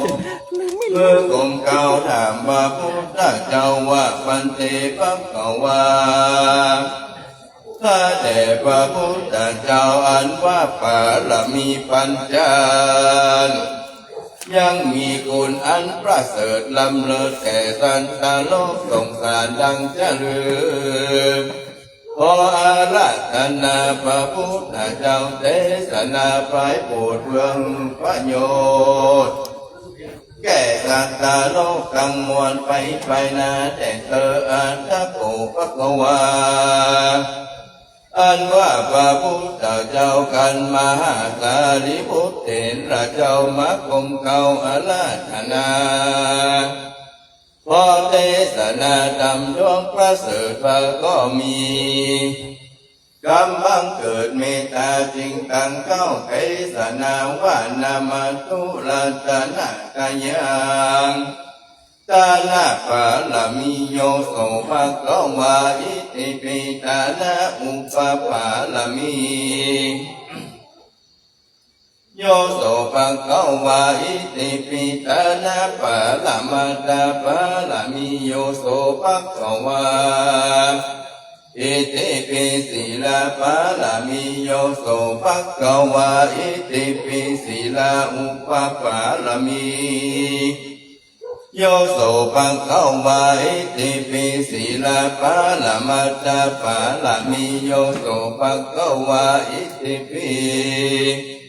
เนคขมาปะละมิโยโสภะคะวะอิติปิเนคขมาอุปปะละมิโยโสภะคะวะอิติปิเนคขมาปะละมะตาปะละมิโยโสภะคะวะอิติปิปัญญาปะละมิโยโสภะคะวะอิติปิปัญญาอุปปาระมิโยโสภะคะวะอิติปิปัญญาปะละมัตตปาระมิโยโสภะคะวะอิติปิวิริยะปาระมิโยโสภะคะวะอิติปิวิริยะอุปปาระมิโยโสภะคะวะอิติปิวิริยะปาละมัตตปาระมิ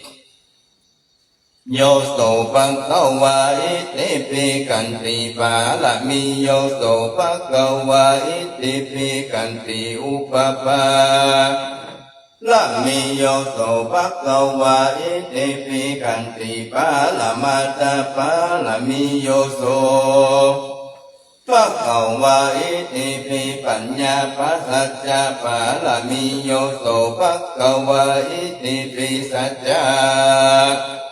อุปปาระมิโยโสภะคะวะอิติปิสัจจะปาละมัตตปาระมิโยโสภะคะวะอิติปิอธิฐานะปาละมิโยโสภะคะวะอิติปิอธิฐานะอุปปาระมิโยโสภะคะวะอิติปิอธิฐานะปาละมัตตปาละมิโยโสภะคะวะอิติปิเมตตาปาละมิโยโสภะคะวะอิติปิเมตตาอุปปาละมิโยโสภะคะวะอิติปิเมตตาปาละมัตตปาละมิโยโสภะคะวะอิติปิอุเบกขาปาละมิโยโสภะคะวะอิติปิอุเบกขาอุปปาละมิโยโสภะคะวะอิติปิอุเบกขาปาละมัตถาปาระมิโยโสภะคะวะอิติปิมหาทัสสะพะโลพาลังพาลาปัญญังปัญญาเตจังสีลังสีลัญจาคุณังคุณาอุตตะกังอุตตะตาสัมปันโนโยโตภังกวาอิติปิเวทิตาพังเวทิตาปามหาทัสสะพาลาพาลังภาวนังภาวนาปุญญังปุญญาเหตุปัญจโยโสภาควาเอติปิอุตตมังอุตตมาเหตุปัญจโยสัมปันโนโสภควาเอติปิพุทธัสสะพุทธสัมพุทโธเอติตาปามหาทัสสะภาลาภาลังภาวนังภาวนาปุญญังปุญญาเหตุปัญจโยโสภควาอิติปิอุตตมังอุตตมาเหตุปัญจโยสัมปันโนโสภควาอิติปิพุทธัสสะสัมพุทโธมหาทัสสะปาลามุนีมุนามหากุณากุลังราชาราชังอาตาตาอัตตาภาลิติ อิตาจาริยาสัมปันโนโสภะคะวาอิติปิสามิติงสาปาลามิโยโสปุระโตโตภะคะวาอิติปิมาหิติโกหิอาจาริยาธัมโมอานาจาราอานาติโตหันตานังกัลยานังกะโลมิกาเยนะวาจามนัสสติอาหัมปิโกโหติปยาติธัมโมปยาติอนาติโตหันตานังกัลยานังกะโลมิกาเยนะวาจามนัสสติอาหัมปิโกมาลนาธัมโมมาลนาอานาติโตตันตานังกัลยานังกะโลมิกาเยนะวาจามนัสสติอันว่ากาตาเตวะทุตังสามิกันวาบุกะลาผู้ใดได้จำเริญไปใจก็จากได้เข้าไก่ฟ้านี่ปาเจ้าแต่นีหลีและนาอธิบายว่าบุกะลาผู้ใดมีศีลมันคงดีแล้วมันเมตตาภาวนาไปอย่าใจขาดก็จากในน้ำเอาตนไปสู่ไตรรัตนา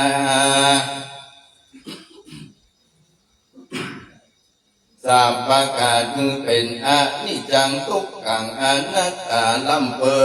ง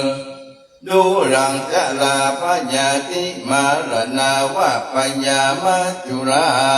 ชหากไล่ตันท้าไปใจตัวเรานี่ปันแก่ปันเทาจลาหูตาก็มามัวมืดมัวผมหัวก็งอกเอ็นก็หันไปไว้ตันตาเกี่ยวฟันก็ลุดหล่อนออกไปตีนปลายมือก็มาสายสันอกและใจก็มาปั่นชวนไว้เหตุดังอันพระพุทธเจ้าจึงกล่าวว่าอันนี้ได้ชื่อว่าเทวทูตปฐมหัวทีนั้นและนาพยาติอนาติโตนั้นก็มีโลกาพยาติมาเบียดเบียนบ่ขาดกินจักกินจักนอนก็มาลำบากมาเป็นตรงยากนักหนาอันนี้ชื่อว่าเทวทูตทวนสองและนามาลนาอนาติโตทัดนั่นไปพยาติตัวแรงกามันบ่ไว้นาผู้ใดมันก็เท่ากระทำตายไปสันเดียว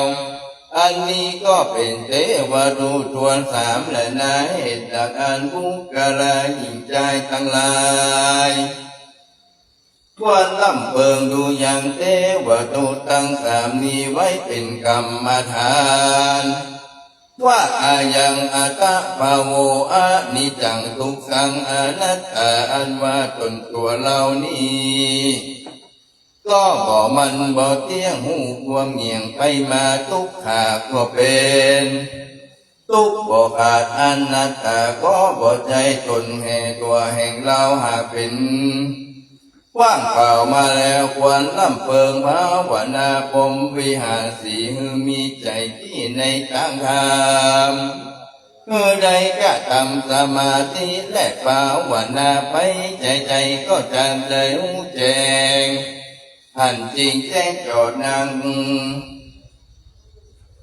การหมอละนาจากเมืองคนพระญายมโตท้องอาจก็จากมาโอกาสจะถามว่าดูลาทานเมื่ออยู่ยังเมืองโลกลายังหูจากเทวทูตตั้งธรรมหรือเจ้าวานการว่ามุกกะลาผู้นั้นได้ขานตอบมาตัวแห่งกาก็หาหูจากแล้วอย่างเทวทูตตั้งธรรมแล้วยามนั้นปัญญาโยมพิบาลก็บอกกล่าวจานรกมวลหมู่นำเอาผู้กาลาผู้นั้นไปสู่จันทร์ฟ้าก็จากได้เสวยสัมปติติเมืองสวรรค์หันแลมนุษย์ อันว่าคนทั้งหลายบ่หูจากเทวทูตตั้งสามกันพญายมมาลาถามดังอันพญายมก็จากจานรกเอาเชือกเหล็กมัดคาดเอาไปตบในห้องนรกหัวให้บุญและภิกขเวดุราภิกขุทั้งหลายในเยี่ยตามเทศนาแห่งพระพุทธเจ้าหลวงประเสริฐนี้ได้ชื่อว่าปาลมีปัญจันอันมีมาในกัมพีปัญญาปาลมีทวนสามฮิด้วยมีแท้และธรรมดวงประเสริฐนี้หาเป็นประโยชนาแก่สัตว์โลกสงสารมวลมามีตนว่าโบกาลาหญิงใจผู้ใดได้ยินได้ฟังได้สั่งว่าสวดที่ยายก็ดีได้กระลงจำชื่อไว้เป็นกรรมฐานก็ดีก็จะมีปาลานิสงส์กว้างขวางมากนาอันจักนำให้ถึงสุขในชาตินี้และชาติหน้าเตี้ยมยอมระงับด้วยเสียงยังไปยัดจังมวลมีตนว่าลาจะไปโจละไปมนุษย์สบายอักขีภัยวะโยภัยอุตตาภัยทางพ่อโกนแก่เวรโทษกังวลอ้นตาลายทั้งหลายพยาข้าอย่าที่เมื่อยใครทั้งหลายอันเกิดแล้วกับตนกับตัวก็ดีอันยังก็เกิดเตื้อก็ดีดังอันก็จางระงับดับหายไปก็บ่อาจกำนากายใดแม้นว่าสัตว์ตัวอันมีพิษและตัวเกือบกายยามลากเกี่ยวบ่มาป้องกะทำร้ายได้แลจะรั่วสูดไปยาทั้งหลายอันป้องตาอันเป็นเกิดมากับตนกับตัวก็จากระงับกับหายไปกับไวไหลไปกับน้ำรำว่าจากกะกายเป็นดิ่งได้จำเริญไปยิ่งกว่าเก่าได้สุขลอยเต้าบรรพูนด้วยเตจาแห่งธรรมพาลมีปัญจานดวงประเสริฐนี้บ่อยากจะแลตันสมาหิตังอันโยกาวัจจลาเจ้าและนักปราชญ์เจ้าทั้งหลายอันเป็นมาแล้วแต่ก่อนก็บ่หอนเสียอย่างตนก็เตียงยอมมือถือเอาเป็นกรรมฐานไป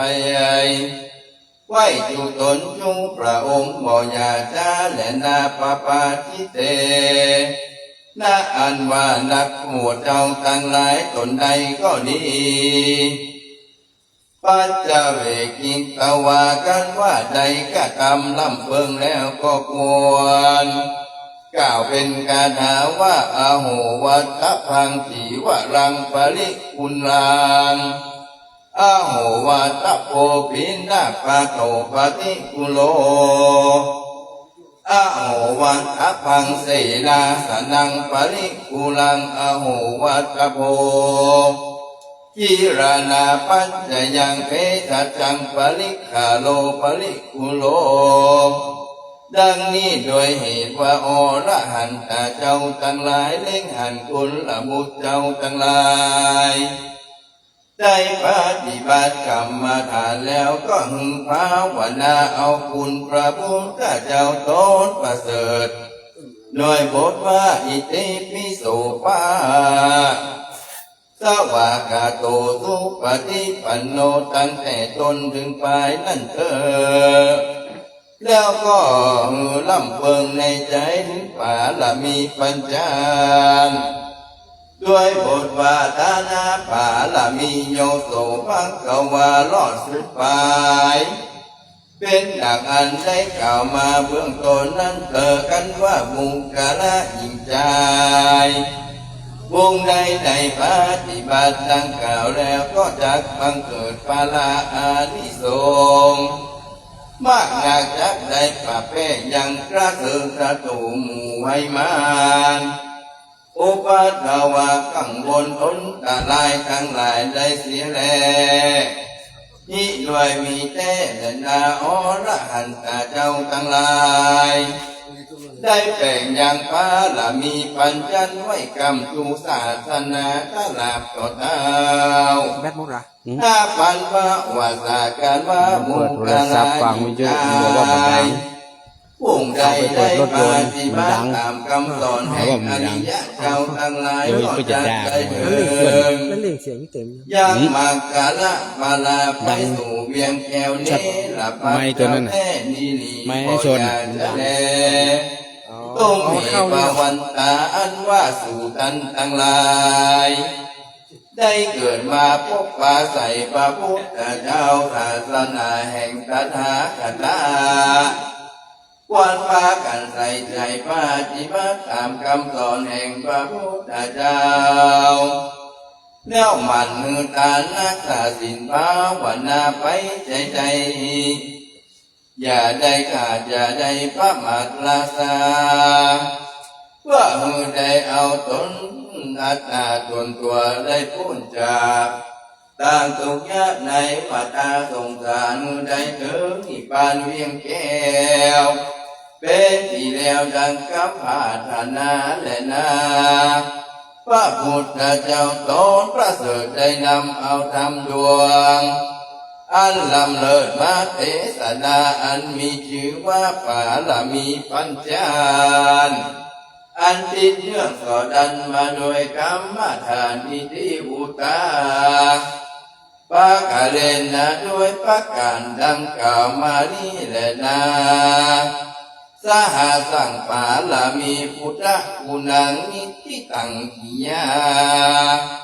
อันกล่าวอย่างปาลมีปัญจันก็บังคมสมเด็จเสร็จแล้วเท่านี้ก่อนแล้วสาธุสาธุสาธุ กับพระธรรมเทศนากันทั่วหน้านะครับมีชื่อว่าปารมีปัญจังในเมตตาธรรมของท่านอาจารย์พระบรมรัตนนท์นะครับวัดศรีบุญเรืองตำบลป่าไผ่อำเภอสันทรายได้เมตตาเท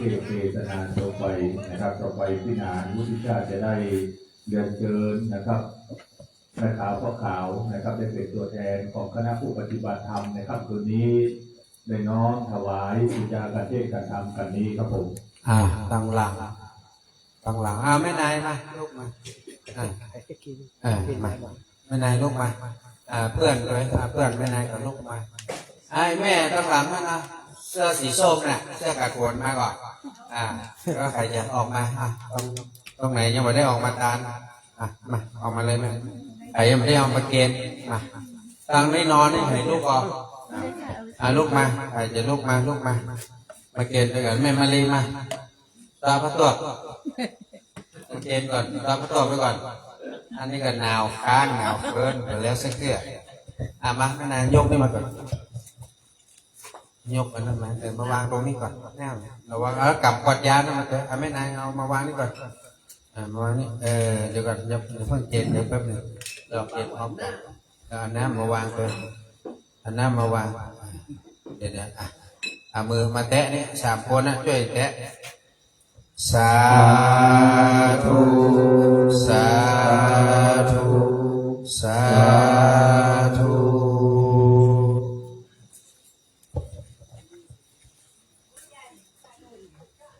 ลำดับต่อไปเจอคณะสัตยาเฮาห้ามฟอนเนอร์ยะถาวะลิวะหาปุราปาลิกุเลนติสากะรังเอวะเมวะอิโตตินังเปตานังอุปกัมปติอิจิตังปฏิตังตุมหังคิมปะเมวะสมินจันโต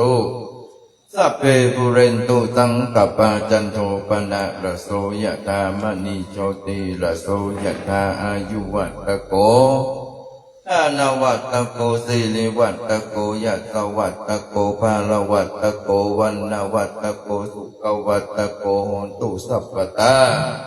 ตุกะโลกะปัญญาเวลาโสกาสันตุจุปัฏฐวาอเนกาอันตรายาภิสิริอายุจวันโน จะโภกังบุติจยสวาสตะวสาจะอายุจะชีวสิทธิปวันตุเตสปิติโยวิวัจจันตุสัพพะโลโกวินาสันตุมาเตภวัตวันตรโยสุขิติกายุโกภาวะอภิวาตนาสิลิสนิจังพุทธาปจายโนจัตตารโอธรรมาวัตันติอายุวันโนสุขังพลังอุทิสตานังนิปานังปะละมังสุขังสาธุกับเข้ากระผมในนามของพระเดชพระคุณหลวงพ่อพระธรรมเสนาบดี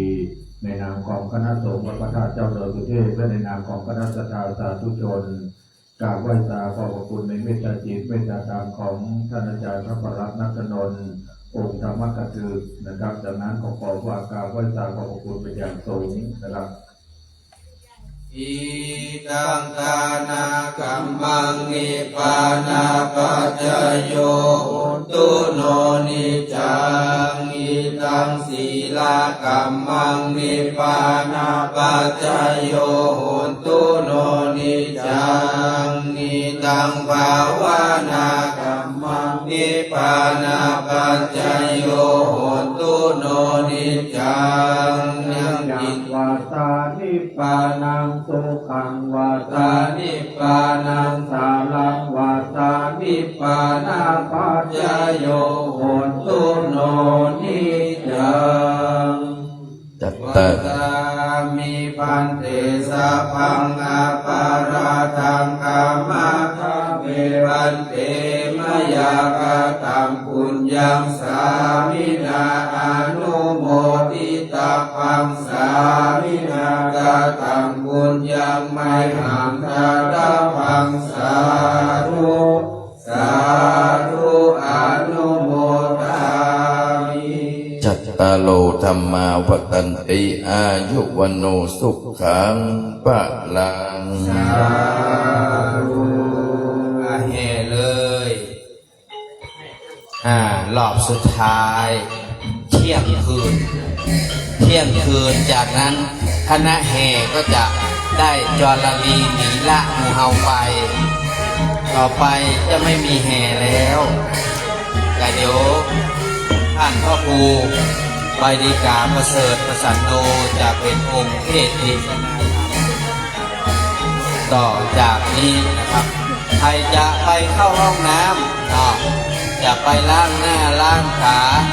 คนที่นอนอยู่จะมาเข้าเวรต่อคนที่นั่งไปนอนเข้าเวรต่อก็สลับได้เนอะล้างหน้าล้างขาตอนนี้ก็พระธรรมเทศนาเอาคนขับรถมารับการเทศน์การธรรมพระอาจารย์กำเนิดการที่5จบลงในเวลาเกือบเที่ยงคืนพอดีครับก็เลยพาทุกท่านแผ่เมตตาหน่อยเนาะเอาบุญเอากุศลก่อนเที่ยงคืนสมัย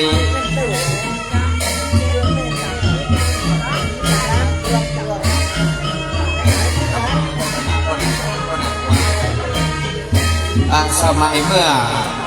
พระพุทธเจ้ามีพระชนชีพอยู่นะพระพุทธเจ้าท่านยังพระพุทธเจ้าก็มี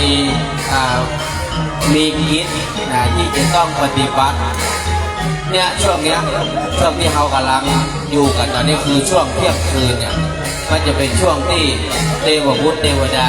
อินพรหมก็จะลงมาฟังธรรมเนี่ยสมัยพระเจ้ามีพระชนชีพนะท่านก็จะคือเทวบุตรเทวดามาถามปัญหาถามธรรมท่านก็จะตอบปัญหาธรรมให้กับเทวบุตรเทวดาอินพรหมทั้งหลาย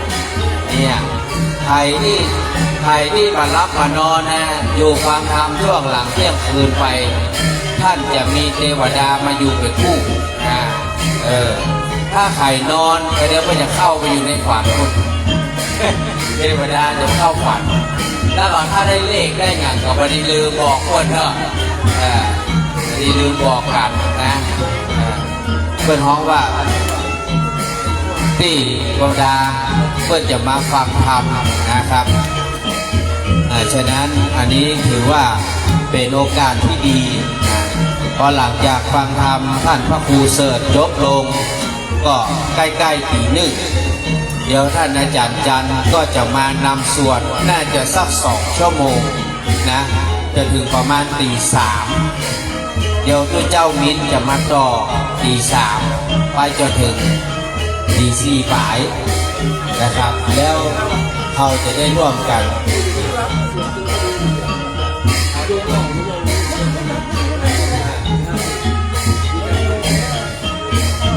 หลังจากที่คุณเจ้ามีต้นเต้ทำเสร็จประมาณสักตี 4ปลายนะครับหลังจากนั้นเราก็จะได้ทำวัดกันน้อยหนึ่งแล้วหลังจากนั้นประมาณ5 โมงปลายหลวงพ่อจะเอาผู้เจ้าตังบนลงมาสวดนะครับลงมาสวดหมู่เฮาก็ร่วมที่จะตามไปจนถึงประมาณ6 โมงเช้า6 โมงปลาย6 โมงครึ่งเนาะ6 โมงครึ่งเขาก็จะได้ไหนเขาก็จะได้ไปล้างหน้าล้างตาแปรงฟันเพราะ7 โมงเนี่ยเขาต้องเตรียมตัวใส่บาตรเตรียมตัวใส่บาตรเนาะ